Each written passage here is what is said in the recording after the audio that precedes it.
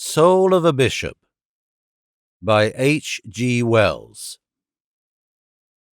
Narrated by Peter Silverleaf. Man's true environment is God. J. H. Oldham in The Christian Gospel, Tract of the N.M.R. and H. Chapter the First. The Dream. 1. It was a scene of bitter disputation. A hawk-nosed young man with a pointing finger was prominent. His face worked violently. His lips moved very rapidly, but what he said was inaudible. Behind him, the little rufous man with the big eyes twitched at his robe and offered suggestions. And behind these two clustered a great multitude of heated, excited, swarthy faces. The emperor sat on his golden throne in the midst of the gathering, commanding silence by gestures, speaking inaudibly to them in a tongue the majority did not use, and then prevailing. They ceased their interruptions, and the old man Arius took up the debate. For a time all those impassioned faces were intent upon him. They listened as though they sought occasion, and suddenly, as if by a preconcerted arrangement, they were all thrusting their fingers into their ears and knitting their brows in assumed horror. Some were crying aloud and making as if to fly. Some, indeed, tucked up their garments and fled. They spread out into a pattern. They were like the little monks who run from St. Jerome's lion in the picture of Carpaccio. Then one zealot rushed forward and smote the old man heavily upon the mouth. The hall seemed to grow vaster and vaster. The disputing, infuriated figures multiplied to an innumerable assembly. They drove about like snowflakes in a gale. They whirled in argumentative couples. They spun in eddies of contradiction. They made extraordinary patterns. And then, amidst the cloudy darkness of the unfathomable dome above them, there appeared and increased a radiant triangle in which shone an eye. The eye and the triangle filled the heavens, sent out flickering rays, glowed to a blinding incandescence, seemed to be speaking words of thunder that were nevertheless inaudible. It was as if that thunder filled the heavens. It was as if it were nothing but the beating artery in the sleeper's ear. The attention strained to hear and comprehend, and on the very verge of comprehension snapped like a fiddle string. Nikoea. The word remained like a little ash after a flare. The sleeper had awakened and lay very still, oppressed by a sense of intellectual effort that had survived the dream in which it had arisen. Was it so that things had happened? The slumber-shadowed mind, moving obscurely, could not determine whether it was so or not. Had they indeed behaved in this manner when the great mystery was established? Who said they stopped their ears with their fingers and fled, shouting with horror, shouting?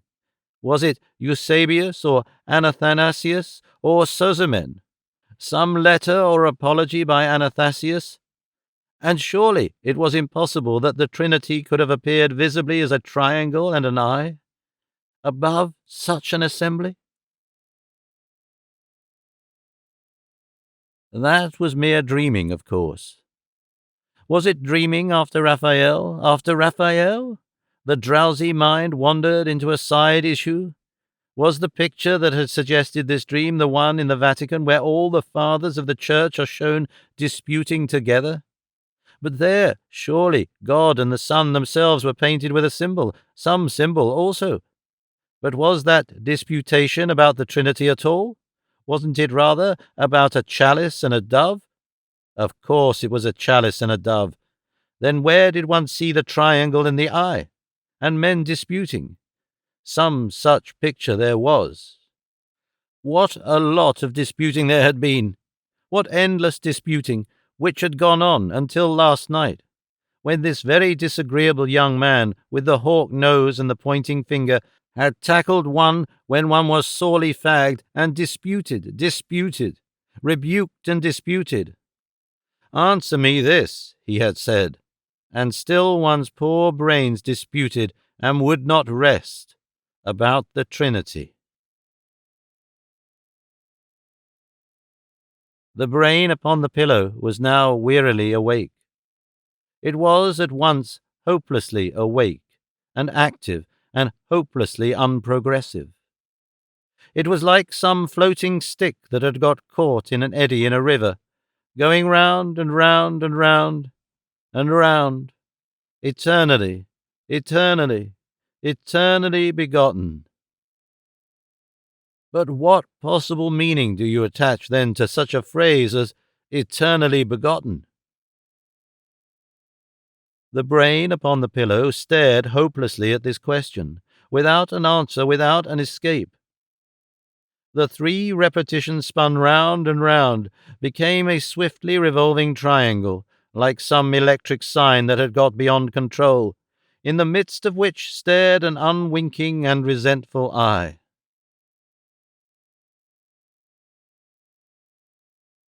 2. Everyone knows that expedient of the sleepless, the counting of sheep.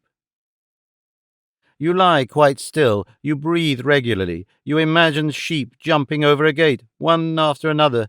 You count them quietly and slowly until you count yourself off through a fading string of phantom numbers to number nod.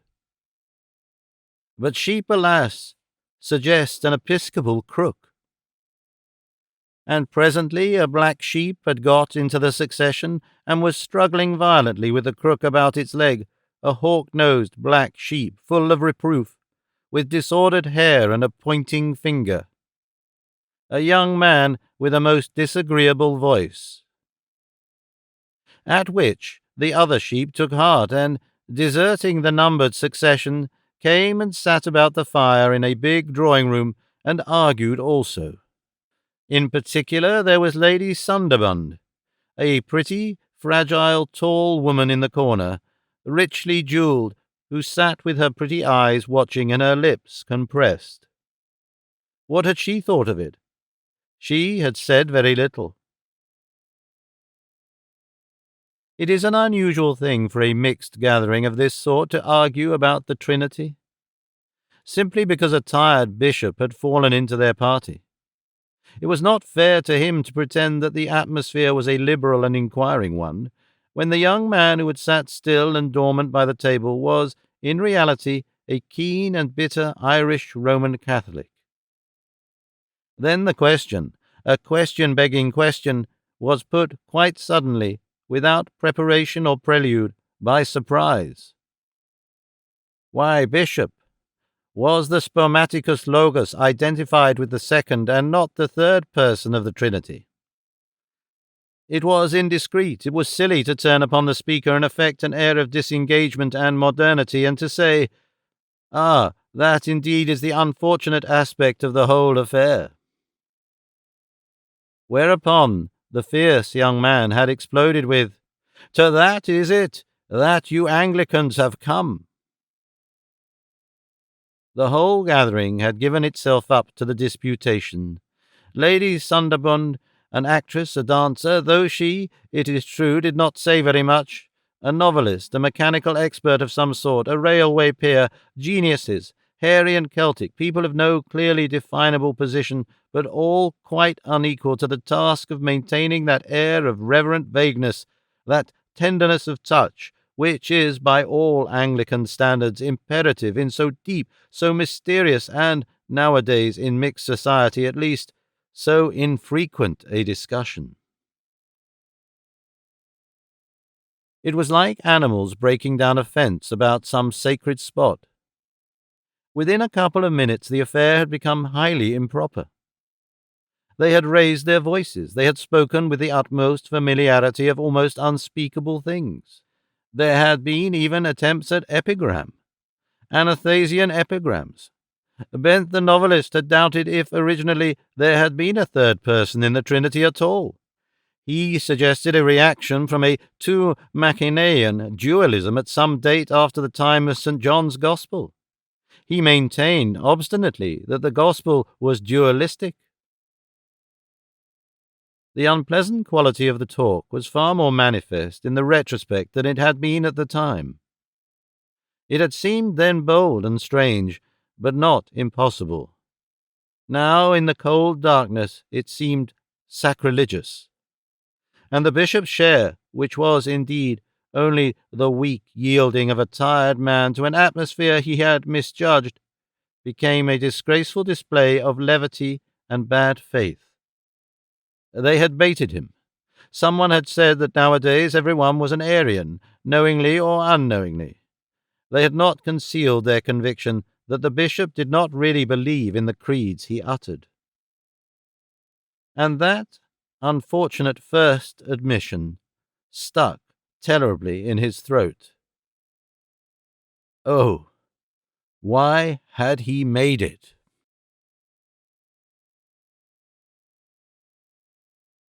Three. Sleep had gone. The awakened sleeper groaned, sat up in the darkness, and felt gropingly in this unaccustomed bed and bedroom, first for the edge of the bed, and then for the electric light that was possibly on the little bedside table. The searching hand touched something. A water bottle. The hand resumed its exploration. Here was something metallic and smooth. A stem. Either above or below there must be a switch. The switch was found, grasped and turned. The darkness fled. In a mirror the sleeper saw the reflection of his face in a corner of the bed in which he lay. The lamp had a tilted shade that threw a slanting bar of shadow across the field of reflection, lighting a right-angled triangle very brightly and leaving the rest obscure. The bed was a very great one, a bed for the Anakim. It had a canopy with yellow silk curtains, surmounted by a gilded crown of carved wood. Between the curtains was a man's face, clean-shaven, pale, with disordered brown hair and weary, pale blue eyes. He was clad in purple pajamas, and the hand that now ran its fingers through the brown hair was long and lean and shapely. Beside the bed was a convenient little table bearing the light. A water bottle and glass, a bunch of keys, a congested pocketbook, a gold-banded fountain pen, and a gold watch that indicated 3:15. On the lower edge of the picture in the mirror appeared the back of a gilt chair, over which a garment of peculiar construction had been carelessly thrown. It was in the form of that sleeveless cassock of purple, opening at the side, whose lower flap is called a bishop's apron. The corner of the frogged coat showed behind the chair-back, and the sash lay crumpled on the floor. Black doe-skin breeches, still warmly lined with their pants, lay where they had been thrust off at the corner of the bed, partly covering black hose and silver-buckled shoes. For a moment the tired gaze of the man in the bed rested upon these evidences of his episcopal dignity. Then he turned from them to the watch at the bedside. He groaned helplessly.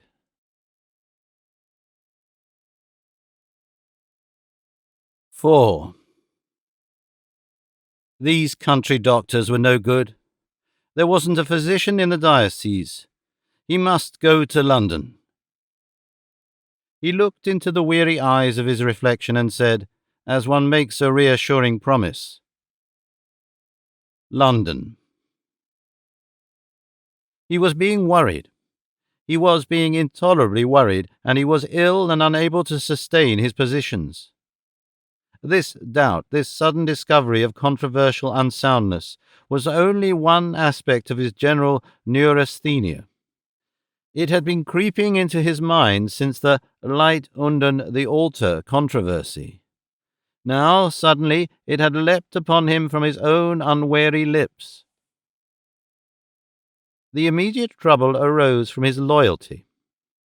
He had followed the king's example. He had become a total abstainer, and, in addition, on his own account, he had ceased to smoke. And his digestion, which Princhester had first made sensitive, was deranged. He was suffering chemically, suffering one of those nameless sequences of maladjustments that still defy our ordinary medical science. It was afflicting him with a general malaise. It was affecting his energy, his temper, all the balance and comfort of his nerves. All day he was weary, all night he was wakeful. He was estranged from his body. He was distressed by a sense of detachment from the things about him, by a curious intimation of unreality in everything he experienced. And with that went this levity of conscience, a heaviness of soul and a levity of conscience that could make him talk as though the creeds did not matter, as though nothing mattered.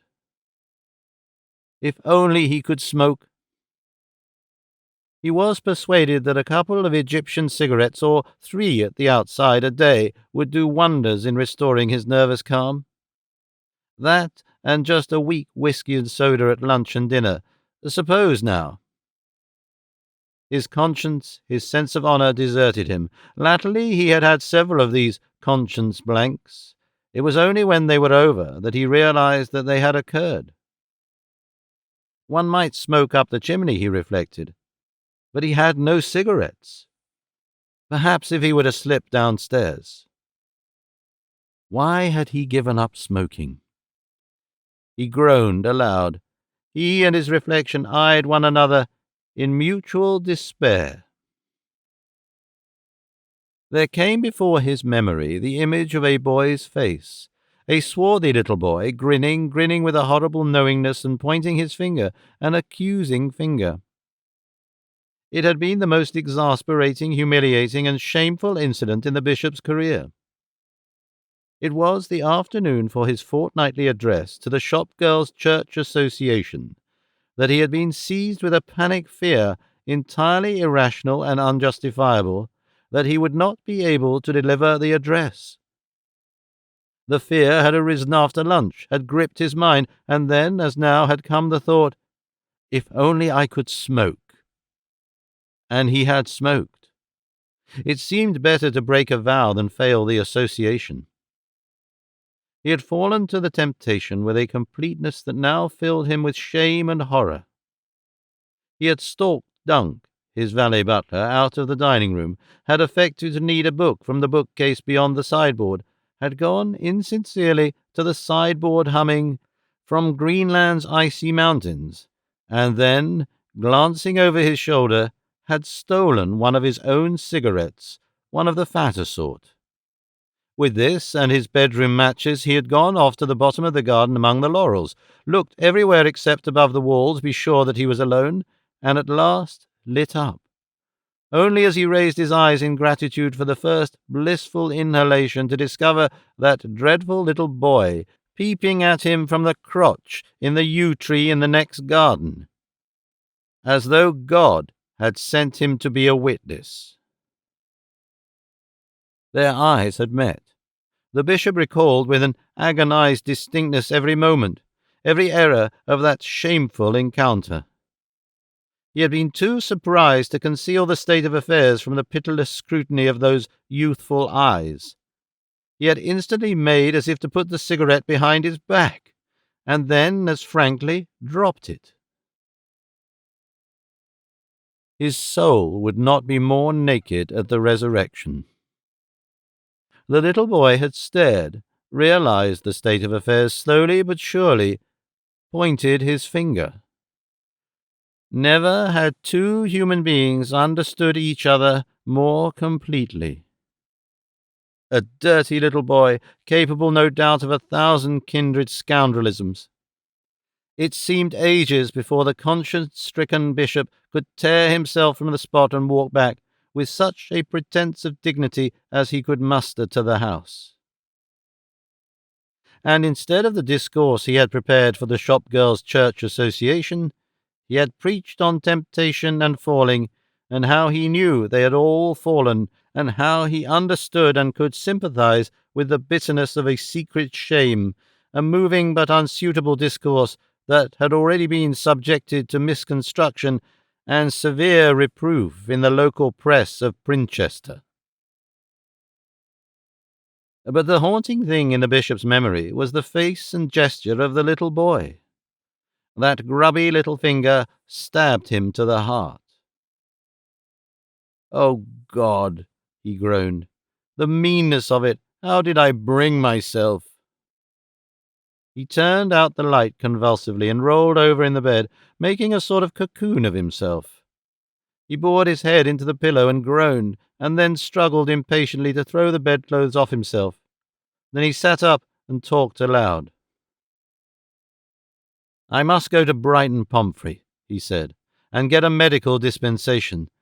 If I do not smoke—" He paused for a long time. Then his voice sounded again in the darkness, speaking quietly, speaking with a note almost of satisfaction. "I shall go mad. I must smoke, or I shall go mad." For a long time he sat up in the great bed, with his arms about his knees.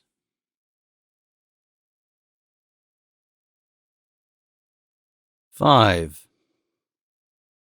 Fearful things came to him, things at once dreadfully blasphemous and entirely weak-minded. The triangle and the eye became almost visible upon the black background of night. They were very angry. They were spinning round and round, faster and faster.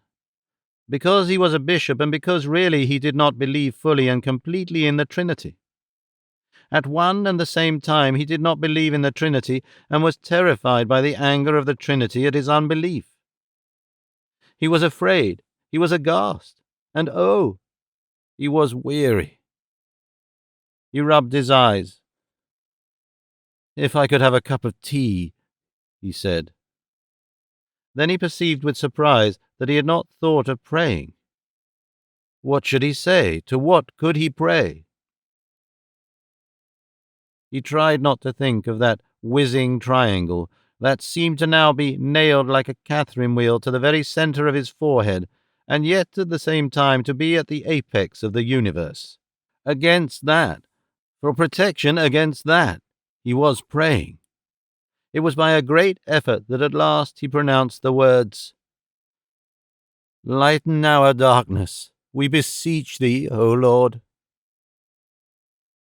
Presently he had turned up his light and was prowling about the room. The clear, inky dinginess that comes before the raw dawn of a spring morning found his white face at the window, looking out upon the great terrace and the park.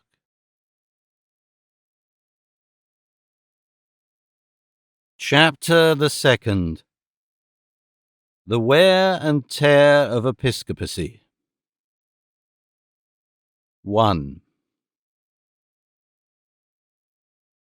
It was only in the last few years that the bishop had experienced these nervous and mental crises. He was a belated doubter. Whatever questionings had marked his intellectual adolescence had either been very slight or had been too adequately answered to leave any serious scars upon his convictions.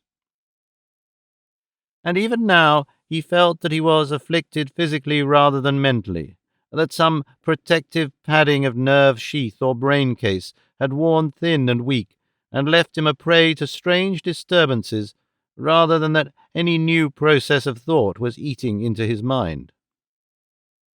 These doubts in his mind were still not really doubts.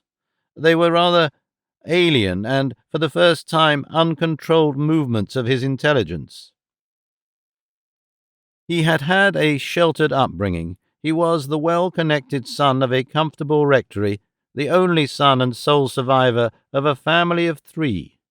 He had been carefully instructed, and he had been a willing learner. It had been easy and natural to take many things for granted. It had been very easy and pleasant for him to take the world as he found it, and God as he found him. Indeed, for all his years up to manhood, he had been able to take life exactly as in his infancy he took his carefully warmed and prepared bottle, unquestioningly and beneficially. And indeed, that has been the way with most bishops since bishops began. It is a busy, continuous process that turns boys into bishops, and it will stand few jars or discords. The student of ecclesiastical biography will find that an early vocation has in every age been almost universal among them. Few are there among these lives that do not display the incipient bishop from the tenderest years. Bishop Howe of Wakefield composed hymns before he was 11, and Archbishop Benson, when scarcely older, possessed a little oratory in which he conducted services, and a pleasant touch of the more secular boy, which he protected from a too inquisitive sister by means of a booby-trap. It is rare that those marked for episcopal dignities go so far into the outer world as Archbishop Lang of York, who began as a barrister. This early predestination has always been the common episcopal experience. Archbishop Benson's early attempts at religious services remind one both of St. Thomas a Becket, the boy bishop, and those early ceremonies of St. Athanasius, which were observed and inquired upon by the good Bishop Alexander. For though still a tender infant, St. Athanasius, with perfect correctness and validity, was baptizing a number of his innocent playmates, and the bishop who had paused to contemplate the sports of the child remained to confirm the zeal of the missionary. And, as with the bishop of the past, so with the bishop of the future. The Reverend H. J. Campbell, in his story of his soul's pilgrimage, has given us a pleasant picture of himself as a child stealing out into the woods to build himself a little altar. Such minds as these, settled as it were from the outset, are either incapable of real skepticism or become skeptical only after catastrophic changes. They understand the skeptical mind with difficulty, and their beliefs are regarded by the skeptical mind with incredulity. They have determined their forms of belief before their years of discretion, and once those forms are determined, they are not very easily changed. Within the shell it has adopted, the intelligence may be active and lively enough, may indeed be extraordinarily active and lively, but only within the shell. There is an entire difference in the mental quality of those who are converts to a faith and those who are brought up in it. The former know it from outside as well as from within. They know not only that it is, but also that it is not. The latter have a confidence in their creed that is one with their apprehension of sky or air or gravitation. It is a primary mental structure, and they not only do not doubt, but they doubt the good faith of those who do. They think that the atheist and the agnostic really believe but are impelled by a mysterious obstinacy to deny. So it had been with the Bishop of Princhester. Not of cunning or design, but in simple good faith he had accepted all the inherited assurances of his native rectory, and held by church, crown, empire, decorum, respectability, solvency, and compulsorily Greek at the little go, as his father had done before him. If, in his undergraduate days, he had said a thing or two in the modern vein, affected the socialism of William Morris, and learnt some Swinburne by heart, it was out of a conscious wildness. He did not wish to be a prig. He had taken a far more genuine interest in the artistry of ritual. Through all the time of his incumbency of the Church of the Holy Innocents St. John's Wood, and of his career as the Bishop Suffragan of Pinner, he had never faltered from his profound confidence in those standards of his home. He had been kind, popular, and endlessly active. His undergraduate socialism had expanded simply and sincerely into a theory of administrative philanthropy. He knew the webs. He was as successful with working-class audiences as with fashionable congregations. His home life with Lady Ella, she was the daughter of the 5th Earl of Birkenholme, and his 5 little girls was simple, beautiful, and happy as few homes are in these days of confusion. Until he became Bishop of Princhester, he followed Hood, the first bishop, as the reign of His Majesty King Edward the Peacemaker drew to its close. No anticipation of his coming distress fell across his path.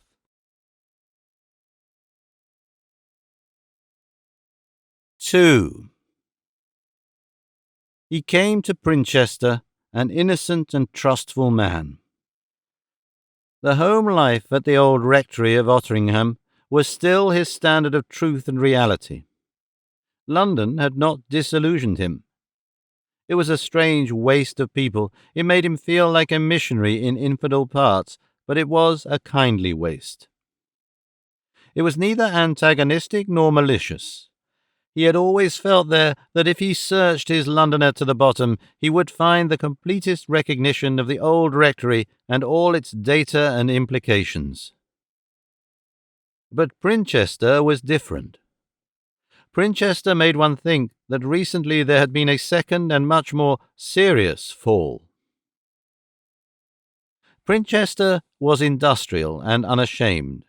It was a countryside savagely invaded by forges and mine shafts and gaunt black things. It was scarred and impeded and discoloured. Even before that invasion, when the heather was not in flower, it must have been a black country. Its people were dour, uncandid individuals who slanted their heads and knitted their brows to look at you. Occasionally one saw woods brown and blistered by the gases from chemical works. Here and there remained old rectories closely reminiscent of the dear old home at Otteringham, jostled and elbowed and overshadowed by horrible iron cylinders belching smoke and flame. The fine old abbey church of Princhester, which was the cathedral of the new diocese, looked when first he saw it like a lady abbess who had taken to drink and slept in a coal truck. She minced apologetically upon the marketplace. The parvenu town hall patronized and protected her as if she were a poor relation. The old aristocracy of the countryside was unpicturesquely decayed. The branch of the Walshinghams, Lady Ella's cousins, who lived near Pringle, was poor, proud, and ignoble, and extremely unpopular. The rich people of the country were self-made and inclined to nonconformity. The working people were not, strictly speaking, poor. They were highly paid, badly housed, and deeply resentful. They went in vast droves to football matches and did not care a rap if it rained. The prevailing wind was sarcastic. To come here from London was to come from atmospheric blue-greys to ashen-greys, from smoke and soft smut to grime and black grimness. The bishop had been charmed by the historical associations of Princhester when first the sea was put before his mind. His realization of his diocese was a profound shock. Only one hint had he had of what was coming. He had met, during his season of congratulations, Lord Gatling, dining unusually at the Athenaeum. Lord Gatling, and he did not talk frequently, but on this occasion the great racing peer came over to him. "You will feel like a cherub in a stoke-hole," Lord Gatling had said. "They used to heave lumps of slag at old Hood's gaiters," said Lord Gatling. "In London a bishop's a lord and a lark, and nobody minds him," said Lord Gatling. "But Princhester is different. It isn't used to bishops. Well, I hope you'll get to like 'em."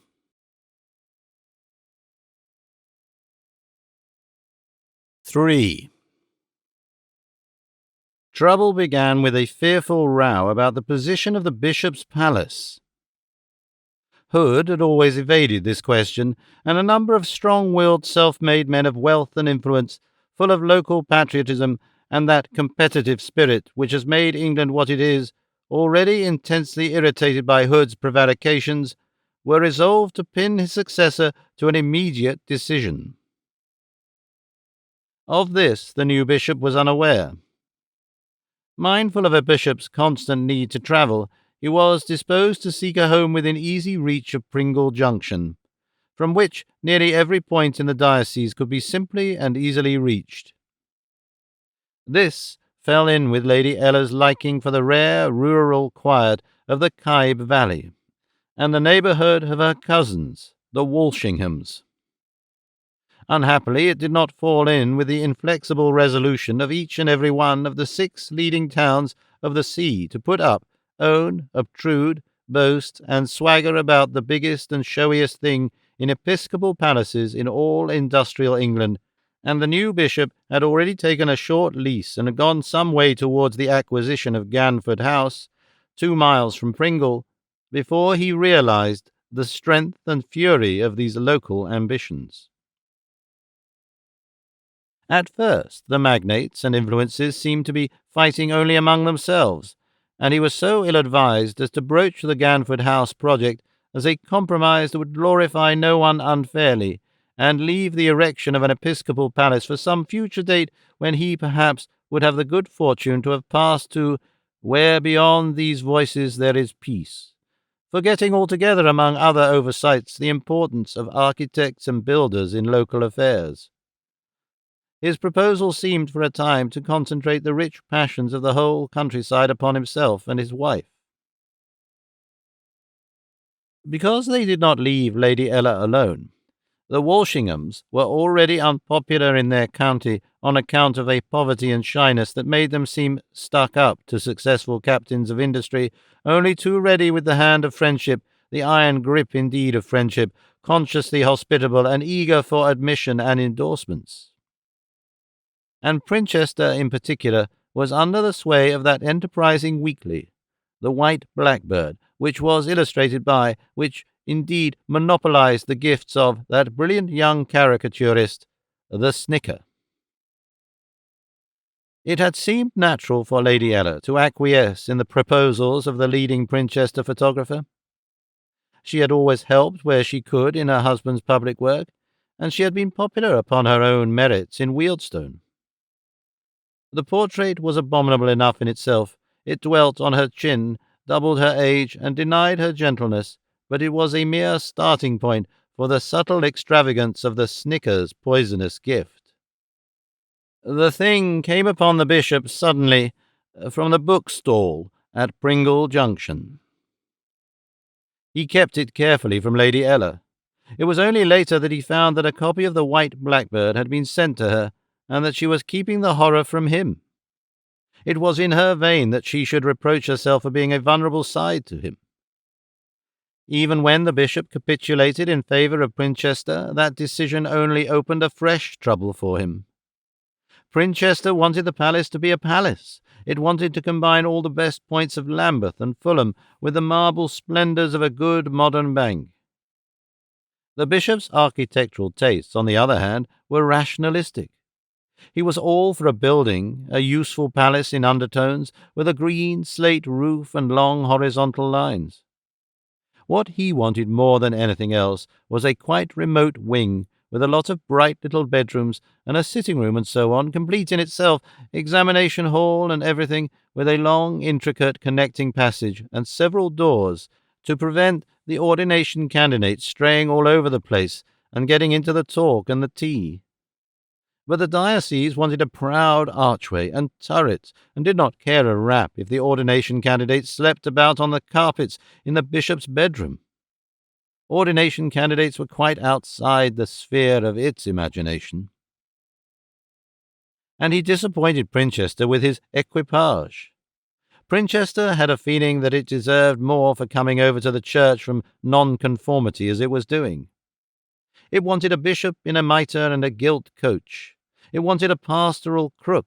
It wanted something to go with its mace and its mare. And, obsessed by the Snicker, it wanted less of Lady Ella. The cruelty and unreason of these attacks upon his wife distressed the bishop beyond measure, and baffled him hopelessly. He could not see any means of checking them, nor of defending or justifying her against them.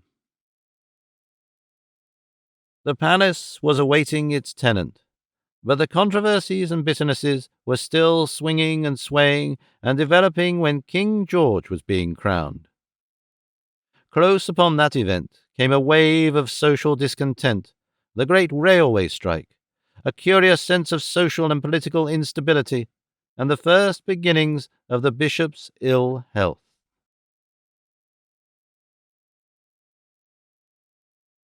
4. There came a day of exceptional fatigue and significance. The industrial trouble was a very real distress to the bishop. He had a firm belief that it is a function of the Church to act as mediator between employer and employed. It was a common saying of his that the aim of socialism, the right sort of socialism, was to Christianize employment.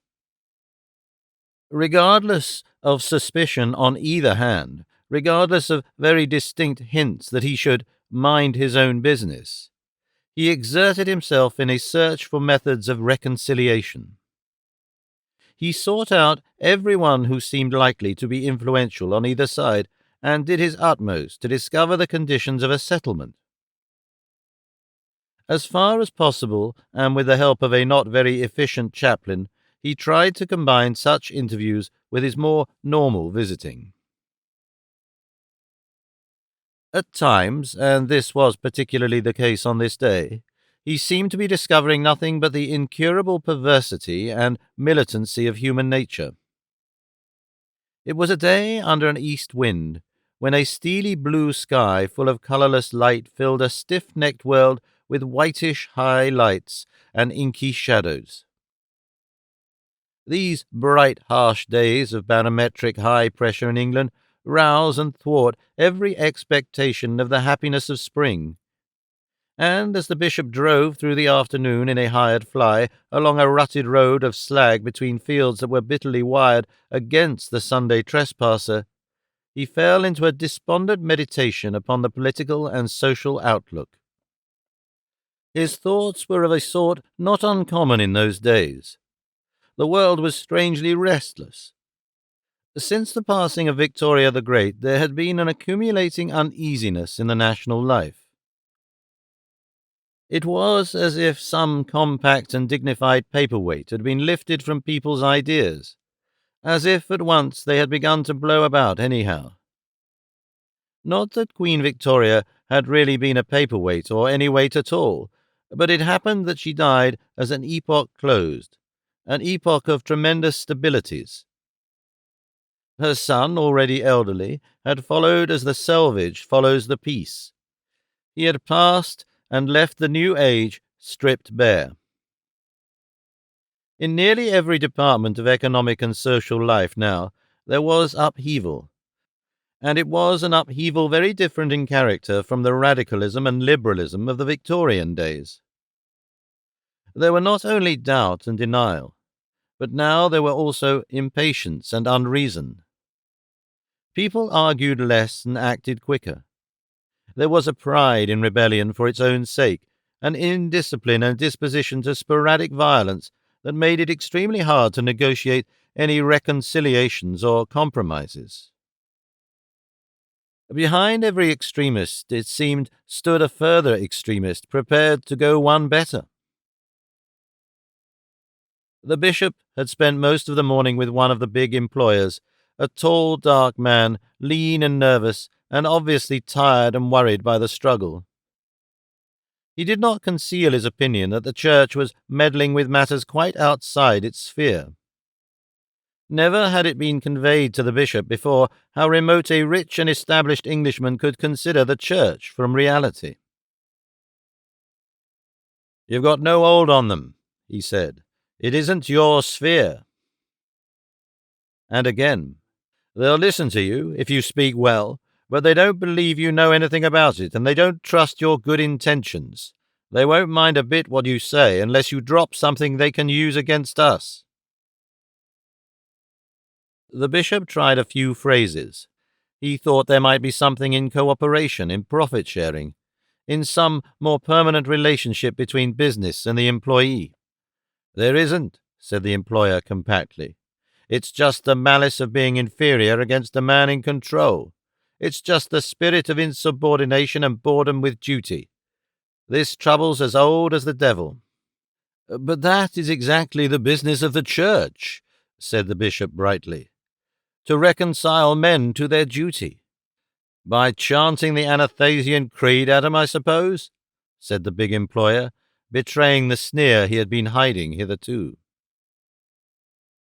This thing is a fight, said the big employer, carrying on before the bishop could reply. Religion had better get out of the streets until this thing is over. The men won't listen to reason. They don't mean to. They're bit by syndicalism. They're setting out, I tell you, to be unreasonable and impossible. It isn't an argument, it's a fight. They don't want to make friends with the employer. They want to make an end to the employer. Whatever we give 'em, they'll take and press us for more. Directly we make terms with the leaders, the men go behind it. It's a raid on the whole system. They don't mean to work the system anyhow. I'm the capitalist, and the capitalist has to go. I'm to be bundled out of my works, and some... He seemed to be rejecting unsuitable words. Confounded politician put in. Much good would it do them. But before that happens, I'm going to fight. You would. The bishop walked to the window and stood staring at the brilliant spring bulbs in the big employer's garden and at a long vista of newly mown lawn under great shapely trees just budding into green. I can't admit, he said, that these troubles lie outside the sphere of the church. The employer came and stood beside him. He felt he was being a little hard on the bishop, but he could not see any way of making things easier. One doesn't want sacred things, he tried, in a scrap like this. We've got to mend things or end things, continued the big employer. Nothing goes on forever. Things can't last as they are going on now.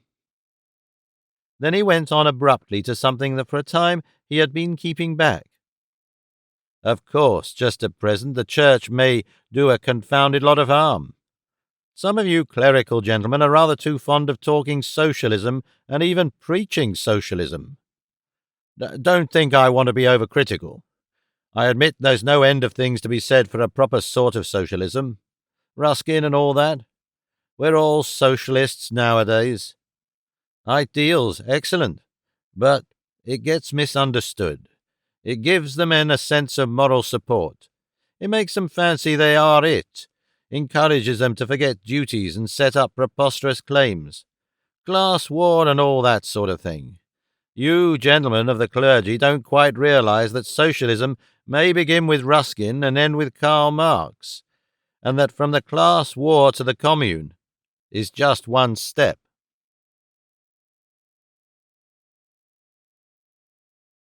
Five. From this conversation, the bishop had made his way to the vicarage of Mogham Banks. The vicar of Mogham Banks was a sacerdotal socialist of the most advanced type, with the reputation of being closely in touch with the Labour extremists. He was a man addicted to banners, prohibited ornaments, special services at unusual hours, and processions in the streets. His taste in chasubles was loud. He gardened in a cassock, and, it was said, he slept in his biretta. He certainly slept in a hair shirt, and he littered his church with flowers, candles, side altars, confessional boxes, requests for prayers for the departed, and the like. There had already been 2 Kensitite demonstrations at his services, and altogether he was a source of considerable anxiety to the bishop. The bishop did his best not to know too exactly what was going on at Mogham Banks. Sooner or later he felt he would be forced to do something, and the longer he could put that off, the better. But the Reverend Maurice Deans had promised to get together 3 or 4 prominent Labour leaders for tea and a frank talk, and the opportunity was one not to be missed. So the bishop, after a hasty and not too digestible lunch in the refreshment room at Pringle, was now in a fly that smelt of straw and suggested infectious hospital patients on his way through the industry-scarred countryside to this second conversation. The countryside had never seemed so scarred to him as it did that day. It was probably the bright, hard spring sunshine that emphasized the contrast between that dear England of hedges and homes and the southwest wind in which his imagination lived, and the crude presences of a mechanical age. Never before had the cuttings and heapings, the smashing down of trees, the obtrusion of corrugated iron and tar, the belchings of smoke and the haste seemed so harsh and disregardful of all the bishop's world.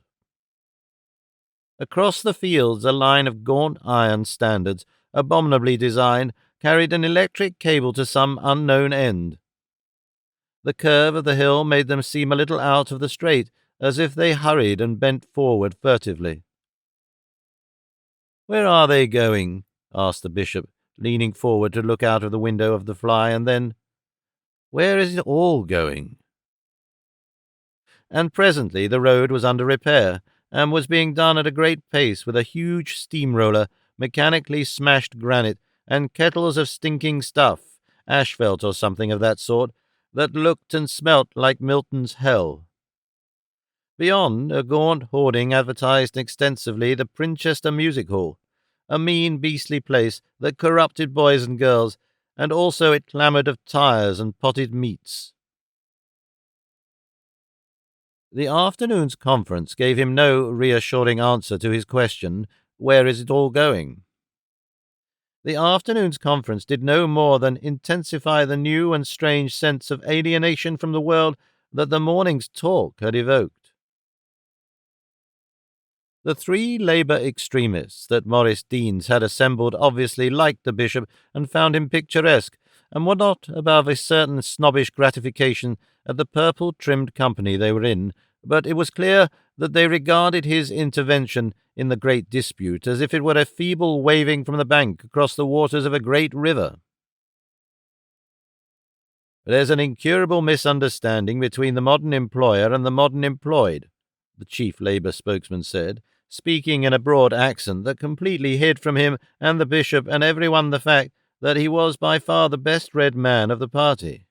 "Disraeli called them the two nations, but that was long ago. Now it's a case of two species. Machinery has made them into different species.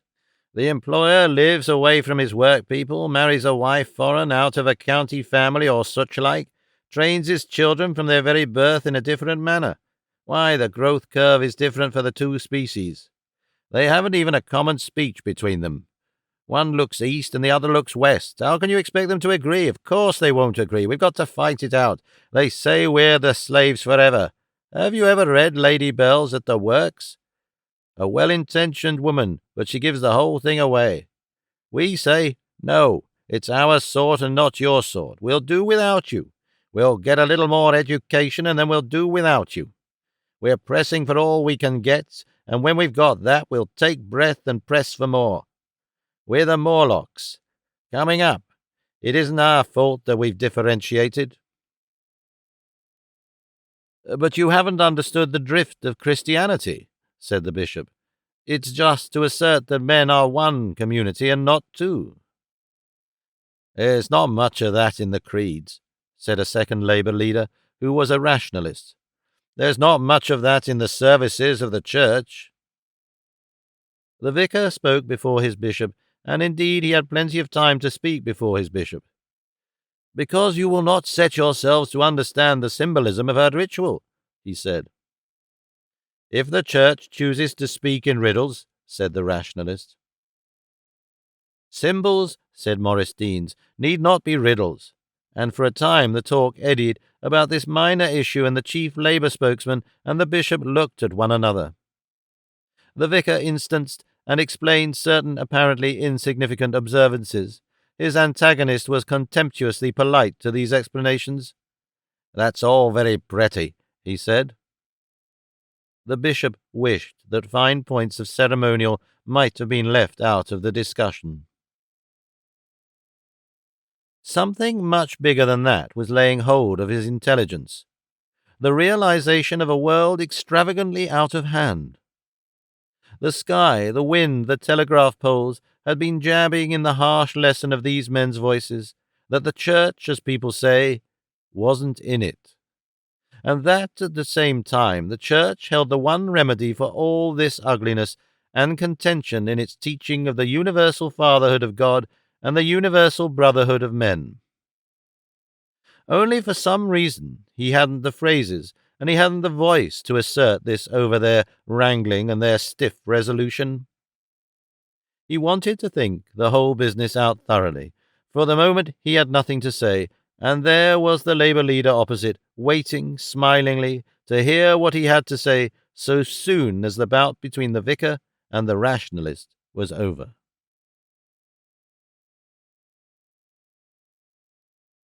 6. That morning, in the long galleries of the bishop's imagination, a fresh painting had been added. It was a big wall painting, rather in the manner of Puvis du Chagrin, and the central figure had been the Bishop of Winchester himself. He had been standing upon the steps of the great door of the cathedral that looks upon the market-place where the tram lines meet, and he had been dressed very magnificently and rather after the older use. He had been wearing a tunicle and dalmatic under a chasuble, a pectoral cross, purple gloves, sandals and buskins, a mitre, and his presentation ring. In his hand he had borne his pastoral staff, and the clustering pillars and arches of the great doorway were painted with a loving flat particularity that omitted nothing but the sooty tinge of the later discolorations. On his right hand had stood a group of employers very richly dressed in the fashion of the 15th century, and on the left were a rather more numerous group of less decorative artisans. With them their wives and children had been shown, all greatly impressed by the canonicals.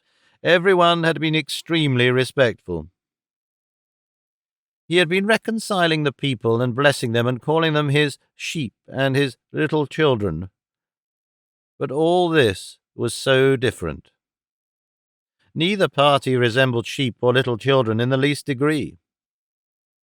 The Labour leader became impatient with the ritualistic controversy. He set his teacup aside out of danger and leant across the corner of the table to the bishop and spoke in a sawing undertone. "You see," he said, "the church does not talk our language. I doubt if it understands our language. I doubt if we understand clearly where we are ourselves. These things have to be fought out and hammered out. It's a big, dusty, dirty, noisy job. It may be a bloody job before it's through. You can't suddenly call a halt in the middle of the scrap and have a sort of millennium just because you want it."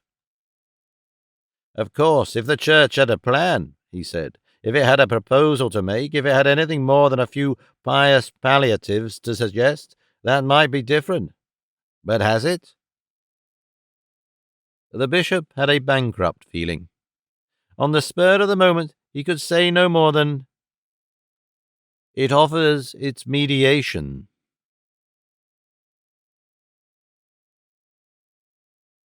7. Full as he was with the preoccupation of these things, and so a little slow and inattentive in his movements, the bishop had his usual luck at Pringle Junction, and just missed the 7:27 for Winchester. He might perhaps have got it by running through the subway and pushing past people, but bishops must not run through subways and push past people. His mind swore at the mischance, even if his lips refrained. He was hungry and tired. He would not get to the palace now until long after 9. Dinner would be over, and Lady Ella would naturally suppose he had dined early with the Reverend Maurice Deans. Very probably there would be nothing ready for him at all. He tried to think he was exercising self-control, but indeed all his subconscious self was busy in a manner that would not have disgraced Tertullian with the eternal welfare of those city fathers whose obstinacy had fixed the palace at Winchester. He walked up and down the platform, gripping his hands very tightly behind him, and maintaining a serene upcast countenance by a steadfast effort. It seemed a small matter to him that the placards of the local evening papers should proclaim Lloyd George reconciliation meeting at Wombash broken up by suffragettes. For a year now, he had observed a strict rule against buying the products of the local press, and he saw no reason for varying this protective regulation. His mind was full of angry helplessness. Was he to blame? Was the Church to blame for its powerlessness in these social disputes? Could an abler man with a readier eloquence have done more? He envied the cleverness of Cardinal Manning. Manning would have got right into the front of this affair.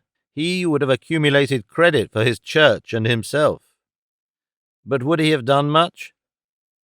The bishop wandered along the platform to its end and stood contemplating the convergent ways that gather together beyond the station and plunge into the hillside and the wilderness of sidings and trucks, signal boxes, huts, coal pits, electric standards, goods sheds, turntables and engine houses that ends in a bluish, bricked-up cliff against the hill.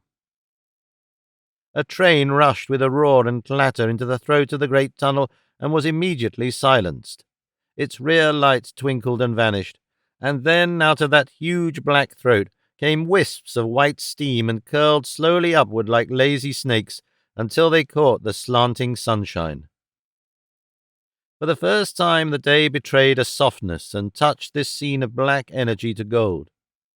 All late afternoons are beautiful, whatever the day has been, if only there is a gleam of sun.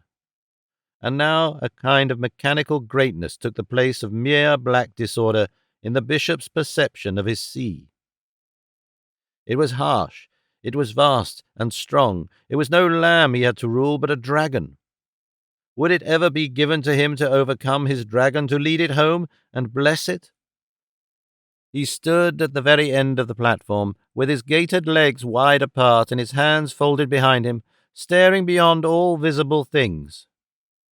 Should he do something very bold and striking? Should he invite both men and masters to the cathedral and preach tremendous sermons to them upon these living issues? Short sermons, of course, but stating the Church's attitude with a new and convincing vigor. He had a vision of the great aisle strangely full and alive and astir. The organ notes still echoed in the fretted vaulting as the preacher made his way from the chancel to the pulpit. The congregation was tense with expectation, and for some reason his mind dwelt for a long time upon the figure of the preacher ascending the steps of the pulpit. Outside the day was dark and stormy, so that the stained glass windows looked absolutely dead. For a little while the preacher prayed. Then, in the attentive silence, the tenor of the preacher would begin, a thin jet of sound, a ray of light in the darkness, speaking to all these men as they had never been spoken to before. Surely, so one might call a halt to all these harsh conflicts. So one might lay hands afresh upon these stubborn minds. One might win them round to look at Christ, the Master and Servant. That, he thought, would be a good phrase. Christ, the Master and Servant. Members of one body, that should be his text. At last it was finished. The big congregation which had kept so still sighed and stirred. The task of reconciliation was as good as done. And now to God the Father, God the Son, and God the Holy Ghost. Outside the day had become suddenly bright. The threatening storm had drifted away, and great shafts of coloured light from the pictured windows were smiting like arrows amidst his hearers. This idea of a great sermon upon capital and labour did so powerfully grip the bishop's imagination that he came near to losing the 8:27 train also. He discovered it when it was already in the station. He had to walk down the platform very quickly. He did not run, but his gaiters, he felt, twinkled more than a bishop's should.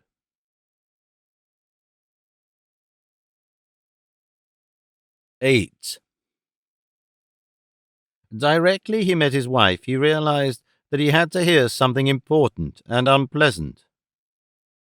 She stood waiting for him in the inner hall, looking very grave and still. The light fell upon her pale face and her dark hair and her long white silken dress, making her seem more delicate and unworldly than usual, and making the bishop feel grimy and sordid. "I must have a wash," he said, though before he had thought of nothing but food. "I have had nothing to eat since tea-time, and that was mostly talk." Lady Ella considered. "There are cold things. You shall have a tray in the study. Not in the dining-room. Eleanor is there. I want to tell you something. But go upstairs first and wash your poor, tired face." "Nothing serious, I hope?" he asked, struck by an unusual quality in her voice. "I will tell you," she evaded, and after a moment of mutual scrutiny, he went past her upstairs. Since they had come to Princhester, Lady Ella had changed very markedly. She seemed to her husband to have gained in dignity.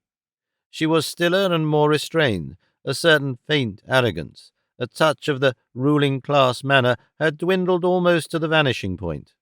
There had been a time when she had inclined to an authoritative hauteur, when she had seemed likely to develop into one of those aggressive and interfering old ladies who play so overwhelmingly a part in British public affairs.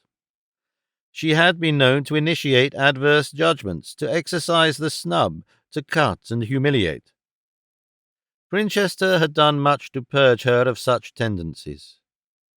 Princhester had made her think abundantly, and had put a new and subtler quality into her beauty. It had taken away the least little disposition to rustle as she moved, and it had softened her voice. Now, when presently she stood in the study, she showed a new circumspection in her treatment of her husband.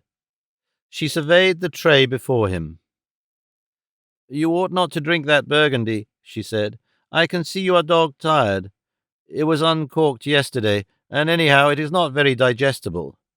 This cold meat is bad enough. You ought to have one of those quarter bottles of champagne you got for my last convalescence. There's more than a dozen left over." The bishop felt that this was a pretty return for his own kindly thoughts after many days, and soon Dunk, his valet butler, was pouring out the precious and refreshing glassful. "And now, dear," said the bishop, feeling already much better. Lady Ella came round to the marble fireplace. The mantelpiece was a handsome work by a Princhester artist in the Gill style, with a contemplative aesthetics as supporters. "I am worried about Eleanor," said Lady Ella. "She is in the dining-room now," she said, "having some dinner. She came in about 8:15, halfway through dinner." "Where had she been?" asked the bishop. "Her dress was torn in 2 places. Her wrist had been twisted and a little sprained." "My dear!" "Her face grubby, and she had been crying." "But, my dear, what had happened to her? You don't mean—" Husband and wife stared at one another aghast. Neither of them said the horrid word that flamed between them. "Merciful heaven!" said the bishop, and assumed an attitude of despair. "I didn't know she knew any of them, but it seems it is the second Walshingham girl, Phoebe. It is impossible to trace a girl's thoughts and friends. She persuaded her to go." "But did she understand?" "That's the serious thing," said Lady Ella. She seemed to consider whether he could bear the blow. "She understands all sorts of things. She argues. I am quite unable to argue with her." "About this vote business?" "About all sorts of things. Things I don't imagine she had heard of. I knew she had been reading books, but I never imagined that she could have understood." The bishop laid down his knife and fork. "One may read in books, one may even talk of things without fully understanding," he said. Lady Ella tried to entertain this comforting thought. "It isn't like that," she said at last. "She talks like a grown-up person. This escapade is just an accident. But things have gone further than that.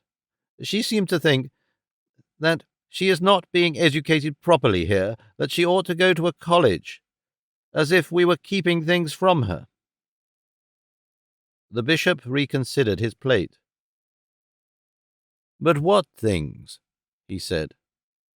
"She says we'll get all round her," said Lady Ella, and left the implications of that phrase to unfold.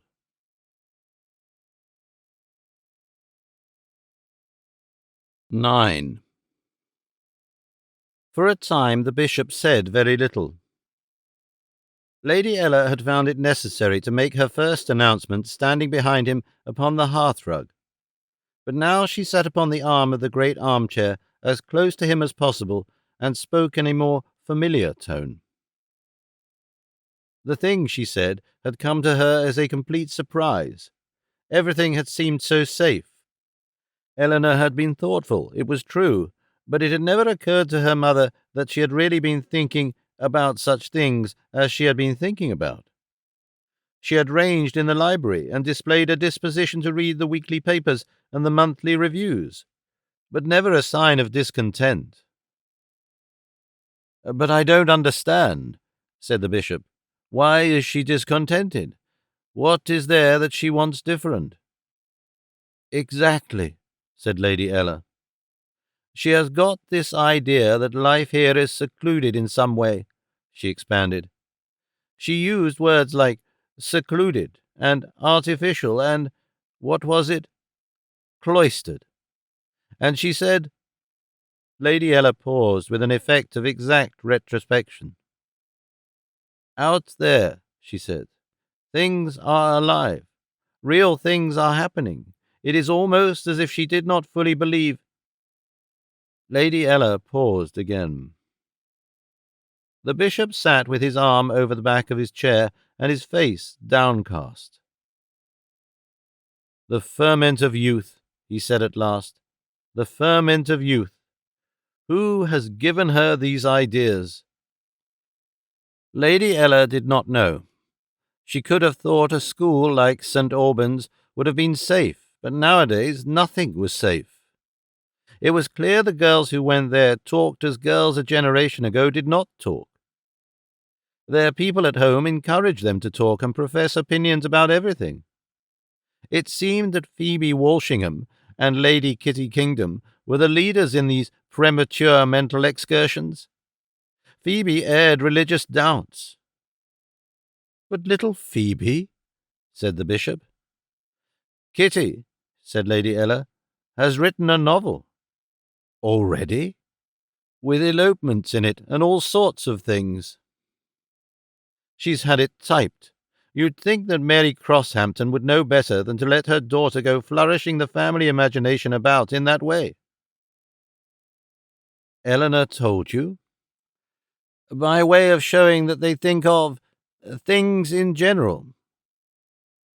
The bishop reflected. "She wants to go to college." "They want to go in a set." "I wonder if college can be much worse than school." "She's 18. But I will talk to her."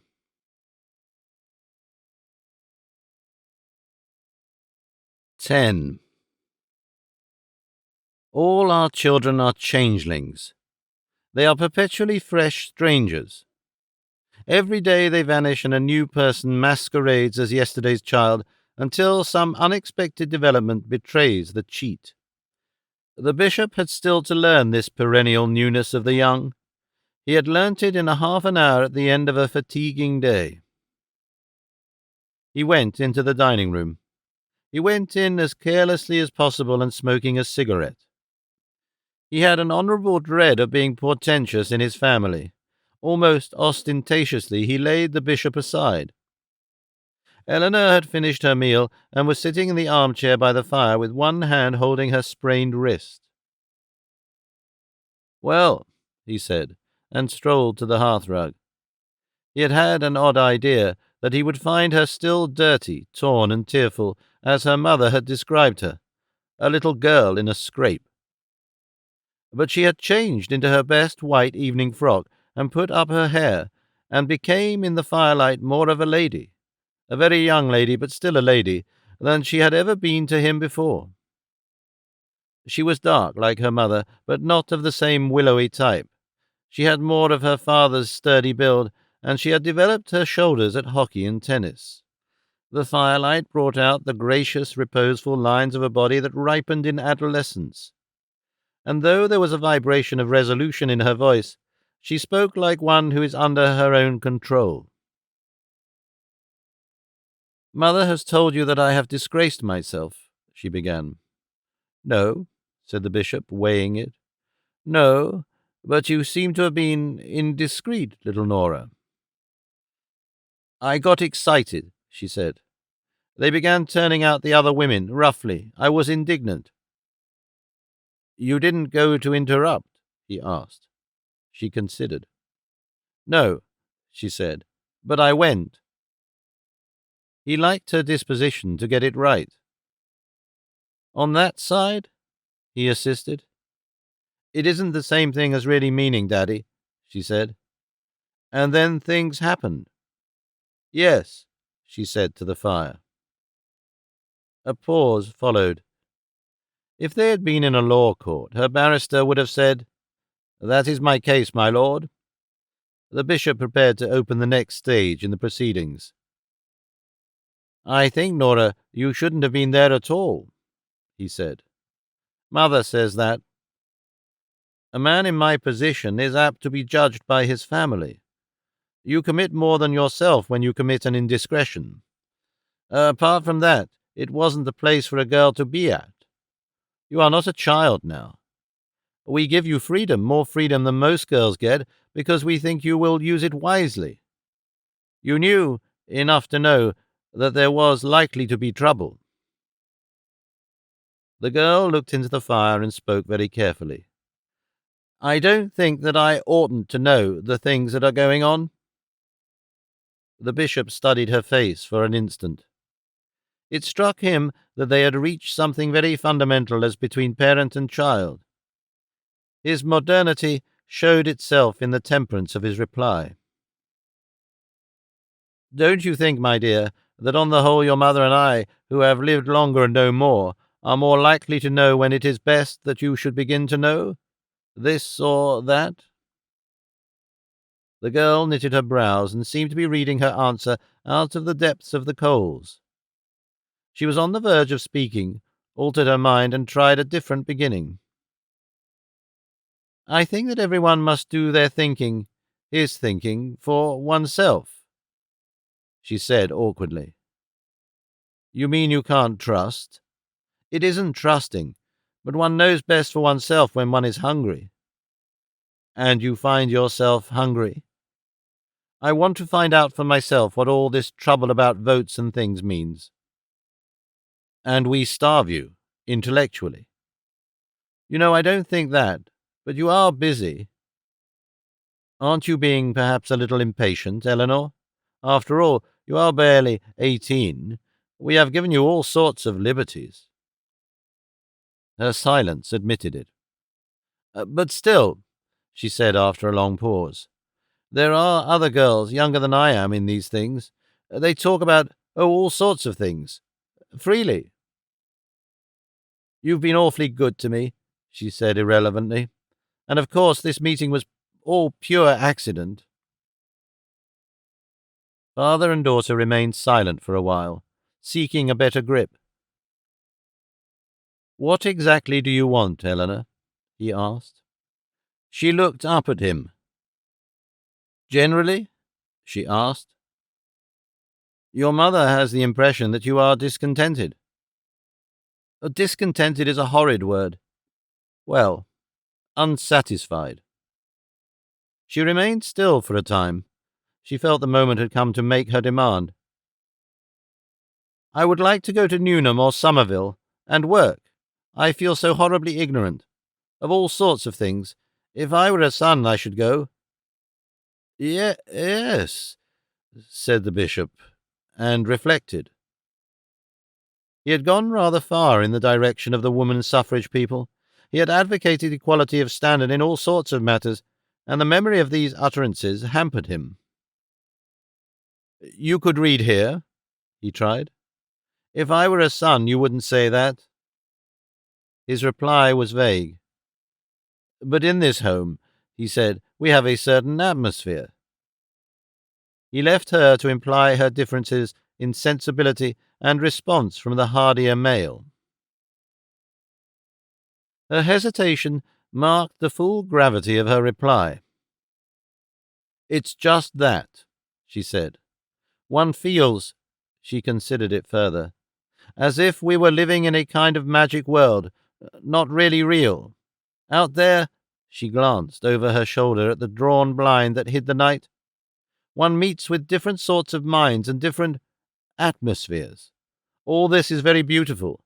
I've had the most wonderful home, but there's a sort of feeling as though it couldn't really go on, as though all these strikes and doubts and questionings." She stopped short at questionings, for the thing was said. The bishop took her meaning gallantly and honestly. "The Church of Christ, little Nora, is built upon a rock." She made no answer. She moved her head very slightly so that he could not see her face, and remained sitting rather stiffly and awkwardly, with her eyes upon the fire.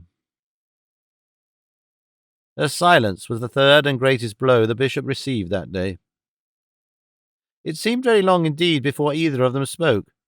At last he said, "We must talk about these things again, Nora, when we are less tired and have more time.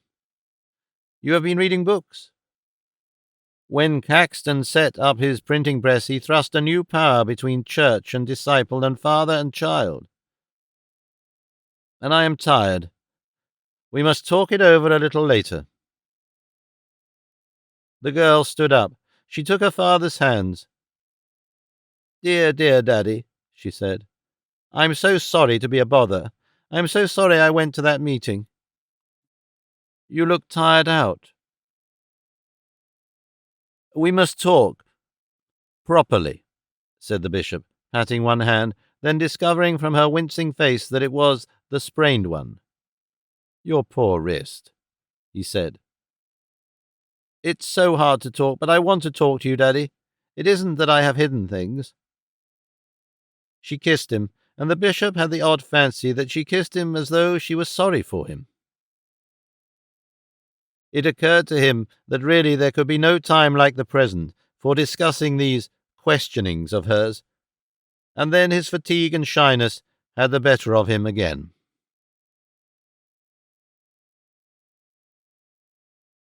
11. The papers got hold of Eleanor's share in the suffragette disturbance. The white blackbird said things about her. It did not attack her. It did worse. It admired her, impudently. It spoke of her once as Nora, and once as the Scrope Flapper. Its headline proclaimed, "Plucky Flappers Hold Up LG."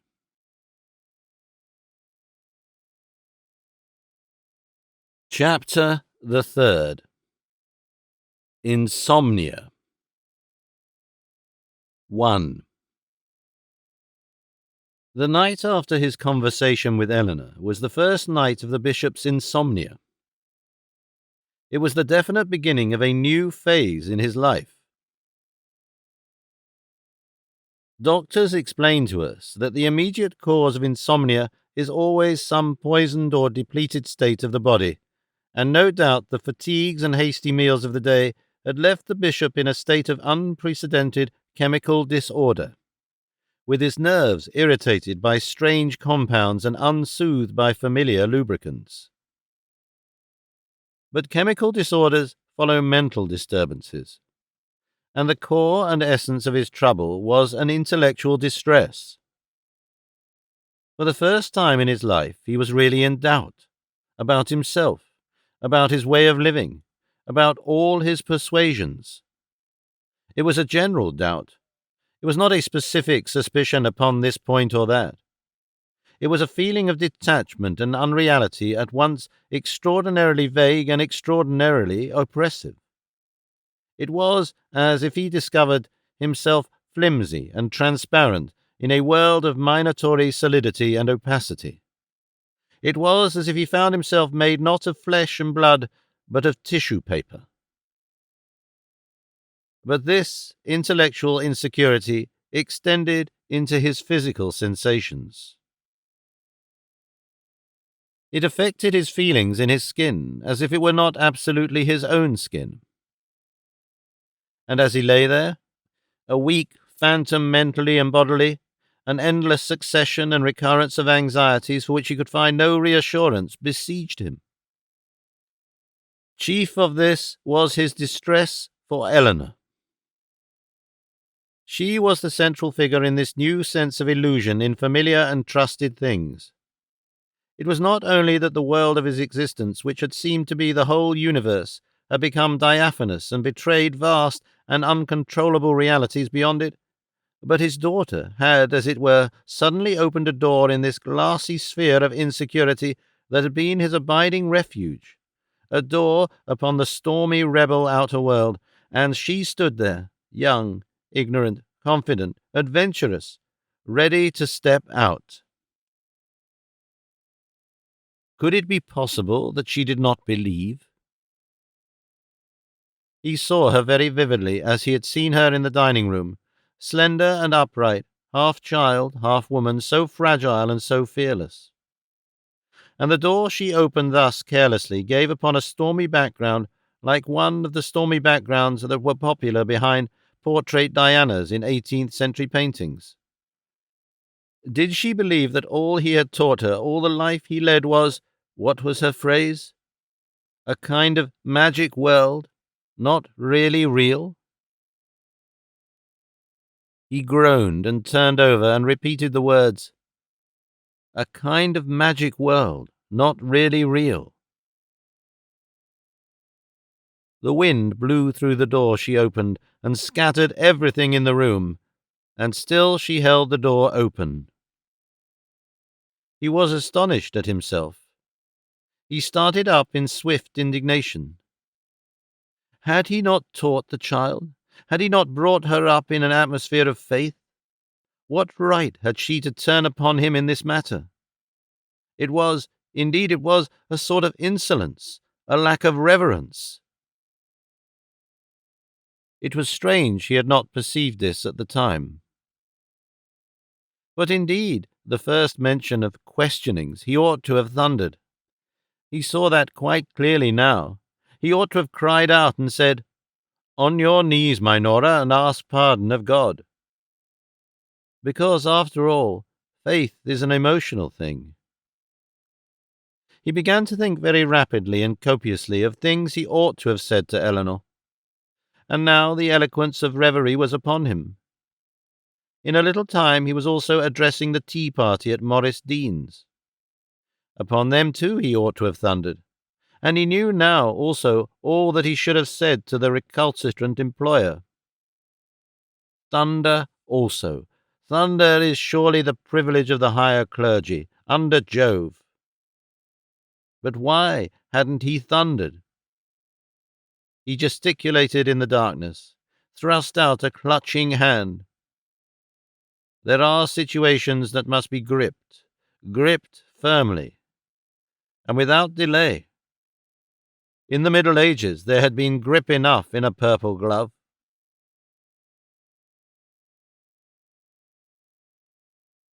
2. From these belated seizures of the day's lost opportunities, the bishop passed to such a pessimistic estimate of the church as had never entered his mind before. It was as if he had fallen suddenly out of a spiritual balloon into a world of bleak realism. He found himself asking unprecedented and devastating questions that implied the most fundamental shiftings of opinion. Why was the church such a failure? Why had it no grip upon either masters or men amidst the vigorous life of modern industrialism? And why had it no grip upon the questioning young? It was a tolerated thing, he felt, just as sometimes he had felt that the crown was a tolerated thing. He, too, was a tolerated thing, a curious survival. This was not as things should be. He struggled to recover a proper attitude, but he remained enormously dissatisfied. The church was no Levite to pass by on the other side, away from the struggles and wrongs of the social conflict. It had no right, when the children asked for the bread of life, to offer them Gothic stone. He began to make interminable weak plans for fulfilling his duty to his diocese and his daughter. What could he do to revivify his clergy? He wished he had more personal magnetism. He wished he had a darker and a larger presence. He wished he had not been saddled with Whipham's rather futile son as his chaplain. He wished he had a dean instead of being his own dean, with an unsympathetic rector. He wished he had it in him to make some resounding appeal.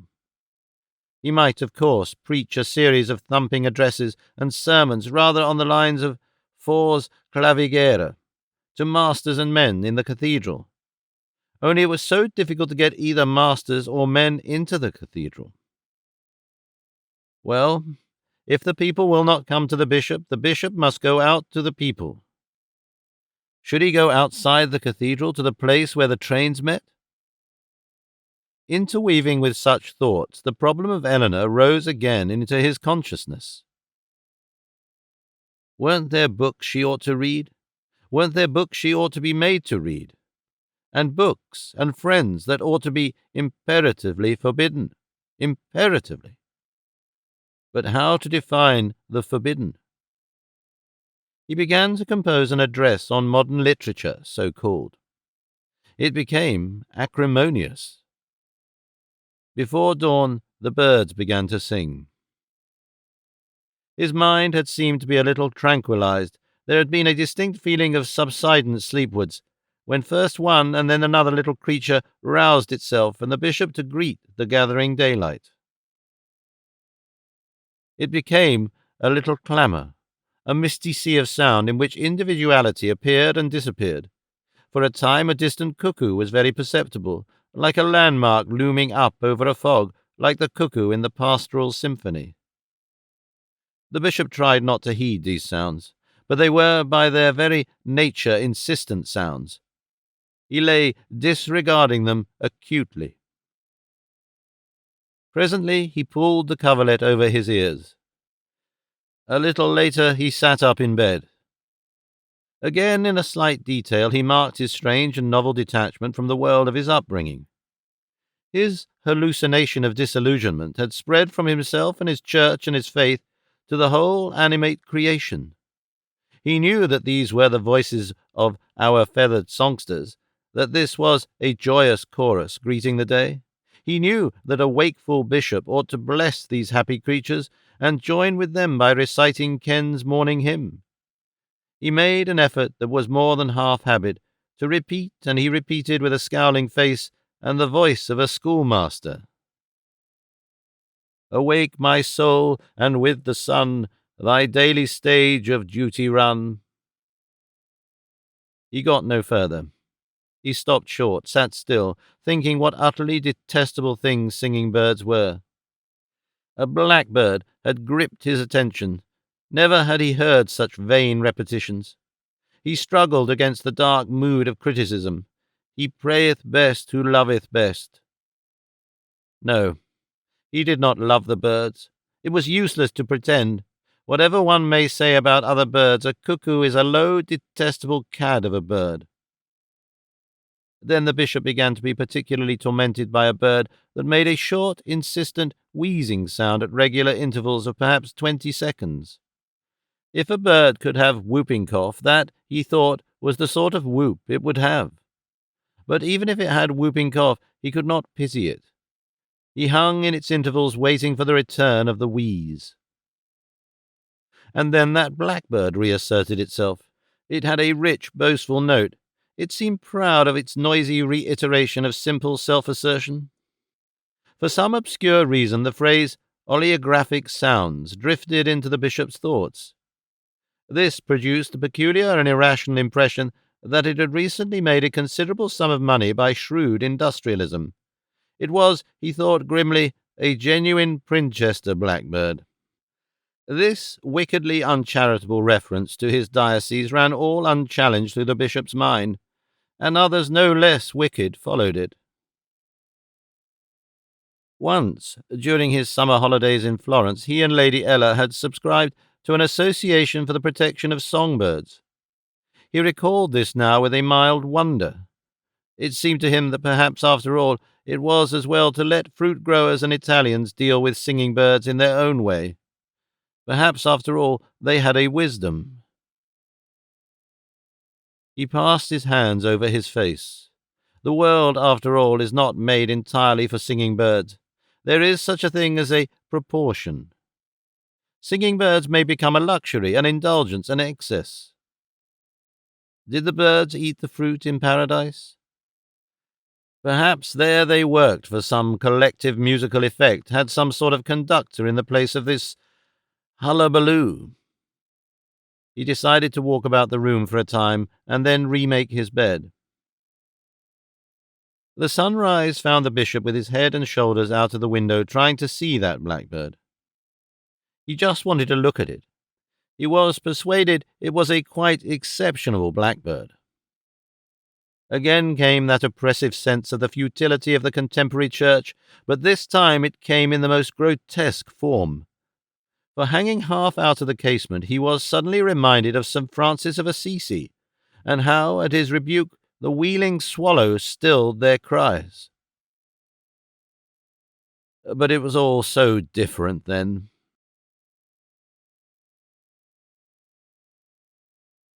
3. It was only after he had passed 4 similar nights, with intervening days of lassitude and afternoon siestas, that the bishop realized that he was in the grip of insomnia. He did not go at once to a doctor, but he told his trouble to everyone he met and received much tentative advice. He had meant to have his talk with Eleanor on the morning next after their conversation in the dining room, but his bodily and spiritual anemia prevented him. The 5th night was the beginning of the Whitsuntide Ember week, and he wore a red cassock and had a distracting and rather interesting day welcoming his ordination candidates. They had a good effect upon him. We spiritualize ourselves when we seek to spiritualize others, and he went to bed in a happier frame of mind than he had done since the day of the shock. He woke in the night, but he woke much more himself than he had been since the trouble began. He repeated that verse of Ken's, "When in the night I sleepless lie, my soul with heavenly thoughts supply. Let no ill dreams disturb my rest, no powers of darkness me molest." Almost immediately after these there floated into his mind, as if it were a message, the dear familiar words, "He giveth his beloved sleep." These words irradiated and soothed him quite miraculously. The clouds of doubt seemed to dissolve and vanish and leave him safe and calm under a clear sky. He knew those words were a promise, and very speedily he fell asleep and slept until he was called. But the next day was a troubled one. Whipham had muddled his timetable and crowded his afternoon. The strike of the transport workers had begun, and the ugly noises they made at the tramway depot, where they were booing someone, penetrated into the palace. He had to snatch a meal between services, and the sense of hurry invaded his afternoon lectures to the candidates. He hated hurry in Ember Week. His ideal was one of quiet serenity, of grave things said slowly, of still, kneeling figures, of a sort of dark, cool, spiritual germination. But what sort of dark, cool, spiritual germination is possible with an ass like Whipham about? In the fresh courage of the morning, the bishop had arranged for that talk with Eleanor he had already deferred too long, and this had proved less satisfactory than he had intended it to be. The bishop's experience with the ordination candidates was following the usual course. Before they came, there was something bordering upon distaste for the coming invasion. Then always there was an effect of surprise at the youth and faith of the neophytes, and a real response of the spirit to the occasion. Throughout the first 24 hours they were all simply neophytes, without individuality to break up their uniformity of self-devotion. Then, afterwards, they began to develop little personal traits, and scarcely ever were these pleasing traits. Always one or two of them would begin haunting the bishop, giving way to an appetite for special words, special recognitions. He knew the expression of that craving on their faces. He knew the waylaying movements in room and passage that presently began. This time, in particular, there was a freckled, underbred young man who handed in what was evidently a carefully prepared memorandum upon what he called my positions. Apparently he had a muddle of doubts about the early fathers and the dates of the earlier authentic copies of the Gospels, things of no conceivable significance. The bishop glanced through this bale of papers. It had, of course, no index and no synopsis, and some of the pages were not numbered, handed it over to Whipham, and when he proved, as usual, a broken reed, the bishop had the brilliant idea of referring the young man to Canon Bliss of Pringle, who has a special knowledge quite beyond my own in this field. But he knew from the young man's eye, even as he said this, that it was not going to put him off for more than a day or so. The immediate result of glancing over these papers was, however, to enhance in the bishop's mind a growing disposition to minimize the importance of all dated and explicit evidences and arguments for orthodox beliefs, and to resort to vague, symbolic, and liberal interpretations, and it was in this state that he came to his talk with Eleanor. He did not give her much time to develop her objections. He met her halfway and stated them for her, and overwhelmed her with sympathy and understanding. She had been too literal. Too literal was his keynote. He was a little astonished at the liberality of his own views. He had been getting along now for some years without looking into his own opinions too closely, and he was by no means prepared to discover how far he had come to meet his daughter's skepticisms. But he did not meet them. He met them so thoroughly that he almost conveyed that hers was a needlessly conservative and old-fashioned attitude. Occasionally he felt he was being a little evasive, but she did not seem to notice it. As she took his drift, her relief and happiness were manifest. And he had never noticed before how clear and pretty her eyes were. They were the most honest eyes he had ever seen. She looked at him very steadily as he explained, and lit up at his points. She brightened wonderfully as she realized that after all they were not apart, they had not differed, simply they had misunderstood. And before he knew where he was, and in a mere parenthetical declaration of liberality, he surprised himself by conceding her demand for Newnham, even before she had repeated it. It helped his case wonderfully. Call in every exterior witness you can. The church will welcome them. No, I want you to go, my dear. But his mind was stirred again to its depths by this discussion, and in particular he was surprised and a little puzzled by this Newnham concession and the necessity of making his new attitude clear to Lady Ella. It was with a sense of fatality that he found himself awake again that night, like someone lying drowned and still yet perfectly conscious at the bottom of deep, cold water. He repeated, "He giveth his beloved sleep." But all the conviction had gone out of the words.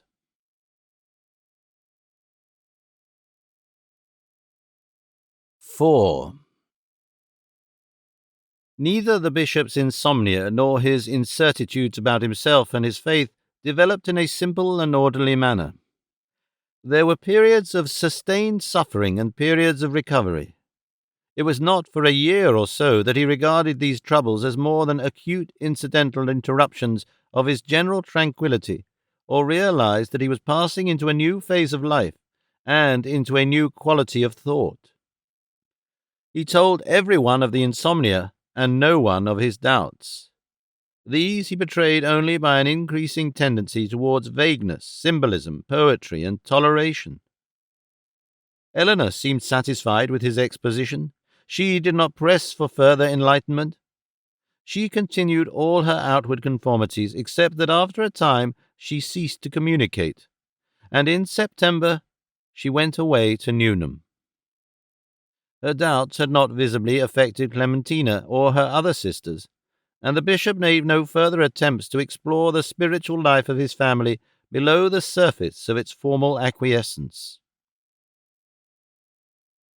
As a matter of fact, his own spiritual wrestlings were almost exclusively nocturnal. During his spells of insomnia, he led a curiously double existence. In the daytime, he was largely the self he had always been, able, assured, ecclesiastical, except that he was a little jaded and irritable, or sleepy instead of being quick and bright. He believed in God and the church and the royal family and himself securely. In the wakeful night time, he experienced a different and novel self, a bare-minded self, bleakly fearless at its best, shamelessly weak at its worst, critical, skeptical, joyless, anxious. The anxiety was quite the worst element of all. Something sat by his pillow asking grey questions. What are you doing? Where are you going? Is it really well with the children? Is it really well with the church? Is it really well with the country? Are you indeed doing anything at all? Are you anything more than an actor wearing a costume in an archaic play? The people turn their backs on you. He would twist over on his pillow. He would whisper hymns and prayers that had the quality of charms. He giveth his beloved sleep. That answered many times, and many times it failed. The labour troubles of 1912 eased off as the year wore on, and the bitterness of the local press over the palace abated very considerably. Indeed, there was something like a watery gleam of popularity when he brought down his consistent friend, the dear old Princess Christiana of Hoch and Unter, black bonnet, deafness and all, to open a new wing of the Children's Hospital. The Princhester conservative paper took the occasion to inform the diocese that he was a fluent German scholar and consequently a persona grata with the royal aunts, and that the Princess Christiana was merely just one of a number of royalties now practically at the beck and call of Princhester. It was not true, but it was very effective locally, and seemed to justify a little the hauteur of which Lady Ella was so unjustly suspected. Yet it involved a possibility of disappointments in the future. He went to Brighton-Pomfrey, too, upon the score of his general health, and Brighton-Pomfrey revised his general regimen, discouraged indiscreet fasting, and suggested a complete abstinence from red wine except white port, if indeed that can be called a red wine, and a moderate use of Egyptian cigarettes. But 1913 was a strenuous year. The labour troubles revived, the suffragette movement increased greatly in violence and aggressiveness, and there sprang up no less than 3 ecclesiastical scandals in the diocese. First, the Kensitites set themselves firmly to make presentations and prosecutions against Maurice Deans, who was reserving the sacrament, wearing, they said, Babylonish garments, going beyond all reason in the matter of infant confession, and generally brightening up Mogham Banks. Next, a popular preacher in Wombash published a book under the exasperating title, The Light Under the Altar, in which he showed himself as something between an Arian and a pantheist, and treated the dogma of the Trinity with as little respect as one would show to an intrusive cat, while thirdly, an obscure but overworked missioner of a tin mission church in the new working-class district of Pringle, being discovered in some sort of polygamous relationship, had seen fit to publish in pamphlet form a scandalous admission and defence, a pamphlet entitled Marriage, True and False, taking the public needlessly into his completest confidence and quoting the affairs of Abraham and Hosea, reviving many points that are better forgotten about Luther, and appealing also to such uncanonical authorities as Milton, Plato, and John Humphrey Noyes. This abnormal concurrence of indiscipline was extremely unlucky for the bishop. It plunged him into strenuous controversy upon three fronts, so to speak, and involved a great number of personal encounters far too vivid for his mental serenity. The Pringle polygamist was the most moving, as Maurice Deans was the most exacting and troublesome, and the Wombash pantheist the most insidiously destructive figure in these three toilsome disputes. The Pringle man's soul had apparently missed the normal distribution of fig leaves. He was an illiterate, open-eyed, hard-voiced, freckled, rational-minded creature with large expository hands who had come by a side way into the church because he was an indefatigable worker, and he insisted upon telling the bishop with an irrepressible candour and completeness just exactly what was the matter with his intimate life. The bishop very earnestly did not want these details, and did his utmost to avoid the controversial questions that the honest man pressed respectfully but obstinately upon him.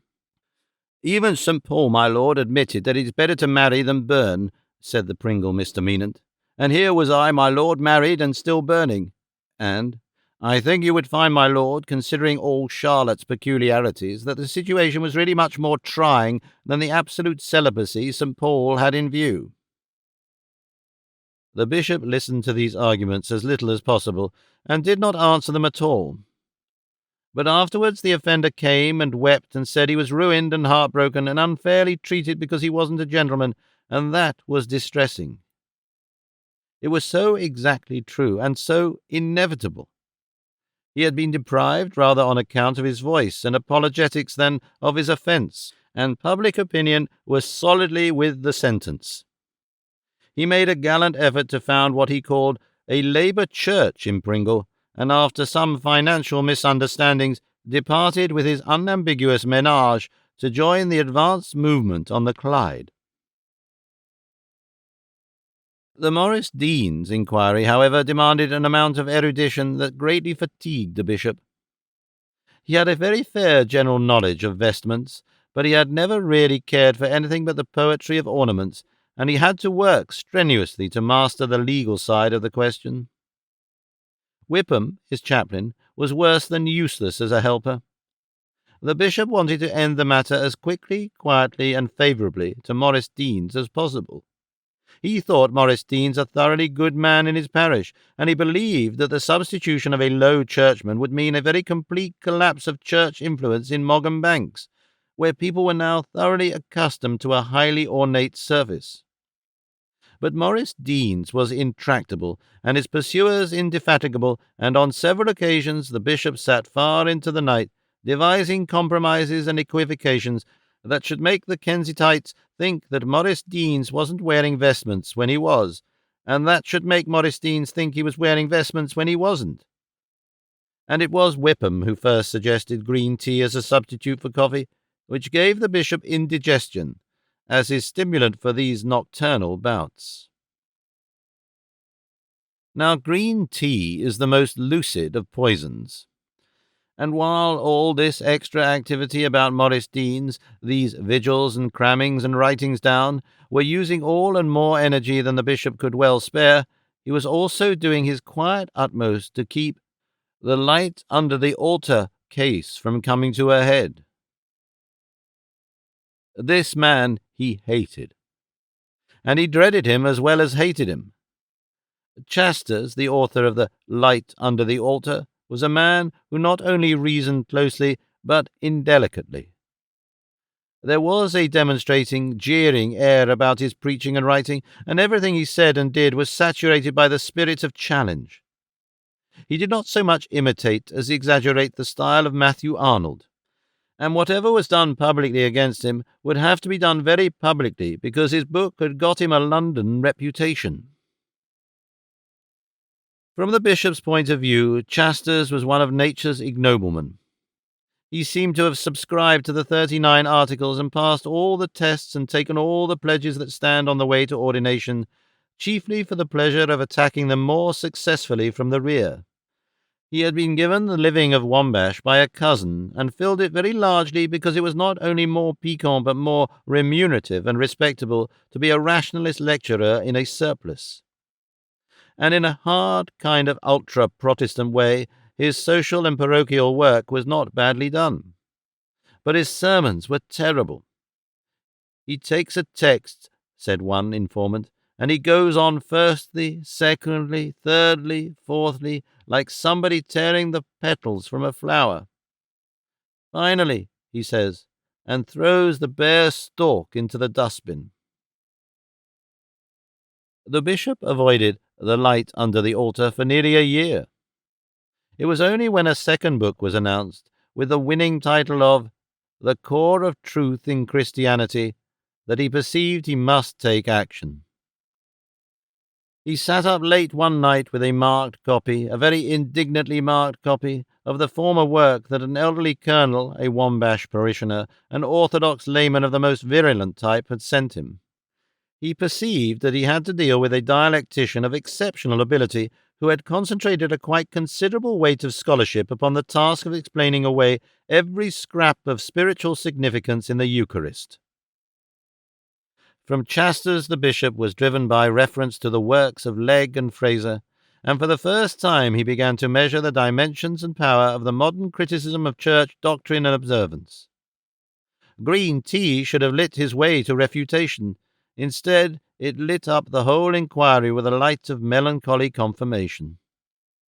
Neither by night nor by day could the bishop find a proper method of opening a counter-attack upon Chasters, who was indisputably an intellectually abler man, and a very ruthless beast indeed to assail, and meanwhile the demand that action should be taken increased. The literature of church history and the controversies arising out of doctrinal development became the employment of the bishop's leisure and a commanding preoccupation. He would have liked to discuss with someone else the network of perplexities in which he was entangling himself, and more particularly with Canon Bliss, but his own positions were becoming so insecure that he feared to betray them by argument. He had grown up with a kind of intellectual modesty. Some things he had never yet talked about. It made his mind blench to think of talking about them. And his great aching gaps of wakefulness began now, thanks to the green tea, to be interspersed with theological dreams and visions of an extravagant vividness. He would see Fraser's sacrificial kings butchered picturesquely and terribly amidst strange and grotesque rituals. He would survey long and elaborate processions and ceremonials in which the most remarkable symbols were borne high in the sight of all men. He would cower before a gigantic and threatening heaven. These green tea dreams and visions were not so much phases of sleep as an intensification and vivid furnishing forth of insomnia. It added greatly to his disturbance that, exceeding the instructions of Brighton Pomfrey, he had now experimented ignorantly and planlessly with one or two narcotics and sleeping mixtures that friends and acquaintances had mentioned in his hearing. For the first time in his life he had become secretive from his wife. He knew he ought not to take these things. He knew they were physically and morally evil, but a tormenting craving drove him to them. Subtly and insensibly, his character was being undermined by the growing nervous trouble. He astonished himself by the cunning and the hypocritical dignity he could display in procuring these drugs.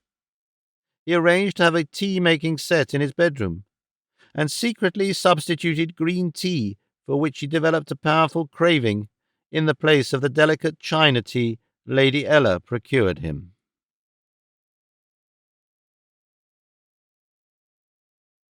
5.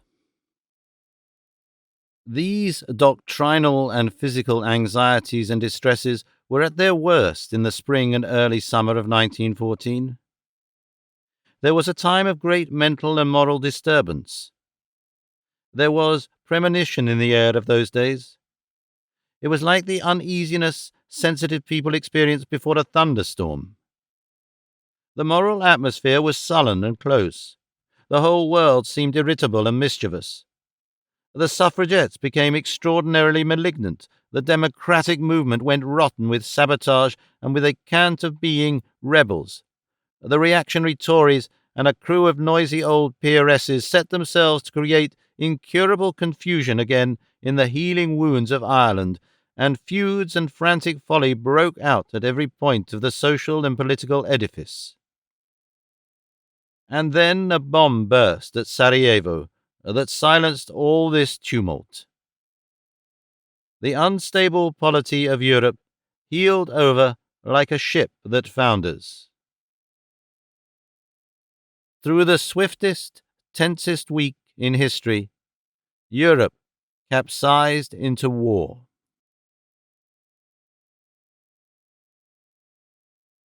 6. The first effect of the war upon the mind of the bishop, as upon most imaginative minds, was to steady and exalt it. Trivialities and exasperations seemed swept out of existence. Men lifted up their eyes from disputes that had seemed incurable and wrangling that promised to be interminable, and discovered a plain and tragic issue that involved every one in a common call for devotion. For a great number of men and women who had been born and bred in security, the August and September of 1914 were the supremely heroic period of their lives. Myriads of souls were born again to ideas of service and sacrifice in those tremendous days. Black and evil thing as the war was, it was at any rate a great thing. It did this much for countless minds, that for the first time they realized the epic quality of history and their own relationship to the destinies of the race. The flimsy roof under which we had been living our lives of comedy fell and shattered the floor under our feet. We saw the stars above and the abyss below. We perceived that life was insecure and adventurous, part of one vast adventure in space and time. Presently, the smoke and dust of battle hid the great distances again, but they could not altogether destroy the memories of this revelation. For the first 2 months, the bishop's attention was so detached from his immediate surroundings and employments, so absorbed by great events, that his history, if it were told in detail, would differ scarcely at all from the histories of most comparatively unemployed minds during those first dramatic days, the days when the Germans made their great rush upon Paris, and it seemed that France was down, France and the whole fabric of liberal civilization. He emerged from these stunning apprehensions after the Battle of the Marne, to find himself busy upon a score of dispersed and disconnected war jobs, and trying to get all the new appearances and forces and urgencies of the war into relations with himself. One thing became very vivid indeed, that he wasn't being used in any real and effective way in the war. There was a mighty going to and fro upon Red Cross work and various war committees, a vast preparation for wounded men and for the succor of dislocated families, a preparation that proved to be needless for catastrophic unemployment. The war problem and the puzzle of German psychology ousted for a time all other intellectual interests. Like everyone else, the bishop swam deep in Nietzsche, Bernardi, Houston Stewart Chamberlain, and the like. He preached several sermons upon German materialism and the astonishing decay of the German character. He also read every newspaper he could lay his hands on, like any secular man.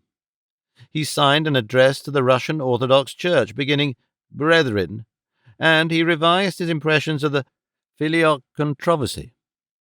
The idea of a reunion of the two great state churches of Russia and England had always attracted him, but hitherto it had been a thing quite out of scale, visionary, utopian.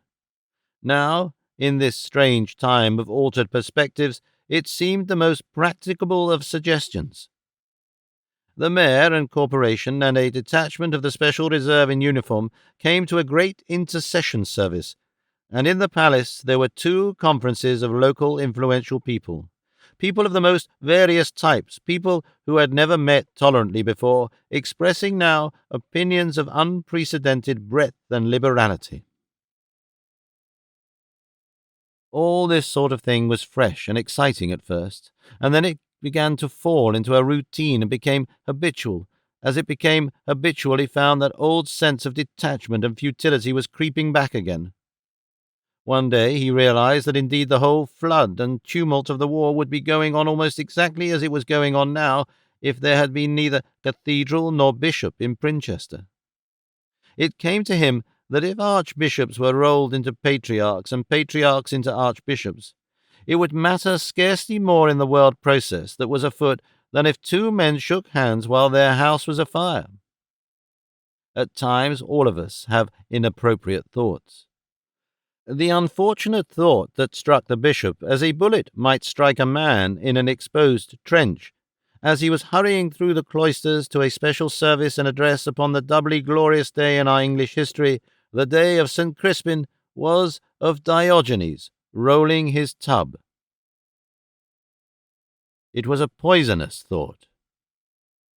It arose perhaps out of an article in a weekly paper at which he had glanced after lunch, an article written by one of those sceptical spirits who find all too abundant expression in our periodical literature.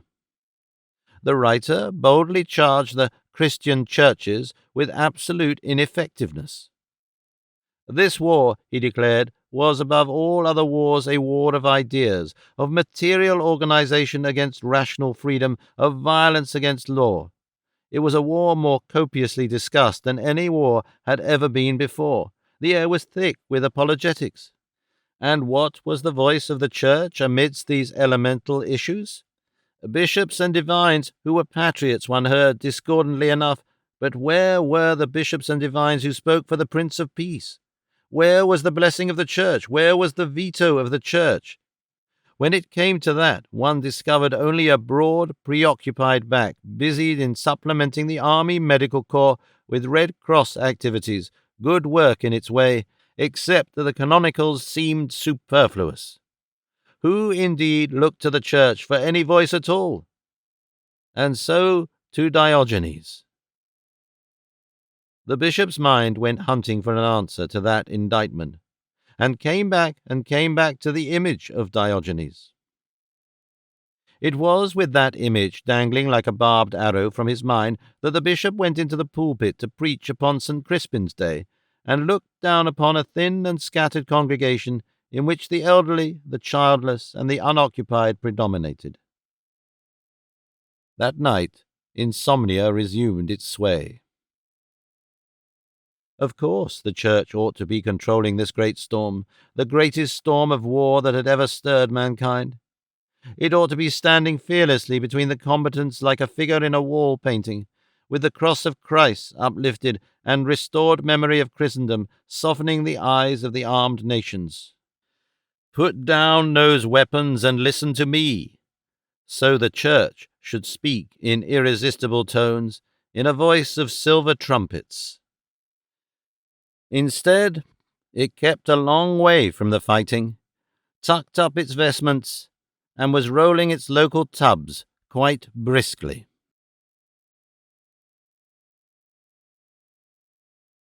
"7. And then came the aggravation of all these distresses by an abrupt abandonment of smoking and alcohol.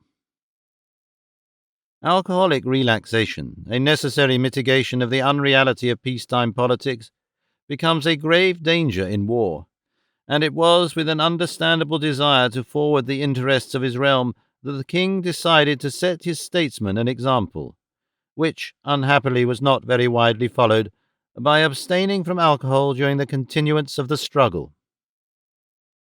It did, however, swing over the Bishop of Princhester to an immediate and complete abandonment of both drink and tobacco. At that time he was finding comfort for his nerves in Manila cheroots and a particularly big and heavy type of Egyptian cigarette with a considerable amount of opium, and his disorganized system seized upon this sudden change as a grievance, and set all his jangling being crying aloud for one cigarette. Just one cigarette. The cheroots, it seemed, he could better spare, but a cigarette became his symbol for his lost steadiness and ease. It brought him low. The reader has already been told the lamentable incident of the stolen cigarette and the small boy, and how the bishop, tormented by that shameful memory, cried aloud in the night. The bishop rolled his tub, and is there any tub rolling in the world more busy and exacting than a bishop's?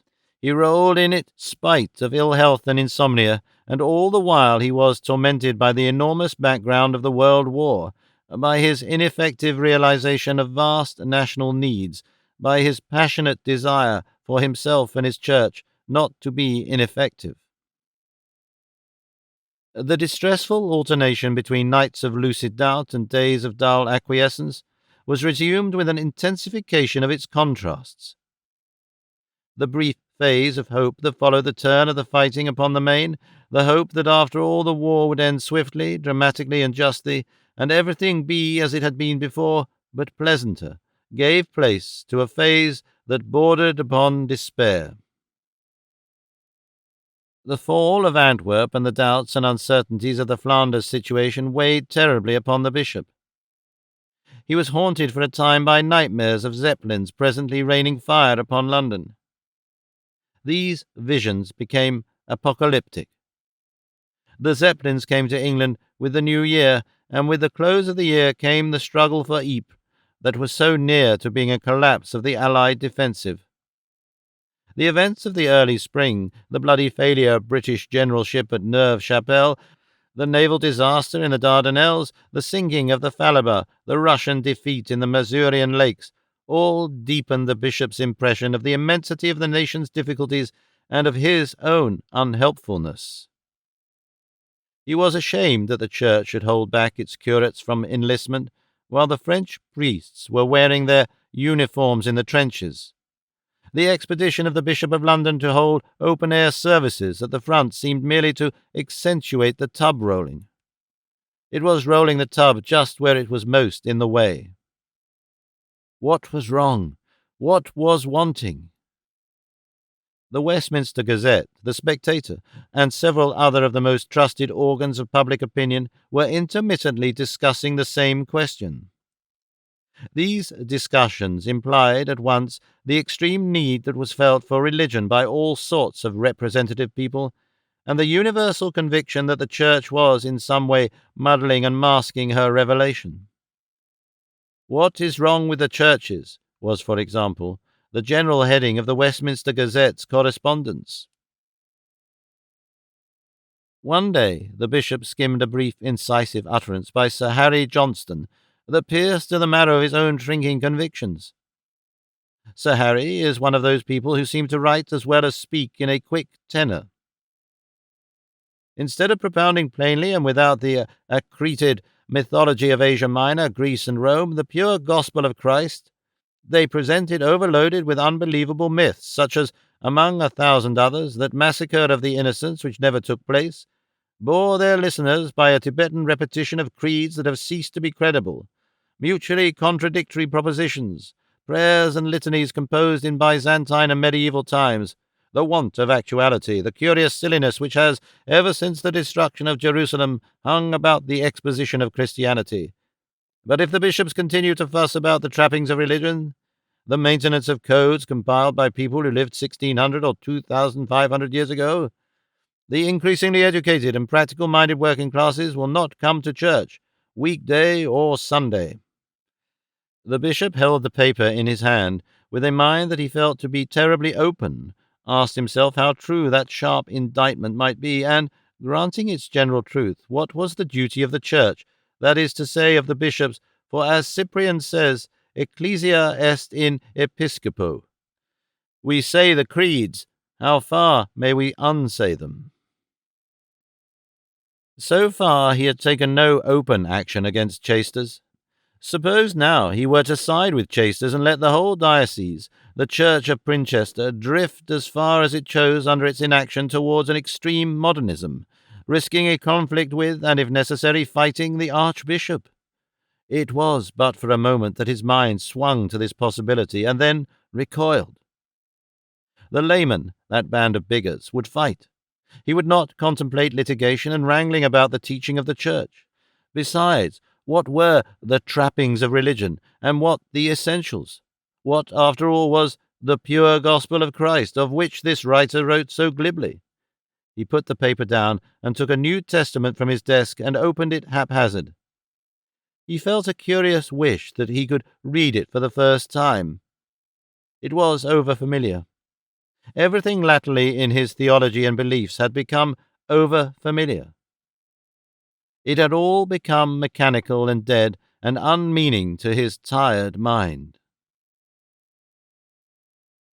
Whipham came with a reminder of more tub rolling, and the bishop's speculations were broken off.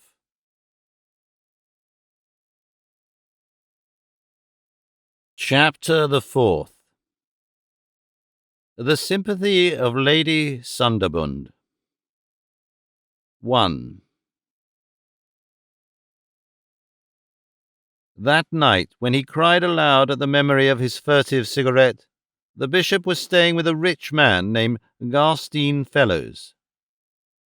These Garstine Fellows people were steel people with a financial side to them. Young Garstine Fellows had his fingers in various chemical businesses, and the real life of the firm was in various minor partners called Harstein and Blumenhart and so forth, who had acquired a considerable amount of ungentlemanly science and energy in Germany and German Switzerland. But the Fellows' element was good old Princhester stuff. There had been a Fellows' firm in Princhester in 1819. They were not people the bishop liked, and it was not a house the bishop liked staying at, but it had become part of his policy to visit and keep in touch with as many of the local plutocracy as he could, to give and take with them in order to make the presence of the church a reality to them. It had been not least among the negligences and evasions of the sainted but indolent Hood that he had invariably refused overnight hospitality whenever it was possible for him to get back to his home. The morning was his working time. His books and hymns had profited at the cost of missing many a generous after-dinner subscription and at the expense of social unity. From the outset, Scrope had set himself to alter this. A certain lack of enthusiasm on Lady Ella's part had merely provoked him to greater effort on his own. His ideal of what was needed with the people was something rather jolly and familiar, something like a very good and successful French or Irish priest, something that came easily and readily into their homes and laid a friendly hand on their shoulders. The less he liked these rich people naturally, the more familiar his resolution to be successfully intimate made him. He put down the names and brief characteristics of their sons and daughters in a little notebook, and consulted it before every visit so as to get his most casual inquiries right. And he invited himself to the Garstine Fellows' house on this occasion by telegram. A special mission and some business in Wombash. May I have a scrap of supper and a bed? Now, Mrs. Garstine Fellows was a thoroughly London woman. She was one of the banking Grunenbaums, the fair, tall sort, and she had a very decided tendency to smartness. She had a little party in the house, a sort of long week-end party that made her hesitate for a minute or so before she framed a reply to the bishop's request. It was the intention of Mrs. Garstine Fellows to succeed very conspicuously in the British world, and the British world, she felt, was a complicated one. It is really not one world but several, and if you would surely succeed, you must keep your peace with all the systems and be a source of satisfaction to all of them. So, at least, Mrs. Garstine Fellows saw it, and her method was to classify her acquaintances according to their systems, to keep them in their proper bundles, and to give everyone the treatment he or she was accustomed to receive. And since all things British are now changing and passing away, it may not be uninteresting to record the classification Mrs. Garstine Fellows adopted. First, she set apart as most precious and desirable, and requiring the most careful treatment, the court dowdies, for so it was that the dignity and quiet good taste that radiated from Buckingham Palace impressed her restless, shallow mind, the sort of people who prefer pair-horse carriages to automobiles, have quiet friendships in the highest quarters, quietly do not know anyone else, busy themselves with charities, dress richly rather than impressively, and have either little watercolour accomplishments or none at all, and no other relations with art. At the skirts of this crowning British world, Mrs. Garstine Fellows tugged industriously and expensively. She did not keep a carriage and a pair and an old family coachman because that, she felt, would be considered pushing and presumptuous.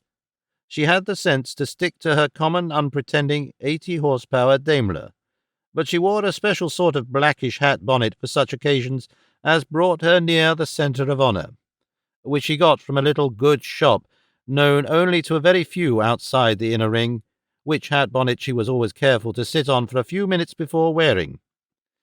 And it was to this first and highest and best section of her social scheme that she considered that bishops properly belonged. But some bishops, and in particular such a comparatively bright bishop as the Bishop of Princhester, she also thought of as being just as comfortably accommodated in her second system, the seriously liberal lot, which was more fatiguing and less boring, which talked of books and things, visited the bells, went to all first nights when Granville Barker was the producer, and knew and valued people in the grey and earnest plains between the Cecils and the Sydney Webbs. And thirdly, there were the smart intellectual lot, again not very well marked off, and on the whole practicable to bishops, of whom fewer particulars are needed because theirs is a perennial species. And then, finally, there was that fourth world, which was paradoxically at once very brilliant and a little shady, which had its nightclub side, and seemed to set no limit to its eccentricities. It seemed at times to be aiming to shock, and yet it had its standards. But here it was that the dancers and actresses and forgiven divorcees came in, and the bishops, as a rule hitherto always respected, didn't. This was the ultimate world of Mrs. Garstine Fellows. She had no use for merely sporting people, and the merely correct smart, and the duller county families, sets that led nowhere, and it was from her fourth system of the glittering doubtfuls that this party which made her hesitate over the bishop's telegram was derived. She ran over their names as she sat considering her reply. What was there for a bishop to object to? There was that admirable American widow, Lady Sunderbund. She was enormously rich, she was enthusiastic, she was really on probation for higher levels. It was her décolletage delayed her. If only she kept her theosophy and the Celtic Renaissance and her disposition to profess wild intellectual passions, there would be no harm in her. Provided she didn't come down to dinner in anything too fantastically scanty, but a word in season was possible. No, there was no harm in Lady Sunderbund.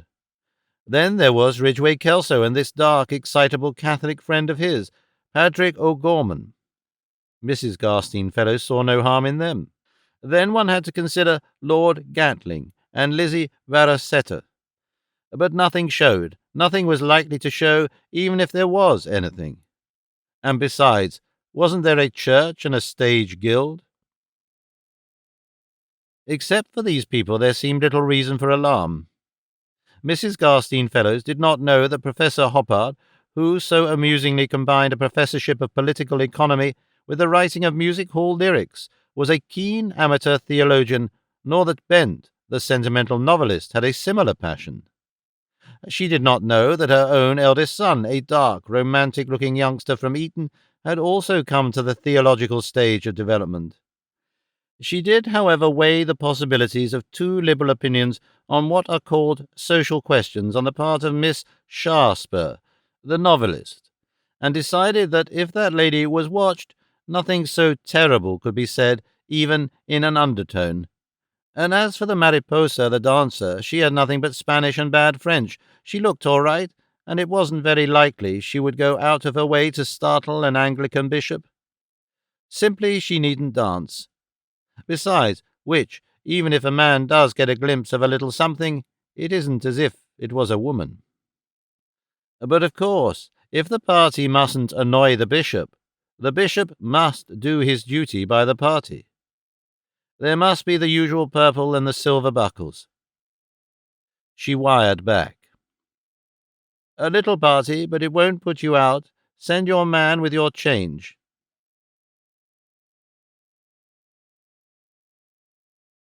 2. In making that promise, Mrs. Garstein Fellows reckoned without the morbid sensibility of the bishop's disorganized nervous system and the unsuspected theological stirrings beneath the apparent worldliness of Hoppart and Bent. The trouble began in the drawing-room after dinner.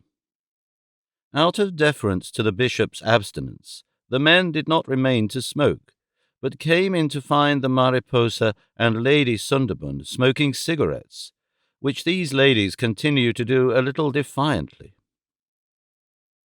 They had hoped to finish them before the bishop came up. The night was chilly, and a cheerful wood fire cracking and banging on the fireplace emphasized the ordinary heating. Mrs. Garstein Fellows, who had not expected so prompt an appearance of the men, had arranged her chairs in a semicircle for a little womanly gossip.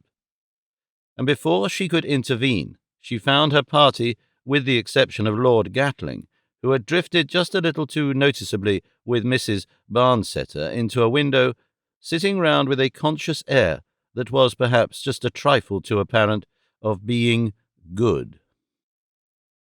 And Mr. Bent plunged boldly into general conversation. "Are you reading anything now, Mrs. Garstein Fellows?" he asked. "I'm an interested party." She was standing at the side of the fireplace. She bit her lip and looked at the cornice and meditated with a girlish expression. "Yes," she said. "I am reading again. I don't think I should, but I am." "For a time," said Hoppart, "I read nothing but the papers. I bought from 12 to 20 a day." "That is wearing off," said the bishop.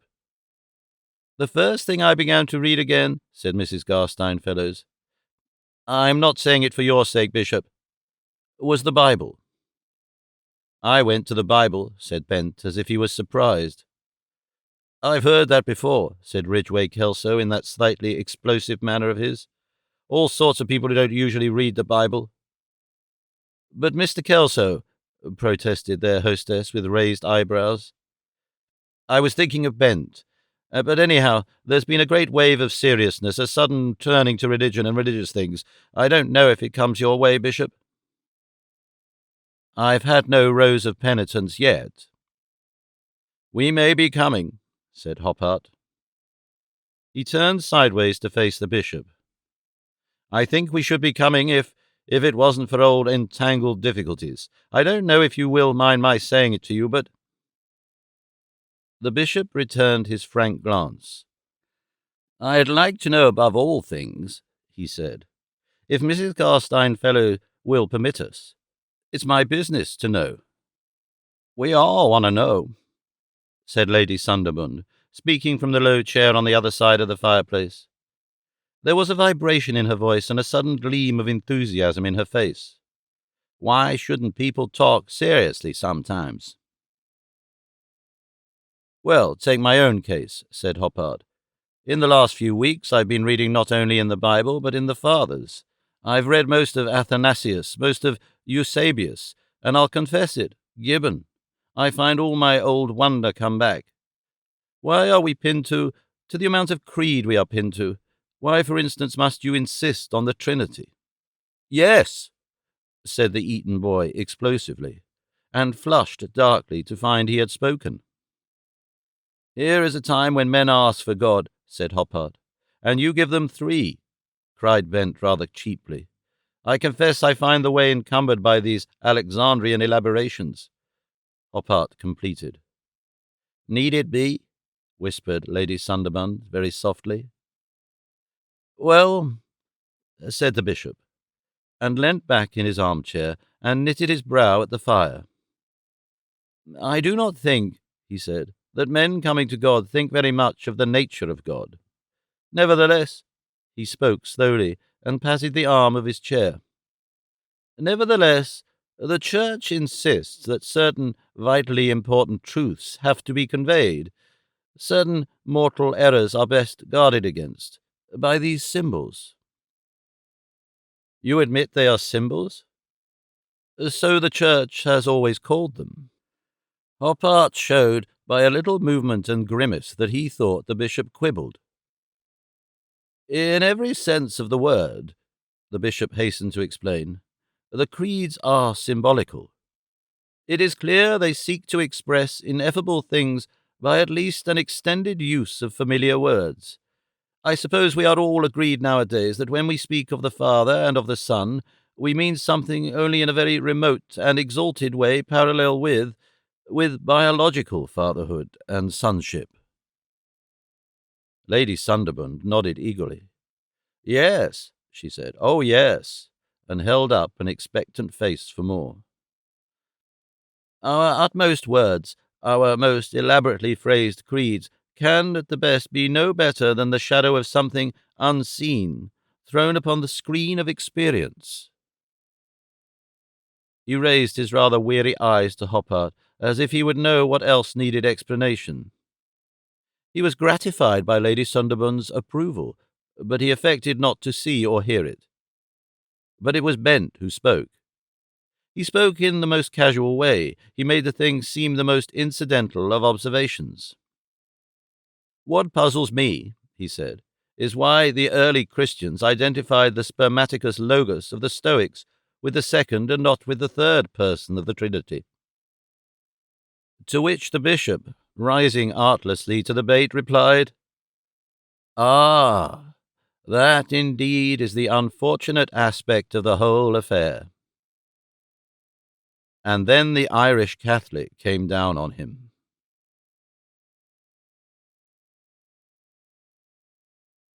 3. How the bishop awakened in the night after this dispute has been told already in the opening section of this story. To that night of discomfort we now return after this comprehensive digression. He awoke from nightmares of eyes and triangles to bottomless remorse and perplexity. For the first time he fully measured the vast distances he had travelled from the beliefs and attitudes of his early training since his coming to Princhester. Travelled, or rather slipped and fallen down the long slopes of doubt. That clear, inky dimness that comes before dawn found his white face at the window, looking out upon the great terrace and the park.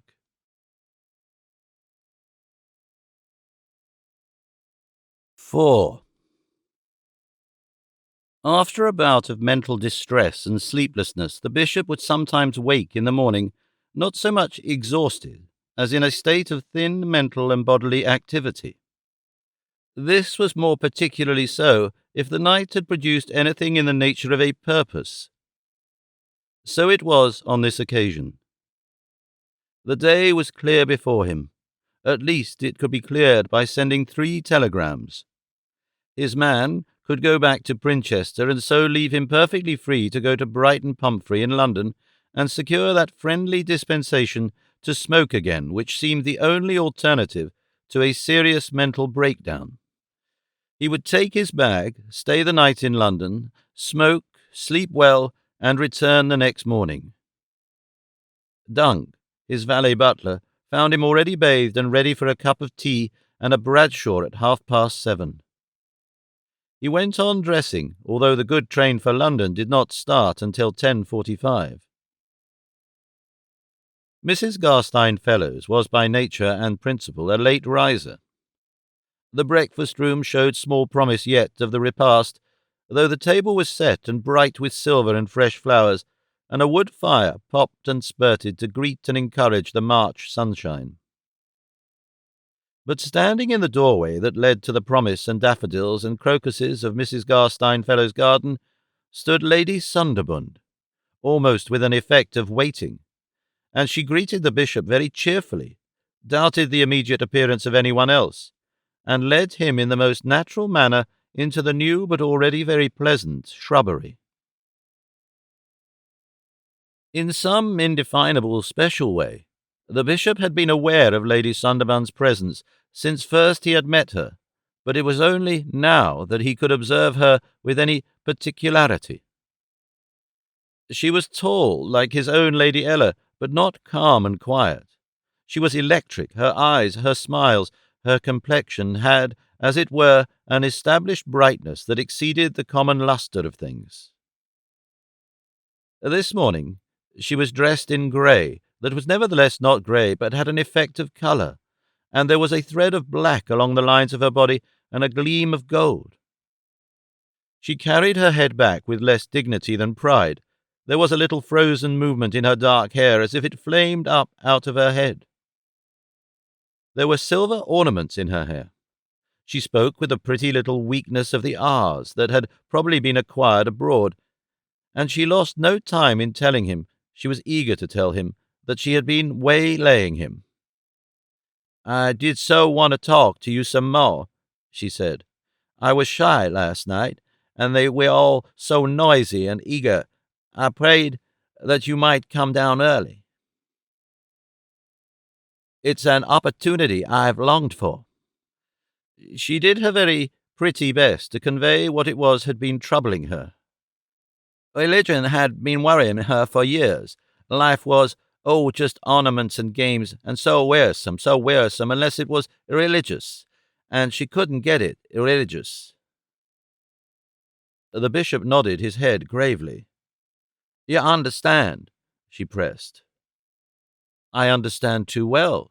The attempt to get hold and keep hold."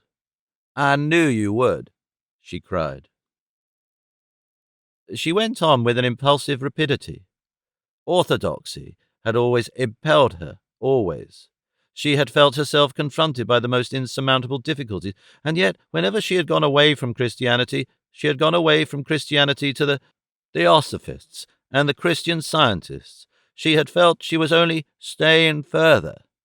And then suddenly, when he was speaking last night, she had felt he knew. It was so wonderful to hear that creed was only a symbol. "Symbol is the proper name for it," said the bishop. "It wasn't for centuries it was called the creed." Yes, and so what it really meant was something quite different from what it did mean. The bishop felt that this sentence also was only a symbol, and nodded encouragingly, but gravely, warily. And there she was. The point was, there were thousands and thousands and thousands of educated people like her who were dying to get through these old-fashioned symbols to the true faith that lay behind them, that they knew lay behind them.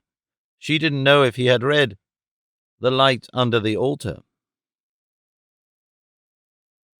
"He's vicar of Wombash, in my diocese," said the bishop with restraint.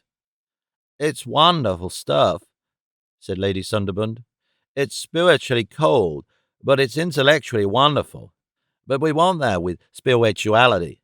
We want it so badly. Is someone—" She became daring. She bit under her lip and flashed her spirit at him. "If you," she said, and paused. "Could think aloud," said the bishop. "Yes," she said, nodding rapidly, and became breathless to hear. It would certainly be an astonishing end to the chaster's difficulty if the bishop went over to the heretic. The bishop reflected. "My dear lady, I won't disguise," he began. "In fact, I don't see how I could, that for some years I have been growing more and more discontented with some of our most fundamental formulae. But it's been very largely a shapeless discontent hitherto. I don't think I've said a word to a single soul. No, not a word. You are the first person whom I've ever made the admission that even my feelings are at times unorthodox." She lit up marvellously at his words. "Go on," she whispered. But she did not need to tell him to go on. Now that he had once broached the casket of his reserves, he was only too glad of a listener.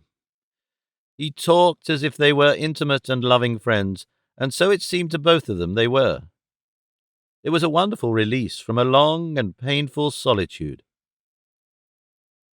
To certain types it is never quite clear what has happened to them until they tell it. So that now the bishop, punctuated very prettily by Lady Sunderland, began to measure for the first time the extent of his departure from the old innate convictions of Otteringham Rectory. He said that it was strange to find doubt coming so late in life, but perhaps it was only in recent years that his faith had been put to any really severe tests. It had been sheltered and unchallenged. "This fearful war," Lady Sunderland interjected. But Princhester had been a critical and trying change, and the light under the altar case had ploughed him deeply. It was curious that his doubts always seemed to have a double strand. There was a moral objection based on the Church's practical futility, and an intellectual strand subordinated to this, which traced that futility largely to its unconvincing formulae. "And yet, you know," said the bishop, "I find I can't go with Chasters. He beats at the Church. He treats her as though she were wrong. I feel like a son growing up who finds his mother isn't quite so clear-spoken nor quite so energetic as she seemed to be once. She's right, I feel sure. I've never doubted her fundamental goodness." "Yes," said Lady Sunderland, very eagerly, "yes. And yet there's this futility. You know, my dear lady, I don't know what to do. One feels on the one hand that there is a cloud of witnesses, great men, sainted men, subtle men, figures permanently historical, before whom one can do nothing but bow down in the utmost humility. Here is a great instrument and organization. What would the world be without the witnesses of the Church? And on the other hand, here are our masses, out of hand and hostile, our industrial leaders equally hostile. There is a failure to grip, and that failure to grip is so clearly traceable to the fact that our ideas are not modern ideas, that when we come to profess our faith, we find nothing in our mouths but antiquated Alexandrian subtleties and phrases, and ideas that may have been quite alive, quite significant, quite adequate in Asia Minor or Egypt, among men essentially Orientals, 1,500 years ago, but which now—" He expressed just what they came to now by a gesture. She echoed his gesture. "Probably I'm not alone among my brethren," he went on, and then, "but what is one to do?" With her hands, she acted her sense of his difficulty. "One may precipitate," he said. "There's a kind of loyalty and discipline that requires one to keep the ranks until one's course of action is perfectly clear. One owes so much to so many. One has to consider how one may affect, people one has never seen." He was lugging things now into speech that so far had been scarcely above the threshold of his conscious thought. He went on to discuss the entire position of the disbelieving cleric. He discovered a fine point. If there was something else, an alternative, another religion, another church to which one could go, the whole case would be different. But to go from the church to nothingness isn't to go from falsehood to truth. It's to go from truth, rather badly expressed, rather conservatively hidden by its protections, truth in an antiquated costume, to the blackest lie in the world. She took that point very brightly. "One must hold fast to religion," she said, and looked earnestly at him and gripped him fiercely, pink thumbs out, with her beautiful hands held up. That was it, exactly. He too was gripping, but while on the outside the Midianites of denial were prowling for these clinging souls, within the camp they were assailed by a meticulous orthodoxy that was only too eager to cast them forth. The bishop dwelt for a time upon the curious fierceness orthodoxy would sometimes display. Nowadays atheism can be civil, can be generous. It is orthodoxy that trails a scurrilous fringe. "Who was that young man with a strong Irish accent who contradicted me so suddenly?" he asked. "The dark young man?" "The noisy young man." "That was Miss Patrick O'Gorman. He is a Celt and all that. Spells Patrick with ever so many letters. You know, they say he spends hours and hours learning Erse. He worries about it. They all tell he to lean easy, and he worries them and makes them hate England more and more." "He is orthodox?" He is what I call orthodox to the ridiculous extent. Ridiculous. A deep-toned gong proclaimed breakfast over a square mile or so of territory, and Lady Sunderland turned about mechanically towards the house. But they continued their discussion. She started, indeed, a new topic. Shall we ever, do you think, have a new religion to earn better? That was a revolutionary idea to him. He was still fending it off him when a gap in the shrubs brought them within sight of the house and of Mrs. Garstine Fellows on the portico, waving a handkerchief and crying, "Breakfast!" "I wish we could talk for hours," said Lady Sunderland. "I've been glad of this talk," said the bishop. "Very glad." She lifted her soft, abundant skirts and trotted briskly across the still dewy lawn towards the house door. The bishop followed gravely and slowly, with his hands behind his back and an unusually peaceful expression upon his face. He was thinking how rare and precious a thing it is to find intelligent friendship in women, more particularly when they were dazzlingly charming and pretty. It was strange, but this was really his first woman friend. If, as he hoped, she became his friend. Lady Sunderland entered the breakfast-room in a gusty abundance like Botticelli's Primavera, and kissed Mrs. Garstine Fellows good morning. She exhaled a glowing happiness. "He is wonderful," she panted. "He is most wonderful." "Mr. Hidgway Kelso?" "No, the dear bishop. I love him. Are those the little sausages I like? May I take 3? I've been up hours." The dear bishop appeared in the sunlit doorway.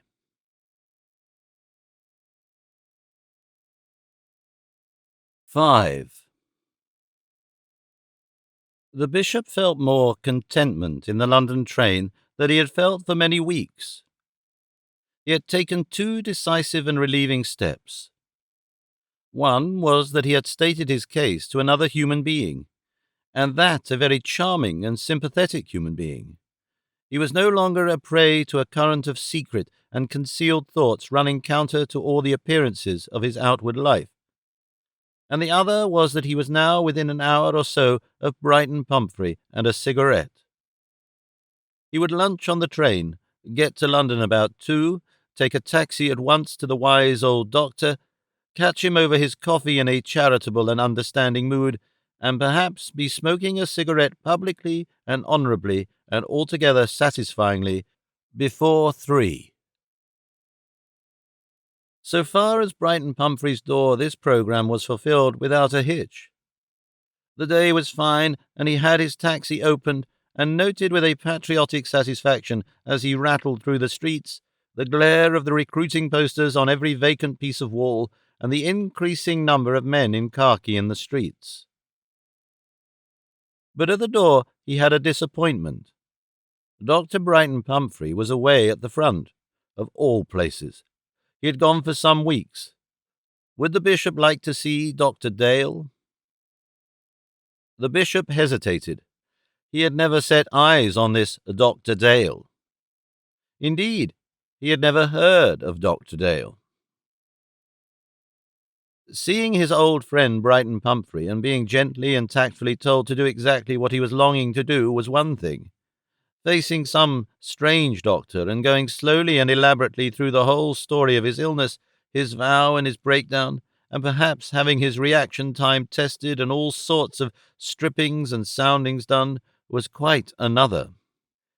He was within an ace of turning away. If he had turned away, his whole subsequent life would have been different. It was the very slightest thing in the world that tipped the beam. It was the thought that, after all, whatever inconvenience and unpleasantness there might be in this interview, there was, at the end of it, a very reasonable prospect of a restored and legitimate cigarette.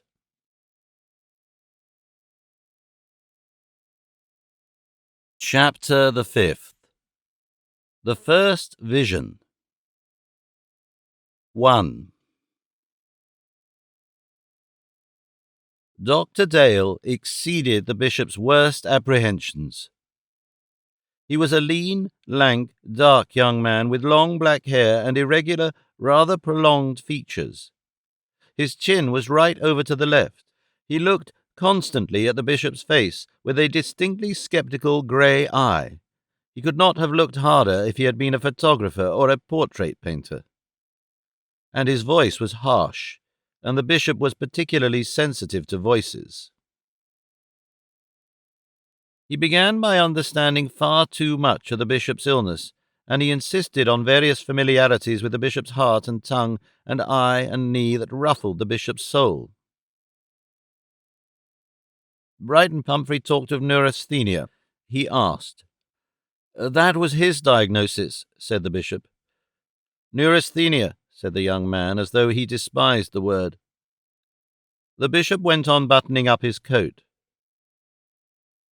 You don't, of course, want to break your vows about drinking and smoking, said the young man with the very faintest suggestion of derision in his voice. Not if it can possibly be avoided, the bishop asserted. Without a loss that is of practical efficiency, he added, for I have so much to do. I think that it is possible to keep your vow, said the young man, and the bishop could have sworn at him. I can think we can manage that all right.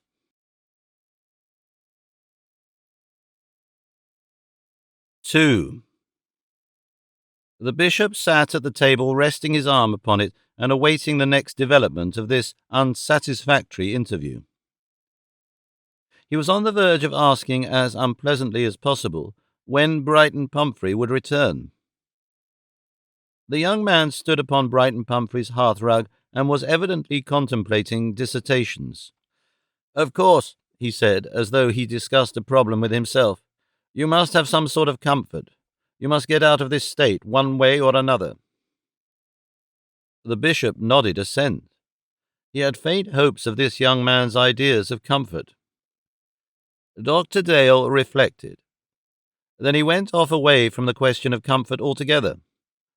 You see, the trouble in such a case as this is peculiarly difficult to trace to its sources because it comes just upon the borderline of bodily and mental things. You may take a drug or alter your regimen and it disturbs your thoughts. You may take an idea and it disturbs your health. It is easy enough to say, as some do, that all ideas have a physical substratum. It is almost as easy to say that the Christian scientist that all bodily states are amenable to our ideas. The truth doesn't, I think, follow the border between those opposite opinions very exactly on either side.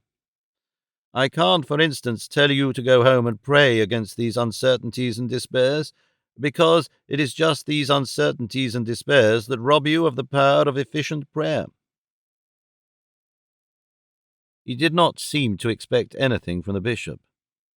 I don't see that because a case brings one suddenly right up against the frontier of metaphysics, why a doctor should necessarily pull up short at that. Why one shouldn't go on into either metaphysics or psychology if such an extension is necessary for the understanding of the case. At any rate, if you'll permit it, in this consultation— Go on, said the bishop, holding on to that promise of comfort. The best thing is to thrash out the case in your own way, and then come to what is practical. What is really the matter here, the matter with you, that is a disorganization of your tests of reality. It's one of a group of states hitherto confused. Neurasthenia, that comprehensive phrase, well, it is one of the neurasthenias. Here, I confess, I begin to talk of work I am doing, work still to be published, finished first and then published. But I go off from the idea that every living being lives in a state of not differing essentially from a state of hallucination concerning the things about it. Truth, essential truth, is hidden. Always. Of course, there must be a measure of truth in our working illusions, a working measure of truth, or the creature would smash itself up and end itself. But beyond that discretion of the fire and the pitfall lies a wide margin of error about which we may be deceived for years. So long as it doesn't matter, it doesn't matter. I don't know if I make myself clear. I follow you, said the bishop a little warily. I follow you. Phenomena and noumena and so on, and so on. Kant, and so forth. Pragmatism. Yes? With a sigh. And all that, completed Dr. Dale in a voice that suggested mockery. But you see, we grow into a way of life. We settle down among habits and conventions. We say, this is all right, and that is always so. So we get more and more settled into our life as a whole and more confident, unless something happens to shake us out of our sphere of illusion.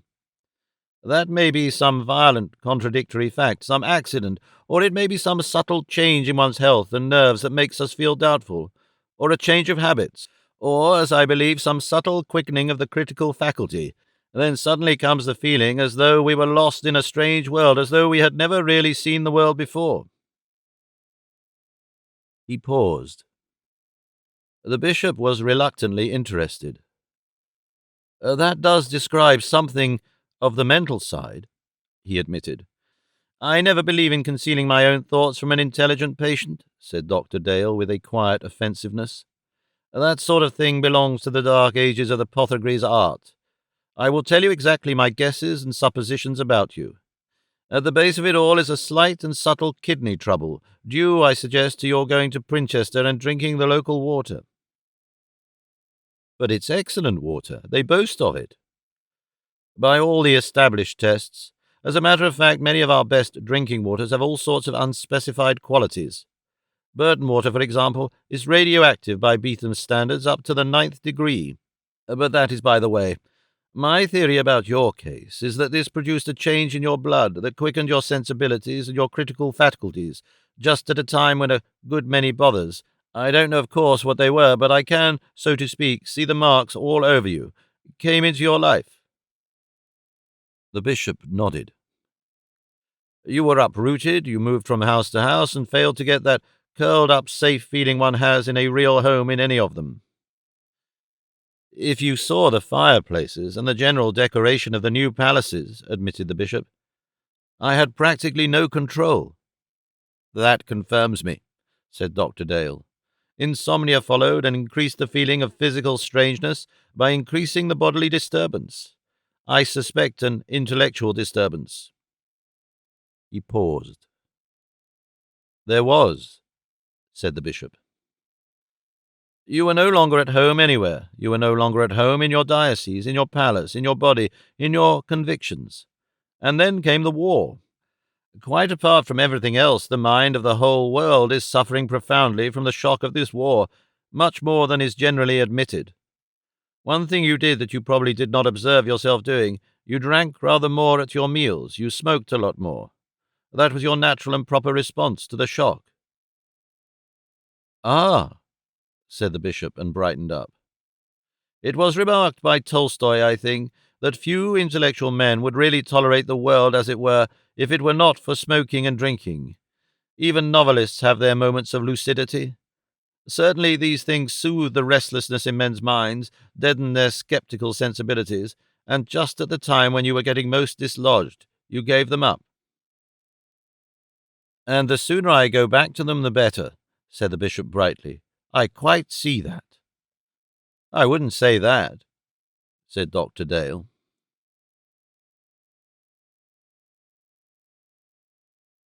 3. That, said Dr. Dale, is just where my treatment of this case differs from the treatment of— He spoke the name reluctantly, as if he disliked the mere sound of it. Dr. Brighton Pumphrey. Hitherto, of course, said the bishop, I've been in his hands. He, said Dr. Dale, would certainly set about trying to restore your old sphere of illusion, your old familiar sensations and ideas and confidences.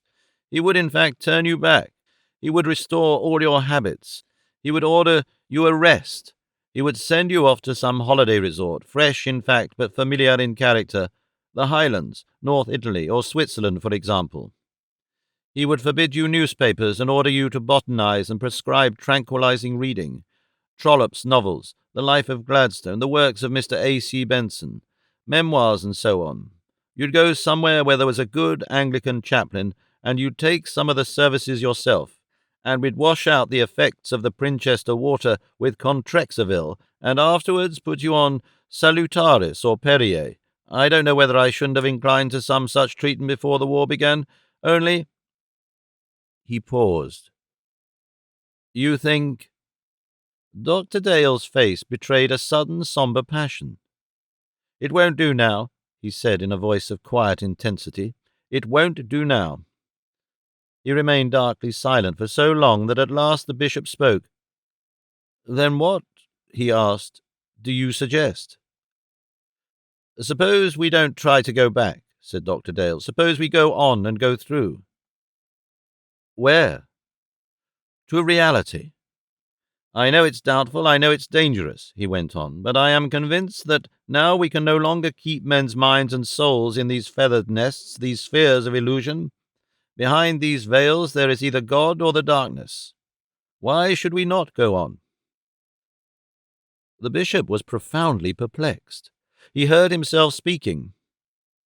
"It would be unworthy of my cloth," he was saying. Dr. Dale completed the sentence. "To go back?" "Let me explain a little more," he said. "What I mean by going on. I think that this loosening of the ties of association that bind a man to his everyday life and his everyday self is in 9 cases out of 10 a loosening of the ties that bind him to everyday sanity. One common form of this detachment is the form you have in those cases of people who are found wandering unaware of their names, unaware of their places of residence, lost altogether from themselves. They have not only lost their sense of identity with themselves, but all the circumstances of their lives have faded out of their minds like an idle story in a book that has been read and put aside. I have looked into hundreds of such cases. I don't think that loss of identity is a necessary thing. It's just another side of the general weakening of the grip upon reality, a kind of anemia of the brain, so that interest fades and fails. There is no reason why you should forget a story because you do not believe it, if your brain is strong enough to hold it. But if your brain is tired and weak, then so soon as you lose faith in your records, your mind is glad to let them go. When you see these lost identity people, that is always your first impression, a tired brain that has let go." The bishop felt extremely like letting go. "But how does this apply to my case?" "I come to that," said Dr. Dale, holding up a long, large hand. "What if we treat this case of yours in a new way? What if we give you not narcotics, but stimulants and tonics? What if we so touch the blood that we increase your sense of physical detachment, while at the same time feeding up your senses to a new and more vivid apprehension of things about you?" He looked at his patient's hesitation and added, "You'd lose all that craving feeling that you fancy at present is just the need of a smoke. The world might grow a trifle transparent, but you'd keep real, instead of drugging oneself back to the old contentment." "You'd drug me onto the new," said the bishop. "But just one word more," said Dr. Dale. "Hear why I would do this. It was easy and successful to rest and drug people back to their old states of mind when the world wasn't changing, wasn't spinning round in the wildest tornado of change that it has ever been in. But now, where can I send you for a rest? Where can I send you to get out of sight and hearing of the catastrophe? Of course, old Brighton Pumphrey would go on sending people away for the rest and a nice little soothing change if the day of judgment was coming in the sky and the earth was opening and the sea was giving up its dead. He'd send them to the seaside. Such things as that wouldn't shake his faith in the Channel crossing. My idea is that it's not only right for you to go through with this, but it's the only thing to do. If you go right on and right through with these doubts and intimations—" He paused. "You may die like a madman," he said, "but you won't die like a tame rabbit."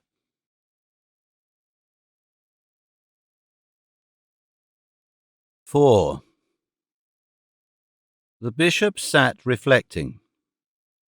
What fascinated and attracted him was the ending of all the cravings and uneasiness and restlessness that had distressed his life for over 4 years. What deterred him was the personality of this gaunt young man with his long grey face, his excited manner, his shock of black hair. He wanted that tonic, with grave misgivings. "If you think this tonic is the wiser course," he began. "I'd give it to you if you were my father," said Dr. Dale. "I've got everything for it," he added. "You mean you can make it up without a prescription?" "I can't give you a prescription. The essence of it, it's a distillate I have been trying. It isn't in the pharmacopoeia." Again the bishop had a twinge of misgiving. But in the end he succumbed. He didn't want to take the stuff, but also he did not want to go without his promised comfort. Presently Dale had given him a little phial, and was holding up to the window a small medicine glass into which he was pouring very carefully 20 drops of the precious fluid. "Take it only," he said, "when you feel you must." "It is the most golden of liquids," said the bishop, peering at it. "When you want more, I will make you more. Later, of course, it will be possible to write a prescription. Now add the water, so. It becomes opalescent. How beautifully the light plays in it. Take it." The bishop dismissed his last discretion and drank. "Well," said Dr. Dale. "I'm still here," said the bishop, smiling, and feeling a joyous tingling throughout his body. "It stirs me."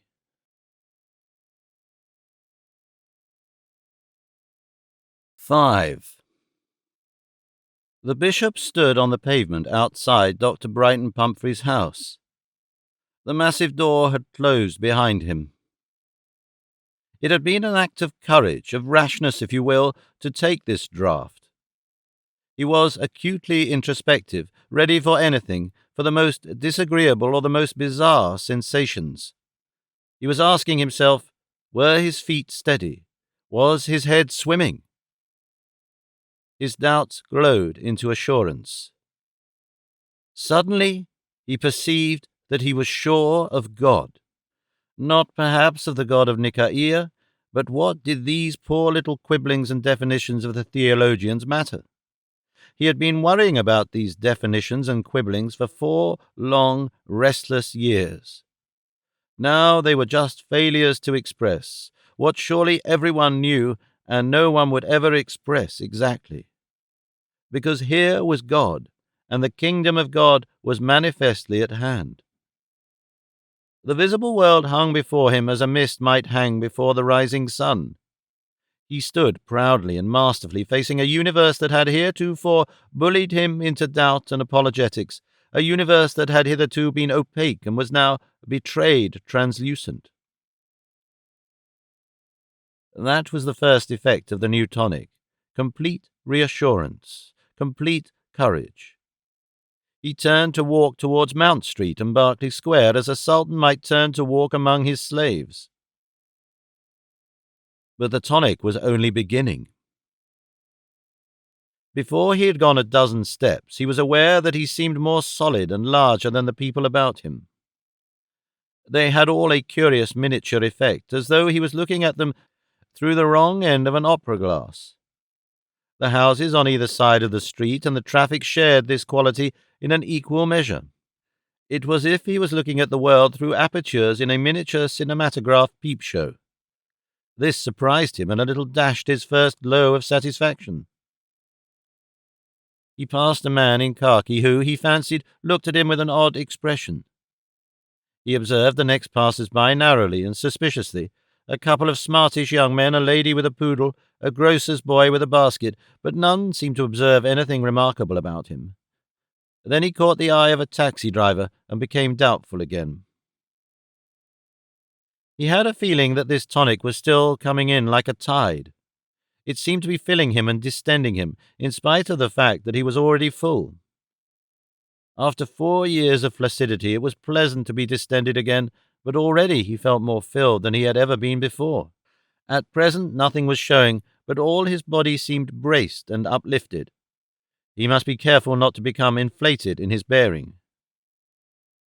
And yet it was difficult not to betray a little inflation. He was so filled with assurance that things were right with him and that God was there with him. After all, it was not mere fancy. He was looking through the peepholes of his eyes at the world of illusion and appearance. The world that was so intent upon its immediate business, so regardless of eternal things, that had so dominated him but a little while ago, was after all a thing more mortal than himself. Another man in khaki passed him. For the first time he saw the war as something measurable, as something with a beginning and an end, as something less than the immortal spirit in man. He had been too much oppressed by it. He perceived all these people in the street were too much oppressed by it. He wanted to tell them as much, tell them that all was well with them, bid them to be of good cheer. He wanted to bless them. He found his arm floating up towards gestures of benediction. Self-control became increasingly difficult. All the way down Berkeley Square, the bishop was in full-bodied struggle with himself. He was trying to control himself, trying to keep within bounds. He felt that he was stepping too high, that his feet were not properly reaching the ground, that he was walking upon cushions of air. The feeling of largeness increased, and the feeling of transparency in things about him. He avoided collision with passers-by excessively, and he felt his attention was being drawn more and more to something that was going on beyond the veil of visible things. He was in Piccadilly now, but at the same time Piccadilly was very small, and he was walking in the presence of God. He had a feeling that God was there, though he could not see him. And at the same time he was in this transitory world, with people going to and fro, men with umbrellas tucked dangerously under their arms, men in a hurry, policemen, young women rattling Red Cross collecting boxes, smart people, loafers. They distracted one from God. He set out to cross the road just opposite Prince's, and jumping needlessly to give way to an omnibus, had the narrowest escape from a taxicab. He paused on the pavement edge to recover himself. The shock of his near escape had, as people say, pulled him together. What was he to do? Manifestly, this opalescent draught was overpowering him. He ought never to have taken it. He ought to have listened to the voice of his misgivings. It was clear that he was not in a fit state to walk about the streets. He was, what had been Dr. Dale's term, losing his sense of reality. What was he to do? He was alarmed but not dismayed. His thoughts were as full-bodied as the rest of his being. They came throbbing and bumping into his mind. What was he to do? Brighton Pumphrey ought never to have left his practice in the hands of this wild-eyed experimenter. Strange that after a lifetime of discretion and men's respect, one should be standing on the Piccadilly pavement, intoxicated. It came into his head that he was not so very far from the Athenaeum, and surely there, if anywhere, a bishop may recover his sense of being ordinary. And behind everything, behind the tall buildings and the swarming people, there was still the sense of a wide illuminated space, of a light of wonder and a presence.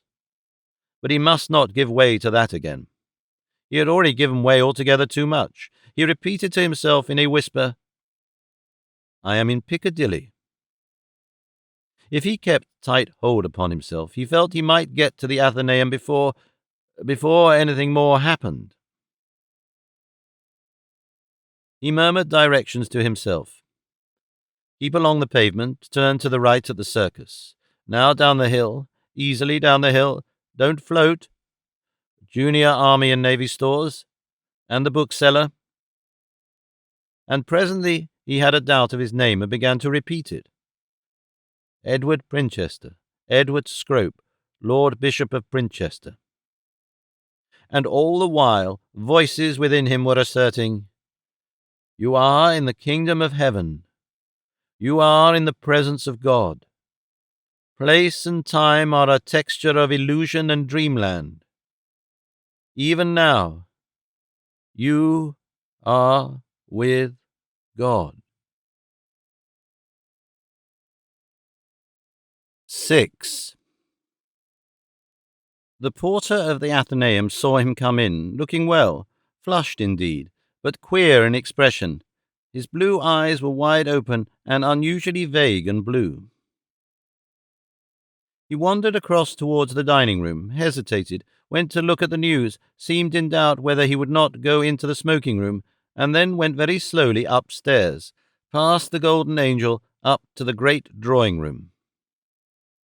In the drawing-room he found only Sir James Mounts, the man who knew the novels of Sir Walter Scott by heart, and had the minutest and most unsparing knowledge of every detail in the life of that supreme giant of English literature. He had even, it was said, acquired a Scotch burr in the enthusiasm of his hero worship. It was usually sufficient only to turn an ear towards him for him to talk for an hour or so. He was now studying Bradshaw. The bishop snatched at him desperately. He felt that if he went away, there would be no hold left upon the ordinary things of life. "Sir James," he said, "I was wondering the other day, when was the exact date of the earliest public ascription of Waverley to Scott?" "Eh?" said Sir James.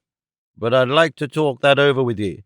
Indeed I would. It would be depending very largely on what ye called public, but—" He explained something about an engagement in Birmingham that night, a train to catch. Reluctantly but relentlessly he abandoned the profiteer. But he promised that the next time they met in the club he would go into the matter exhaustively. The door closed upon him. The bishop was alone. He was flooded with the light of the world that is beyond this world. The things about him became very small and indistinct. He would take himself into a quiet corner in the library of this doll's house and sit his little body down in one of the miniature armchairs. Then, if he was going to faint, or if the trance-like feeling was to become altogether a trance, well, a bishop asleep in an armchair in the library of the Athenaeum is nothing to startle anyone. He thought of that convenient hidden room, the North Library, in which is the bust of Croker. There often one can be quite alone. It was empty, and he went across to the window that looks out upon Pall Mall and sat down in the little uncomfortable easy-chair by the desk with its back to the Benvenuto Cellini. And as he sat down, something snapped, like the snapping of a lute string in his brain.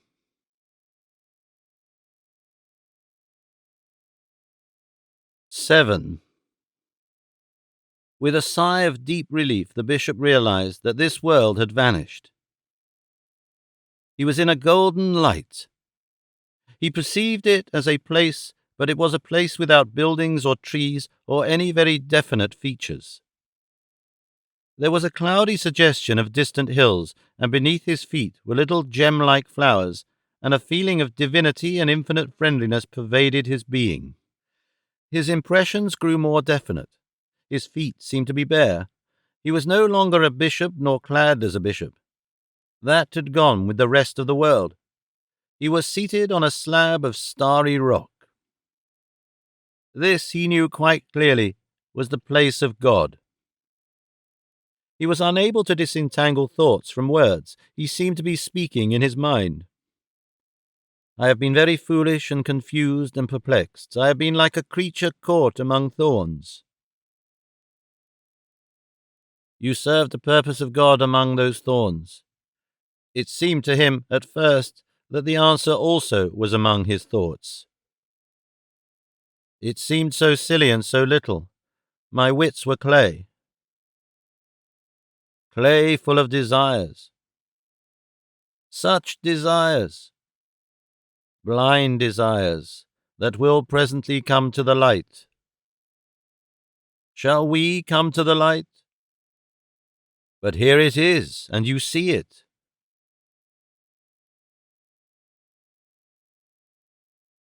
8. It became clearer in the mind of the bishop that a figure sat beside him, a figure of great strength and beauty, with a smiling face and kindly eyes. A strange thought and a strange courage came to the bishop. "Tell me," he whispered, "are you God?" "I am the angel of God." The bishop thought over that for some moments. "I want," he said, "to know about God." I want, he said, with a deepening passion of the soul, to know about God. Slowly through 4 long years I have been awakening to the need of God. Body and soul I am sick for the want of God and the knowledge of God. I did not know what was the matter with me, why my life had become so disordered and confused that my very appetites and habits are all astray. But I am perishing for God as a waterless man upon a raft perishes for drink, and there is nothing but madness if I touch the seas about me. Not only in my thoughts, but in my underthoughts, and in my nerves and bones and arteries I have need of God. You see, I grew up in the delusion that I knew God. I did not know that I was unprovisioned and unprovided against the tests and strains and hardships of life. I thought that I was secure and safe. I was told that we men, who were apes not 250,000 years ago, who still have hair upon our arms and apes' teeth in our jaws, had come to the full and perfect knowledge of God. It was all put into a creed. Not a word of it was to be altered, not a sentence was to be doubted any more. They made me a teacher of this creed. They seemed to explain it to me. And when I came to look into it, when my need came and I turned to my creed, it was old and shriveled up. It was the patched-up speculations of vanished Greeks and Egyptians. It was a mummy of ancient disputes, old and dry, that fell to dust as I unwrapped it.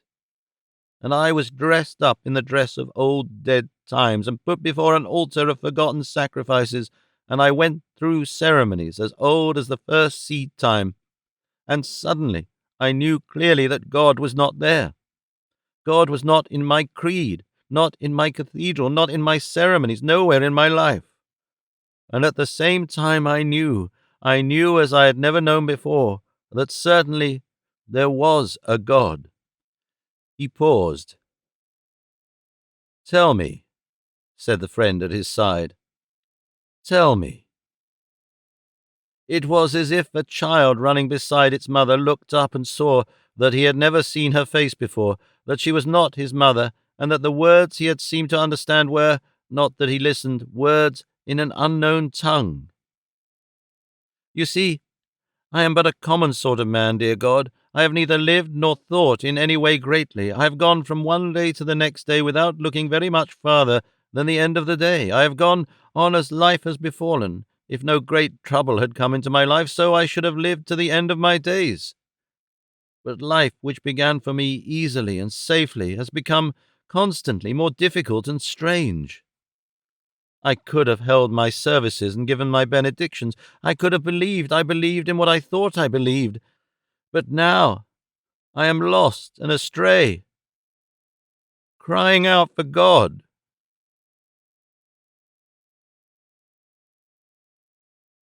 9. "Let us talk a little about your troubles," said the angel. "Let us talk about God, and this creed that worries you, and this church of yours." I feel as though I have been struggling to this talk through all the years since my doubts began. The story your creed is trying to tell is much the same story that all religions try to tell. In your heart there is God. Beyond the stars there is God. Is it the same God? "I don't know," said the bishop. "Does anyone know?" "I thought I knew." Your creed is full of Levantine phrases and images, full of the patched contradictions of the human intelligence utterly puzzled. It is about those two gods, the God beyond the stars and the God in your heart. It says that they are the same God, but different. It says that they have existed together for all time, and that one is the son of the other. It has added a third person, but we won't go into that. The bishop was reminded suddenly of the dispute at Mrs. Garstine Fellowes. "We won't go into that," he agreed. "No. Other religions have told the story in a different way. The Cathars and Gnostics did. They said that the God in your heart is a rebel against the God beyond the stars, that the Christ in your heart is like Prometheus or Hiawatha or any of the sacrificial gods, a rebel. He arises out of man. He rebels against that high god of the stars and crystals and poisons and monsters and of the dead emptiness of space. The Manichaeans and the Persians made out our God to be fighting eternally against that being of silence and darkness beyond the stars. The Buddhists made the Lord Buddha the leader of men out of the futility and confusion of material existence to the great peace beyond. But it is all one story, really. The story of the two essential beings, always the same story and the same perplexity cropping up under different names. The story of one being who stirs us, calls to us, and leads us, and of another who is above and outside, and in and beneath all things, inaccessible and incomprehensible.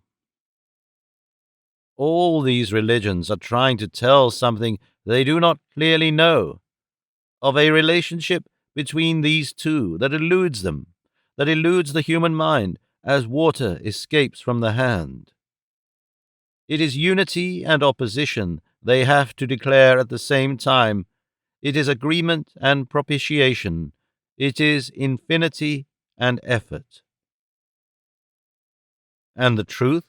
said the bishop in an eager whisper. "You can tell me the truth?" The angel's answer was a gross familiarity. He thrust his hand through the bishop's hair and ruffled it affectionately, and rested for a moment holding the bishop's cranium in his great palm. "But can this hold it?" he said. "Not with this little box of brains," said the angel. "You could as soon make a meal of the stars and pack them into your belly. You haven't the things to do it with inside this." He gave the bishop's head a little shake and relinquished it. He began to argue as an elder brother might. "Isn't it enough for you to know something of the God that comes down to the human scale, who has been born on your planet and arisen out of man, who is man and God, your leader? He's more than enough to fill your mind and use up every faculty of your being. He is courage, he is adventure, he is the king. He fights for you and with you against death." "And he is not infinite? He is not the creator?" asked the bishop. "So far as you are concerned, no," said the angel. "So far as I am concerned? What have you to do with creation?" And at that question it seemed that a great hand swept carelessly across the blackness of the farther sky and smeared it with stars and suns and shining nebulas, as a brush might smear dry paint across a canvas. The bishop stared in front of him. Then slowly he bowed his head and covered his face with his hands. "And I have been in orders," he murmured. "I have been teaching people the only orthodox and perfect truth about these things for 27 years. And suddenly he was back in his gaiters and his apron and his shovel hat, a little black figure, exceedingly small, in a very great space.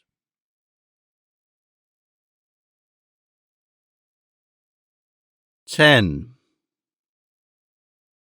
It was a very great space indeed, because it was all space, and the roof was the ebony of limitless space from which the stars swung, flaming, held by invisible ties, and the soul beneath his feet was a dust of atoms and the little beginnings of life. And long before the bishop bared his face again, he knew that he was to see his God. He looked up slowly, fearing to be dazzled. But he was not dazzled. He knew that he saw only the likeness and bodying forth of a being inconceivable, of one who is greater than the earth and stars, and yet no greater than a man. He saw a being forever young, forever beginning, forever triumphant. The quality and texture of this being was a warm and living light, like the effulgence at sunrise. He was hope and courage, like a sunlit morning in spring. He was adventure forever, and his courage and adventure flowed into and submerged and possessed the being of the man who beheld him. And this presence of God stood over the bishop and seemed to speak to him in a wordless speech. He bade him surrender himself. He bade him come out upon the adventure of life, the great adventure of the earth that will make the atoms our bond-slaves and subdue the stars, that will build up the white fires of ecstasy to submerge pain forever, that will overcome death. In him the spirit of creation had become incarnate, had joined itself to men, summoning men to him, having need of them, having need of them, having need of their service, even as great kings and generals and leaders need and use men. For a moment, for an endless age, the bishop bowed himself in the being and glory of God, felt the glow of the divine courage and confidence in his marrow, felt himself one with God. For a timeless interval. Never had the bishop had so intense a sense of reality. It seemed that never before had he known anything real. He knew certainly that God was his king and master, and that his unworthy service could be acceptable to God. His mind embraced that idea with an absolute conviction that was also absolute happiness.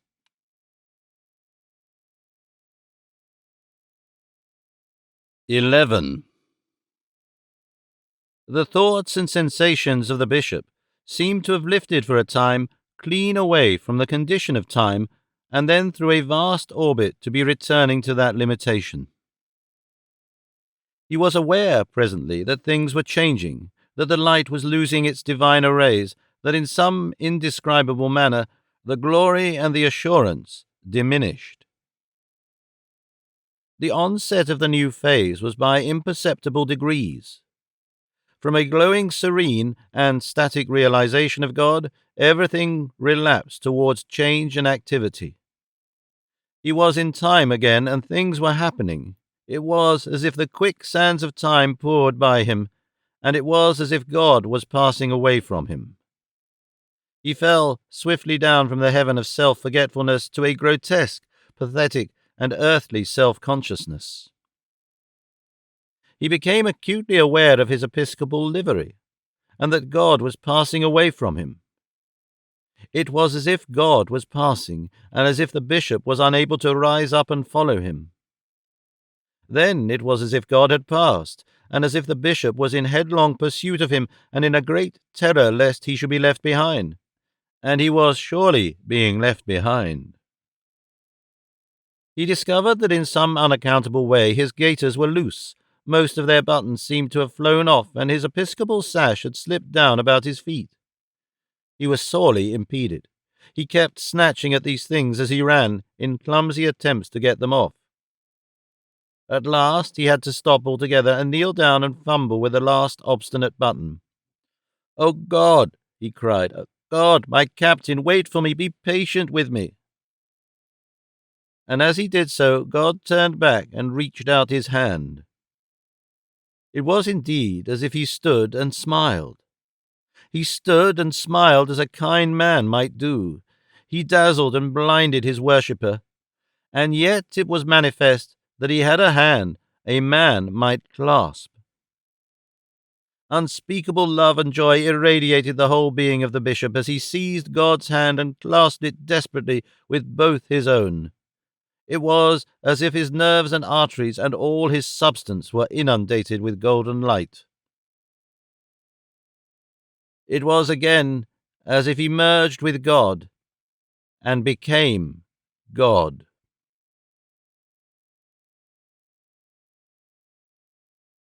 Chapter the 6th. Exegetical. 1. Without any sense of transition, the bishop found himself seated in the little north library of the Athenaeum Club and staring at the bust of John Wilson Croker. He was sitting motionless and musing deeply. He was questioning with a cool and steady mind whether he had seen a vision or whether he had had a dream. If it had been a dream, it had been an extraordinarily vivid and convincing dream. He still seemed to be in the presence of God, and it perplexed him not at all that he should also be in the presence of Croker. The feeling of mental rottenness and insecurity that had weakened his thought through the period of his illness had gone. He was secure again within himself. It did not seem to matter fundamentally whether it was an experience of things without or of things within him that had happened to him. It was clear to him that much that he had seen was at most expressive, that some was altogether symbolical. For example, there was that sudden, absurd realization of his sash and gaiters, and his perception of them as encumbrances in his pursuit of God. But the setting and essential of the whole thing remained in his mind neither expressive nor symbolical, but as real and immediately perceived, and that was the presence and kingship of God. God was still with him, and about him, and over him, and sustaining him. He was back again in his world and his ordinary life, in his clothing and his body and his club, but God had made and remained altogether plain and manifest. Whether an actual vision had made his conviction, or whether the conviction of his own subconscious mind had made the dream, seemed but a small matter beside the conviction that this was indeed the God he had desired, and the God who must rule his life. The stuff had little to do with it. It just cleared my head. I have seen really. I know.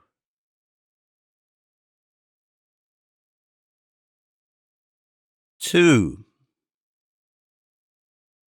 For a long time, as it seemed, the bishop remained wrapped in clouds of luminous meditation. Dream or vision, it did not matter. The essential thing was that he had made up his mind about God. He had found God. Moreover, he perceived that his theological perplexities had gone. God was higher and simpler and nearer than any theological God, than the God of the three creeds. Those creeds lay about in his mind now like garments flung aside. No trace nor suspicion of divinity sustained them any longer. And now he would go out into the world. The little library of the Athenaeum has no visible door. He went to the book-masked entrance in the corner and felt among the bookshelves for the hidden latch. Then he paused, held by a curious thought. What exactly was the intention of that symbolical struggle with his sash and gaiters, and why had they impeded his pursuit of God? To what particularly significant action was he going out? The three creeds were like garments flung aside, but he was still wearing the uniform of a priest in the service of those three creeds. After a long interval, he walked into the big reading room. He ordered some tea and dry toast and butter, and sat down very thoughtfully in a corner. He was still sitting and thinking at 8:30. It may seem strange to the reader that this bishop, who had been doubting and criticizing the Church and his system of beliefs for 4 long years, had never before faced the possibility of a severance from his ecclesiastical dignity. But he had grown up in the Church. His life had been so entirely clerical and Anglican that the widest separation he had hitherto been able to imagine from this past had left him still a bishop, heretical perhaps, innovating in the broadening of beliefs and the liberalizing of practice, defensive even as Chasters was defensive, but still with the palace and his dignities, differing in opinion rather than in any tangible reality from his previous self. For a bishop, disbelief in the Church is a far profounder skepticism than mere disbelief in God.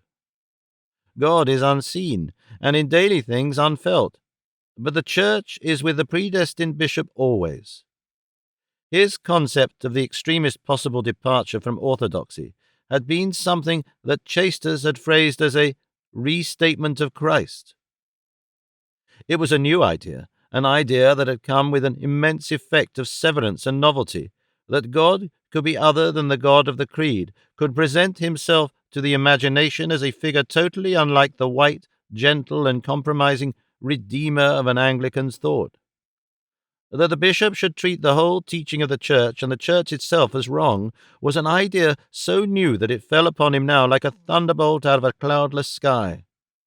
But here, clear in his mind now, was a feeling amounting to conviction that it was the purpose and gesture of the true God that he should come right out of the Church and all his professions. And in the first glow of his vision he felt this gesture imperative. He must step right out. Whither? How? And when? To begin with, it seemed to him that an immediate renunciation was demanded. But it was a momentous step. He wanted to think, and to go on thinking, rather than to act precipitately. Although the imperative seemed absolute, some delaying and arresting instinct insisted that he must think. If he went back to Princhester, the everyday duties of his position would confront him at once with an effect of a definite challenge. He decided to take one of the Reform Club bedrooms for 2 or 3 days and wire to Princhester that he was unavoidably delayed in town without further explanations. Then perhaps this inhibitory force would give way. It did not, however, give way. His mind sat down for 2 days in a blank amazement at the course before him, and at the end of that time this reasonless and formless institution was as strong as ever. During that time, except for some incidental exchanges at his clubs, he talked to no one. At first, he did not want to talk to anyone. He remained mentally and practically active, with a still intensely vivid sense that God, the true God, stood watching him and waiting for him to follow. And to follow meant slipping right out of all the world he had ever known.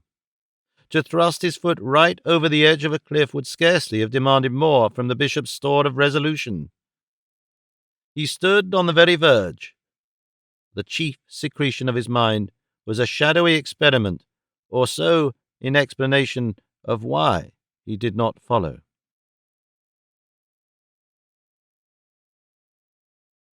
3. Insensibly the extreme vividness of his sense of God's nearness decreased, but he still retained a persuasion of the reality of an immediate listener waiting, and of the need of satisfying him. On the 3rd day he found his mind still further changed. He no longer felt that God was in Pall Mall or St. James's Park, whither he resorted to walk and muse. He felt now that God was somewhere about the horizon. He felt, too, no longer that he thought straight into the mind of God. He thought now of what he would presently say to God. He turned over and rehearsed phrases. With that came a desire to try them first on some other hearer, and from that to the attentive head of Lady Sunderbund, prettily bent towards him, was no great leap. She would understand, if anyone could understand, the great change that had happened in his mind. He found her address in the telephone book. She could be quite alone to him if he wouldn't mind, just me. It was, he said, exactly what he desired. But when he got to her great airy flat overlooking Hyde Park, with its Omega workshop furniture and its arresting decoration, he was not so sure whether this encounter was so exactly the thing he had desired as he had supposed. The world had become opaque and real again as he walked up St. James's Street and past the Ritz. He had a feeling that he was taking an afternoon off from God. The adventurous modernity of the room in which he waited intensified that. One whole white wall was devoted to a small picture of Wyndham Lewis. It was like a picture of an earthquake in a city of aniline pink and grey and keen green cardboard, and he wished it had never existed. He turned his back upon it and stared out of the window over the trees and greenery. The balcony was decorated with white and pink geraniums in pots, painted black and gold, and the railings of the balcony were black and gold with crimson shape, like squares wildly out of drawing. Lady Sunderland kept him waiting perhaps 5 minutes. Then she came sailing into him. She was dressed in a way and moved across the room in a way that was more reminiscent of Botticelli's Spring than ever, only with a kind of superadded stiffish polonaise of lace, and he did not want to be reminded of Botticelli's Spring or wonder why she had taken to stiff lace polonaises. He did not inquire whether he had met Lady Sunderland to better advantage at Miss Garstine Fellowes, or whether his memory had overrated her, or whether anything had happened to his standard of taste, but his feeling now was decidedly one of disappointment, and all the talk and self-examination he had promised himself seemed to wither and hide away within him. For a time he talked of her view, and then admired her room and its arrangement, which he thought really were quite unbecomingly flippant and undignified for a room. Then came the black tea-things on their orange tray, and he searched in his mind for small talk to sustain their interview. But he had already betrayed his disposition to go on with our talk in his telephone inquiry, and Lady Sunderland, perceiving his shyness, began to make openings for him.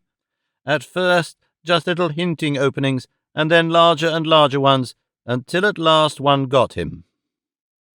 "I'm so glad," she said, "to see you again. I'm so glad to go on with our talk. I've thought about it and thought about it." She beamed at him happily. "I've thought over every word you said," she went on, when she had finished conveying her pretty bliss to him. "I've been so helped by thinking that creeds are symbols, and all you said, and I felt time after time you couldn't stay where you were, that what you were saying to me would have to be said right out." That brought him in. He could not very well evade that opening without incivility. After all, he had asked to see her, and it was a foolish thing to let little decorative accidentals put him off his friendly purpose. A woman may have flower pots painted gold with black checkers and still be deeply understanding. He determined to tell her what was in his mind, but he found something barred him from telling that he had an actual vision of God.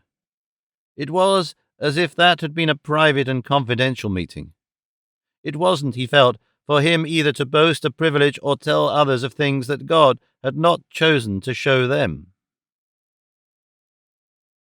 "Since I saw you," he said, "I've thought a great deal of the subject of our conversation." "I've been trying to think," she said in a confirmatory tone, as if she had cooperated. "My faith in God grows," he said. She glowed. Her lips fell apart. She flamed attention. "But it grows less like the faith of the Church, less and less. I was born and trained in Anglicanism, and it is with a sort of astonishment I find myself passing now out of every sort of Catholicism, seeing it from the outside." "Just as one might see Buddhism," she supplied. "And yet feeling nearer, infinitely nearer to God," he said. "Yes," she panted, "yes. I thought if one went out just to doubt and darkness." "And you don't?" "No." "You have gone at one step to a new religion." He stared for a moment at the phrase. "To religion," he said. "It is so wonderful," she said, with her hands straight down upon the couch upon which she was sitting, and leaning forward at him so as to seem almost as much out of drawing as a modern picture. "It seems," he reflected, "as if it were a natural thing." She came back to earth very slowly. She turned to the tea-things with hushed and solemn movement, as though she administered a ceremony of peculiar significance. The bishop, too, rose slowly out of the profundity of his confession. "No sugar, please," he said, arresting the lump in mid-air. It was only when they were embarked upon cups of tea and had a little refreshed themselves that she carried the talk further. "Does it mean that you must leave the church?" she asked. "It seemed so at first," he said, "but now I do not know. I do not know what I ought to do." She awaited his next thought. "It is as if one had lived in a room all one's life and thought it the world. and then suddenly walked out through a door and discovered the sea and the mountains and stars. So it was with me and the Anglican Church. It seems so extraordinary now, and it would have seemed the most natural thing a year ago, to think that I ever believed that the Anglican compromise was the final truth of religion, that nothing more until the end of the world could ever be known that Cosmo Gordon Lang did not know, that there could be no conception of God and his quality that Randall Davidson did not possess. He paused. "I did," he said. "I did," she responded with round blue eyes of wonder. "At the utmost, the Church of England is a tabernacle on a road." "A road that goes where?" she rhetorized. "Exactly," said the bishop, and put down his cup. "You see, my dear Lady Sunderbund," he resumed, "I am exactly in the same position of that man at the door." She quoted aptly and softly, "The world was all before him where to choose." He was struck by the aptness of the words. "I feel I have to come right out into the bare truth. What exactly then do I become? Do I lose my priestly function because I discover how great God is? But what am I to do?" He opened a new layer of his thoughts to her. "There is a saying," he remarked, "once a priest, always a priest. I cannot imagine myself as other than what I am." "But orthodox no more," she said. "Orthodox, self-satisfied, no longer. A priest who seeks, an exploring priest. In a church of progress and brotherhood," she carried on. "At any rate, in a progressive and learning church." She flashed and glowed assent. "I have been haunted," he said, "by those words spoken at Athens. Whom therefore ye ignorantly worship, him declare I unto you. That comes to me with an effect of guidance is an old-fashioned word. Shall I say suggestion? To stand by the altar bearing strange names and ancient symbols, speaking plainly to all mankind of the one true God."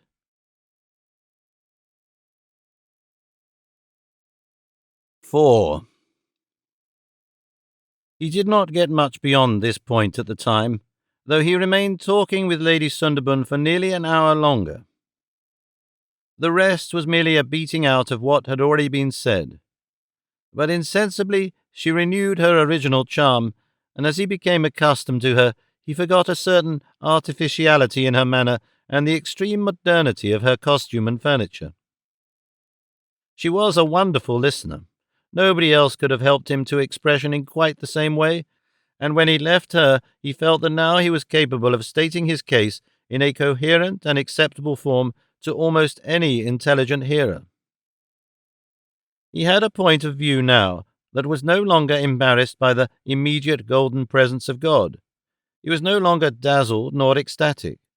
His problem had diminished to the scale of any other great human problem, to the scale of political problems and problems of integrity and moral principle, problems about which there is no such urgency as there is about a house on fire, for example. And now the desire for expression was running strong. He wanted to state his situation. If he did not state, he would have to act, and as he walked back to the club dinner, he turned over possible interlocutors in his thoughts. Lord Rampound sat with him at dinner, and he came near to broaching the subject with him.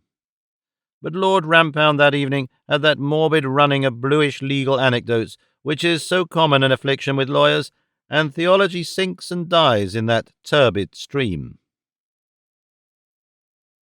But as he lay in bed that night, he thought of his old friend and helper, Bishop Lykeman, and it was borne in upon him that he should consult him. And this he did next day. Since the days when the bishop had been only plain Mr. Scrope, the youngest and most helpful of Lykeman's historical band of curates, their friendship had continued. Lykeman had been a second father to him, In particular, his tact and helpfulness had shone during those days of doubt and anxiety when dear old Queen Victoria, God's representative on earth, had obstinately refused at the 11th hour to make him a bishop. She had those pig-headed fits, and she was touchy about the bishops. She had liked Scrope on account of the excellence of his German pronunciation, but she had been irritated by newspaper paragraphs. Nobody could ever find out who wrote them, and nobody could ever find out who showed them to the old lady, anticipating his elevation. She had gone very red in the face and stiffened in the Guelphic manner whenever Scrope was mentioned, and so a rich harvest of spiritual life had remained untilled for some months. Lykeman had brought her round. It seemed arguable that Scrope owed some explanation to Lykeman before he came to any open breach with the establishment. He found Lykeman perceptibly older and more shriveled on account of the war, but still as sweet and lucid and subtle as ever. His voice sounded more than ever like a kind old woman's. He sat buried in his cushions. For nowadays I must save every scrap of vitality, and for a time contented himself with drawing out his visitor's story. Of course, one does not talk to Lykeman of visions or intuitions.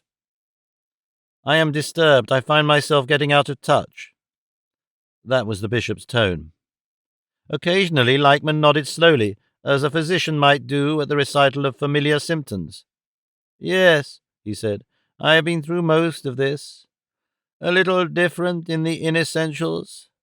How clear you are.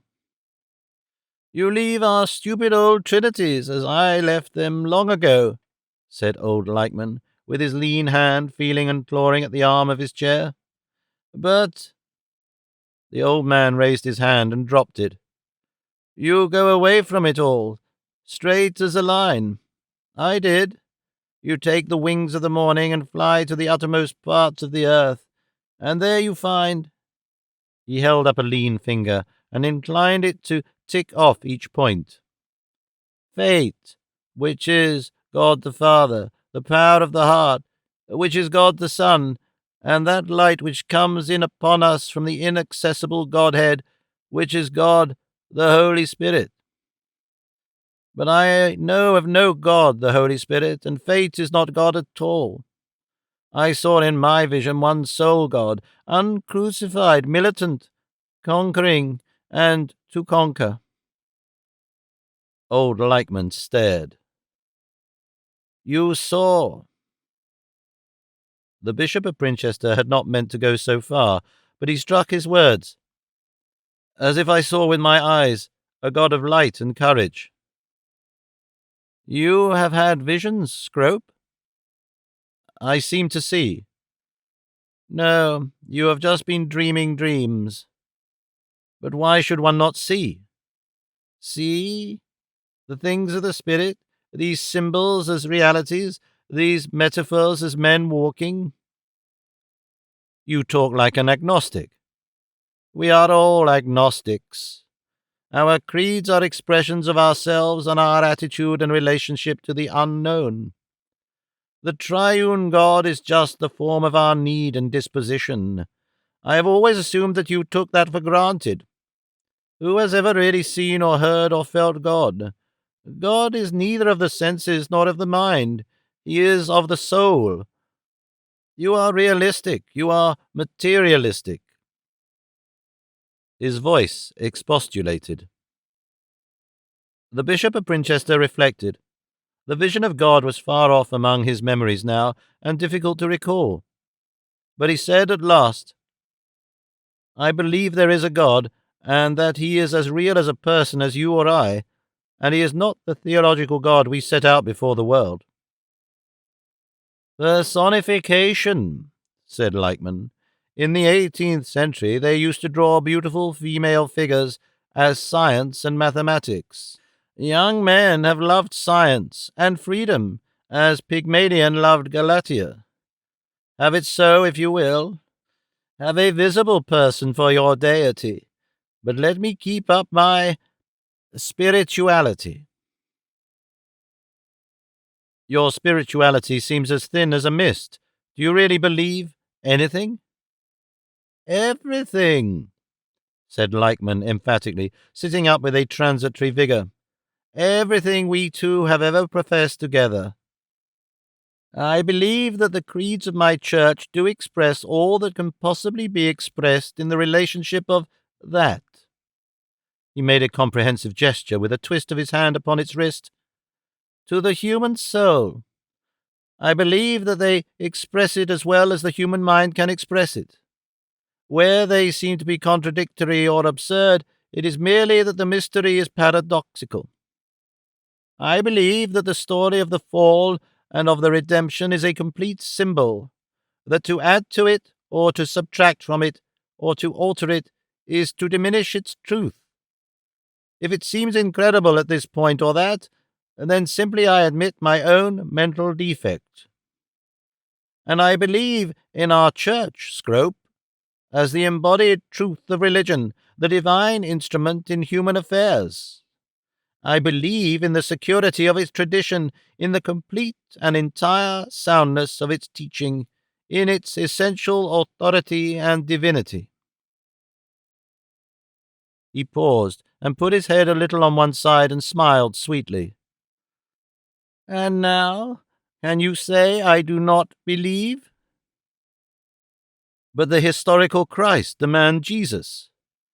A life may be a metaphor, why not? Yes, I believe it all.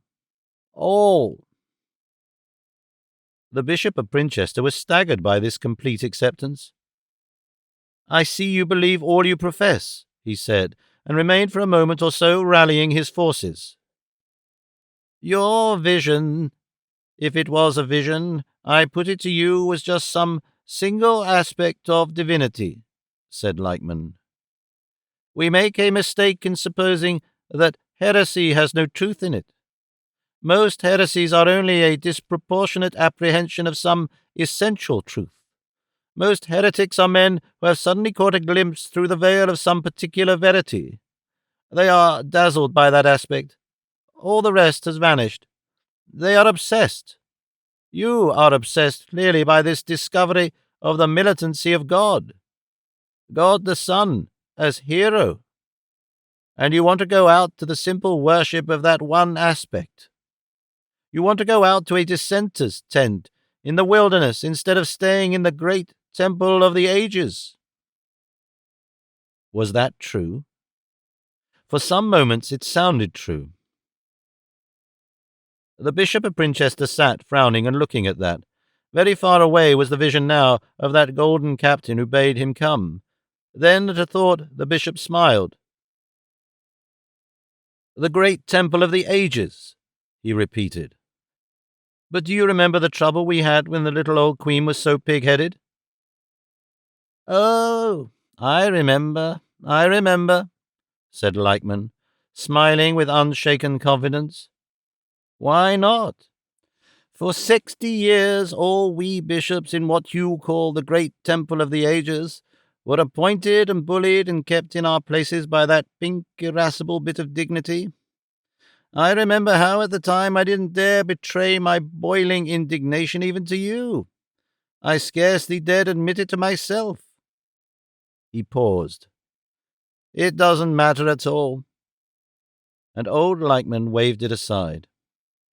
Not at all, he confirmed, waving again. I spoke of the whole Church of Christ on earth, he went on. These things, these Victorias and Edwards and so on, are temporary accidents, just as the severance of an Anglican from a Roman communion and a Greek Orthodox communion are temporary accidents. You will remark that wise men in all ages have been able to surmount the difficulty of these things. Why?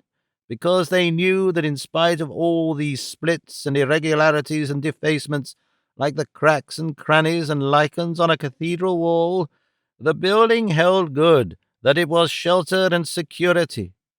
There is no other shelter and security. And so I come to your problem. Suppose it is true that you have this incidental vision of the militant aspect of God, and he isn't, as you see him now, that is, He isn't like the Trinity. He isn't like the Creed. He doesn't seem to be related to the Church. Then comes the question, are you going out for that? And whither do you go if you do go out? The Church remains. We alter doctrines not by changing the words, but by shifting the accent. We can under-accentuate below the threshold of consciousness. But can we? We do. Where's hell now? 80 years ago, it warmed the whole church. It was, as some atheist or other put it the other day, the central heating of the soul. But never mind that point now. Consider the essential question, the question of breaking with the church. Ask yourself, whither would you go? To become an oddity, a dissenter, a negative, self-emasculated, the spirit that denies? You would just go out. You would just cease to serve religion. That would be all. You wouldn't do anything. The church would go on, everything else would go on, only you would be lost in the outer wilderness. But then old Leichman leant forward and pointed a bony finger. Stay in the church and modify it. Bring this new light of yours to the altar. There was a little pause. No man, the bishop thought aloud, putteth new wine into old bottles. Old Leichman began to speak and had a fit of coughing. Some of these texts, like a conjurer's hat, make 'em fit anything. A manservant appeared and handed a silver box of lozenges into which the old bishop dipped with a trembling hand. Tricks of that sort, he said, won't do, Scrope, among professionals. And besides, he was inspired, true religion is old wine, as old as the soul. You are a bishop in the Church of Christ on earth, he summed it up, and you want to become a detached and wandering ancient mariner from your shipwreck of faith with something to explain that nobody wants to hear. You are going out, I suppose? You have means? The old man awaited the answer to his abrupt inquiry with a handful of lozenges. No, said the Bishop of Princhester. Practically, I haven't. My dear boy. It was as if they were once more rector and curate. My dear brother, do you know what the value of an ex-bishop is in the ordinary labour market? I've never thought of that. Evidently. You have a wife and children. 5 daughters. And your wife married you. I remember she married you soon after you got that living in St. John's Wood. I suppose she took it for granted that you were fixed in an ecclesiastical career. That was implicit in the transaction? I haven't looked very much at that side of the matter yet, said the Bishop of Princhester. It shouldn't be a decisive factor, said Bishop Leichman. Not decisive, but it will weigh. It should weigh. The old man opened out fresh aspects of the case. His argument was for delay, for deliberation. He went on to a wider set of considerations. A man who has held the position of a bishop for some years is, he held, no longer a free man in matters of opinion. He has become an official part of a great edifice which supports the faith of multitudes of simple and dependent believers. He has no right to indulge recklessly in intellectual and moral integrities. He may understand, but how is the flock to understand? He may get his own soul clear, but what will happen to them? He will just break away their supports, astonish them, puzzle them, distress them, deprive them of confidence, convince them of nothing. Intellectual egotism may be as grave a sin, said Bishop Leichman, as physical selfishness.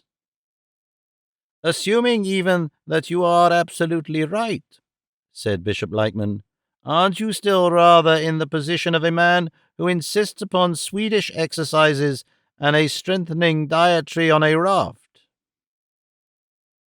"I think you have made out a case for delay," said his hearer. 3 months. The Bishop of Princhester conceded 3 months. "Including every sort of service. Because, after all, even supposing it is damnable to repeat prayers and creeds you do not believe in, and administer sacraments you think superstition, nobody can be damned but yourself. On the other hand, if you express doubts that are not yet perfectly digested, you experiment with the souls of others."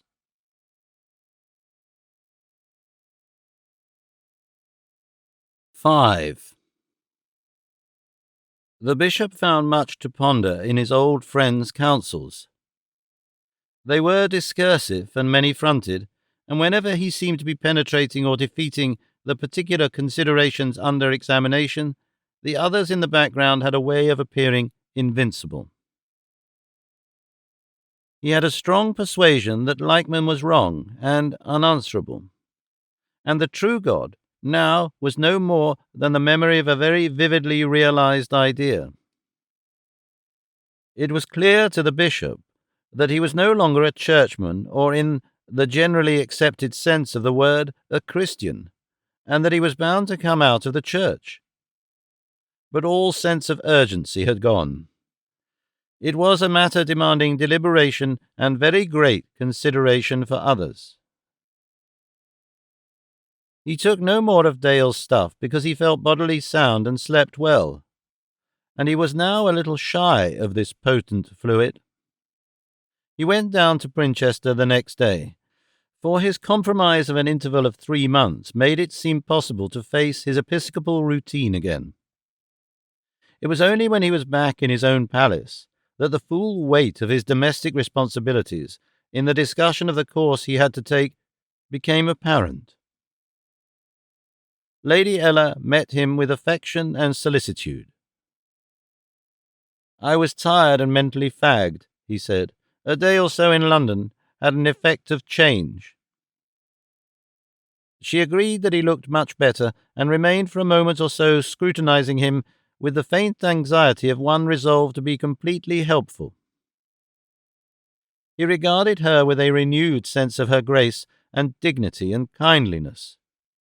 She was wearing a grey dress of soft, silky material, touched with blue and covered with what seemed to him very rich and beautiful lace. Her hair flowed back very graciously from her broad brow, and about her wrist and neck were delicate lines of gold. She seemed tremendously at home and right just where she was, in that big, hospitable room, cultured but Anglican, without pretensions or novelties, with a glow of bound books, with a grand piano that Miriam, his third daughter, was beginning to play so well, with the tea equipage of shining silver and fine porcelain. He sat down contentedly in the low armchair beside her. It wasn't a setting that one would rashly destroy. And that evening at dinner this sense of his home as a complex of finely adjusted things not to be rashly disturbed was still more in the mind of the bishop. At dinner he had all his domesticities about him. It was the family time, from 8 until 10, at which latter hour he would usually go back from the drawing-room to his study. He surveyed the table. Eleanor was at home for a few days, looking a little thin and bright, but very keen and happy. She had taken a first in the first part of the moral science tripos, and she was working hard now for part 2. Clementina was to go back to Newnham with her next September. She aspired to history. Miriam's bent was musical. She and Phoebe and Daphne and Clementina were under the care of skilful Mademoiselle Lafarge, most tactful of Protestant Frenchwomen, Protestant and yet not too Protestant, one of those rare French Protestants in whom a touch of Bergson and the Pasteur Monod, scarce suspected, animates the whole.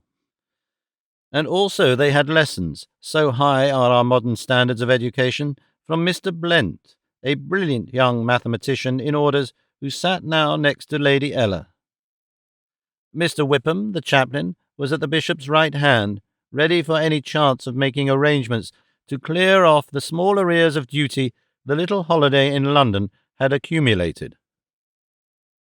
The bishop surveyed all these bright young people between himself and the calm beauty of his wife. He spoke first to one and then another upon the things that interested them. It rejoiced his heart to be able to give them education and opportunity. It pleased him to see them in clothes that he knew were none the less expensive because of their complete simplicity.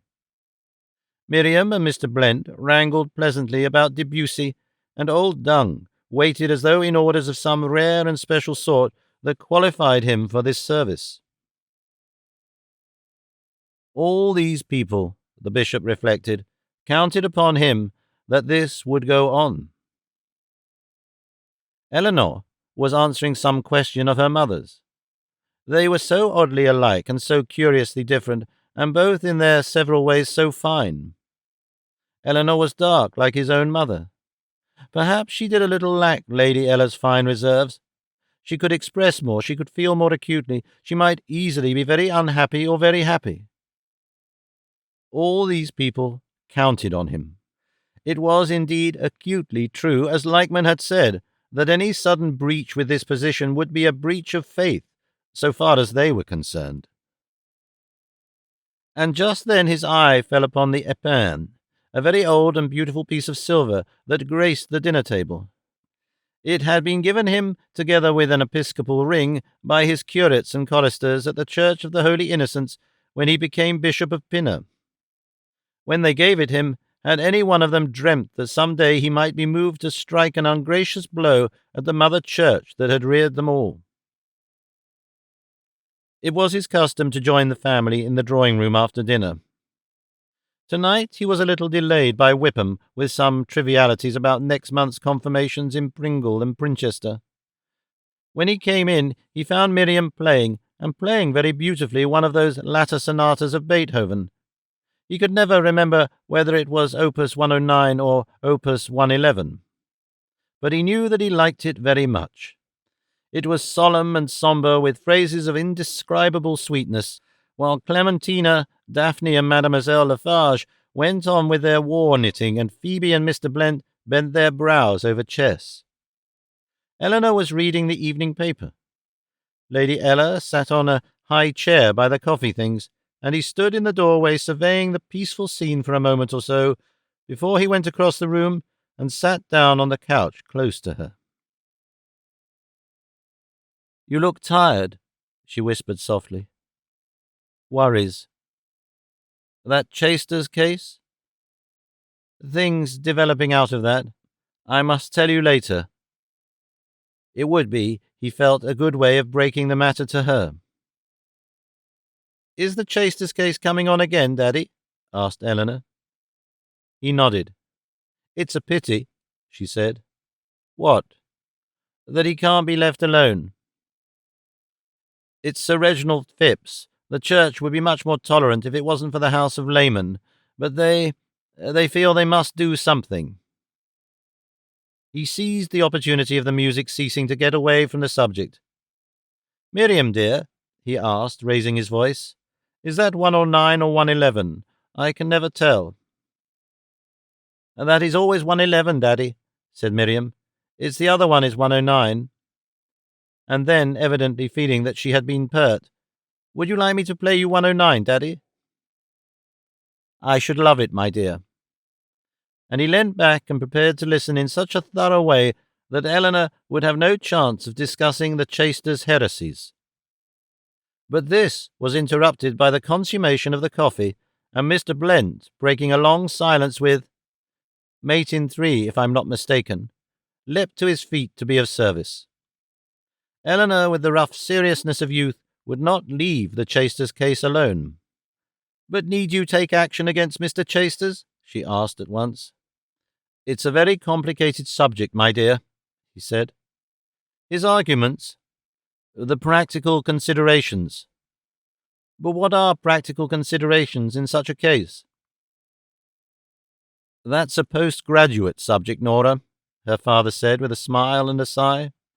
But, began Eleanor, gathering fresh forces. Daddy is tired, Lady Ella intervened, patting him on the head. Oh, terribly.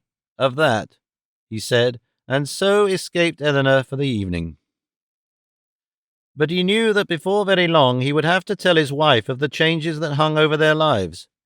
It would be shabby to let the avalanche fall without giving the longest possible warning, and before they parted that night, he took her hands in his and said, There is much I have to tell you, dear. Things change, the whole world changes. The church must not live in a dream.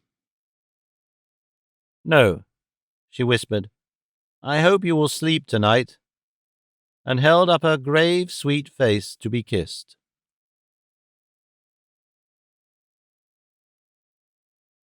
6. But he did not sleep perfectly that night. He did not sleep indeed very badly, but he lay for some time thinking not onward, but as if he pressed his mind against very strong barriers that had closed again. His vision of God, which had filled the heavens, had become now gem-like, a minute, hard, clear-cut conviction in his mind that he had to disentangle himself from the enormous complications of symbolism and statement and organization and misunderstanding in the church, and achieve again a simple and living worship of a simple and living God. Leichmann had puzzled and silenced him, only upon reflection to convince him that amidst such intricacies of explanation the spirit cannot live. Creeds may be symbolical, but symbols must not prevaricate. A church that can symbolize everything and anything means nothing.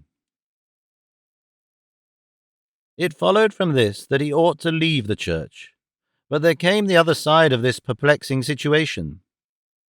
His feelings as he lay in his bed were exactly like those one has in a dream when one wishes to run or leap or shout, and one can achieve no movement, no sound. He could not conceive how he could possibly leave the church. His wife became, as it were, the representative of all that held him helpless. She and he had never kept secret from one another any plan of action, any motive that affected the other. It was clear to him that any movement towards the disavowal of doctrinal Christianity and the renunciation of his see must be first discussed with her. He must tell her before he told the world. And he could not imagine his telling her except as an incredibly shattering act. So he left things from day to day and went about his episcopal routines.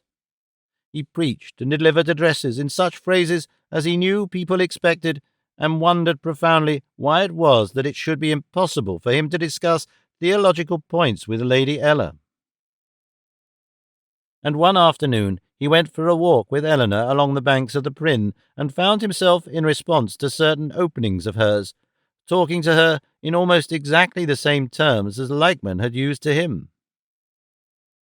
Then, suddenly, the problem of this theological éclaircissement was complicated in an unexpected fashion. He had just been taking his every second Thursday talk with diocesan men helpers. He had been trying to be plain and simple upon the needless narrowness of enthusiastic laymen. He was still in the Bishop Andrews cap and purple cassock he affected on these occasions. The men helpers loved purple, and he was disentangling himself from 2 or 3 resolute bores, for our local laymen can be at times quite superlative bores, when Miriam came to him. Mummy says, "Come to the drawing-room if you can. There is a Lady Sunderbund who seems particularly to want to see you." He hesitated for a moment, and then decided that this was a conversation he ought to control. He found Lady Sunderbund looking very tall and radiantly beautiful in a sheath-like dress of bright crimson, trimmed with snow-white fur and a white fur toque. She held out a long white-gloved hand to him and cried in a tone of comradeship and profound understanding, "I've come, Bishop." "You've come to see me," he said, without any sincerity in his polite pleasure. "I've come to Pinchester to stay. she cried with a bright, triumphant rising tone. She evidently considered Lady Ella a mere conversational stopgap, to be dropped now that the real business could be commenced. She turned her pretty profile to that lady and obliged the bishop with a compact summary of all that had preceded his arrival. "I've been telling Lady Ella," she said. "I've taken a house, furniture and all, here, in Pinchester. I've made up my mind to sit under you, as they say in Clapham. I've come right down here for good. I've taken a little house, a sweet little house that will be all over roses next month. I'm living from room to room and having the others done up. It's in that little quiet street right behind your garden wall, and here I am." "Is it the old doctor's house?" asked Lady Ella. "Was it an old doctor?" cried Lady Sunderland. "How delightful! And now I shall be a patient." She concentrated upon the bishop. "Oh, I've been talking all the time of all the things you told me, over and over. It's all so wonderful and so like a great door opening, new light, as if it were all just beginning." She clasped her hands. The bishop felt that there were a great number of points to this situation, and that it was extremely difficult to grasp them all at once. But one that seemed of supreme importance to his whirling intelligence was that Lady Ella should not know that he had gone to relieve his soul by talking to Lady Sunderland in London. It had never occurred to him at the time that there was any shadow of disloyalty to Lady Ella in his going to Lady Sunderland, but now he realized that this was a thing that would annoy Lady Ella extremely. The conversation had in the first place to be kept away from that, and in the second place it had to be kept away from the abrupt exploitation of the new theological developments. He felt that something of the general tension would be relieved if they could all three be got to sit down.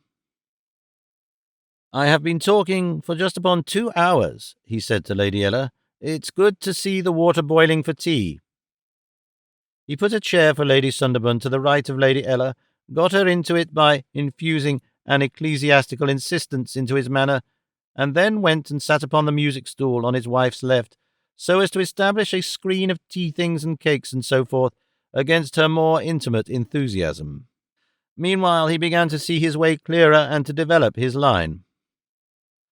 "Well, Lady Sunderland," he said, "I can assure you that I think you will be no small addition to the church life of Princhester, but I warn you this is a hard-working and exacting diocese. We shall take your money, all we can get of it. We shall take your time. We shall work you hard." "Work me hard!" cried Lady Sunderland with passion. We will," said the bishop, in a tone that ignored her passionate note. "I am sure Lady Sunderland will be a great help to us," said Lady Ella. "We want brightening. There's a dinginess—" Lady Sunderland beamed an acknowledgment. "I shall exact a return," she said. "I don't mind working, but I shall work like the poor students in the Middle Ages did to get my teaching. I got my own soul to save as well as help save others. Since our last talk—" She found the bishop handing her bread and butter.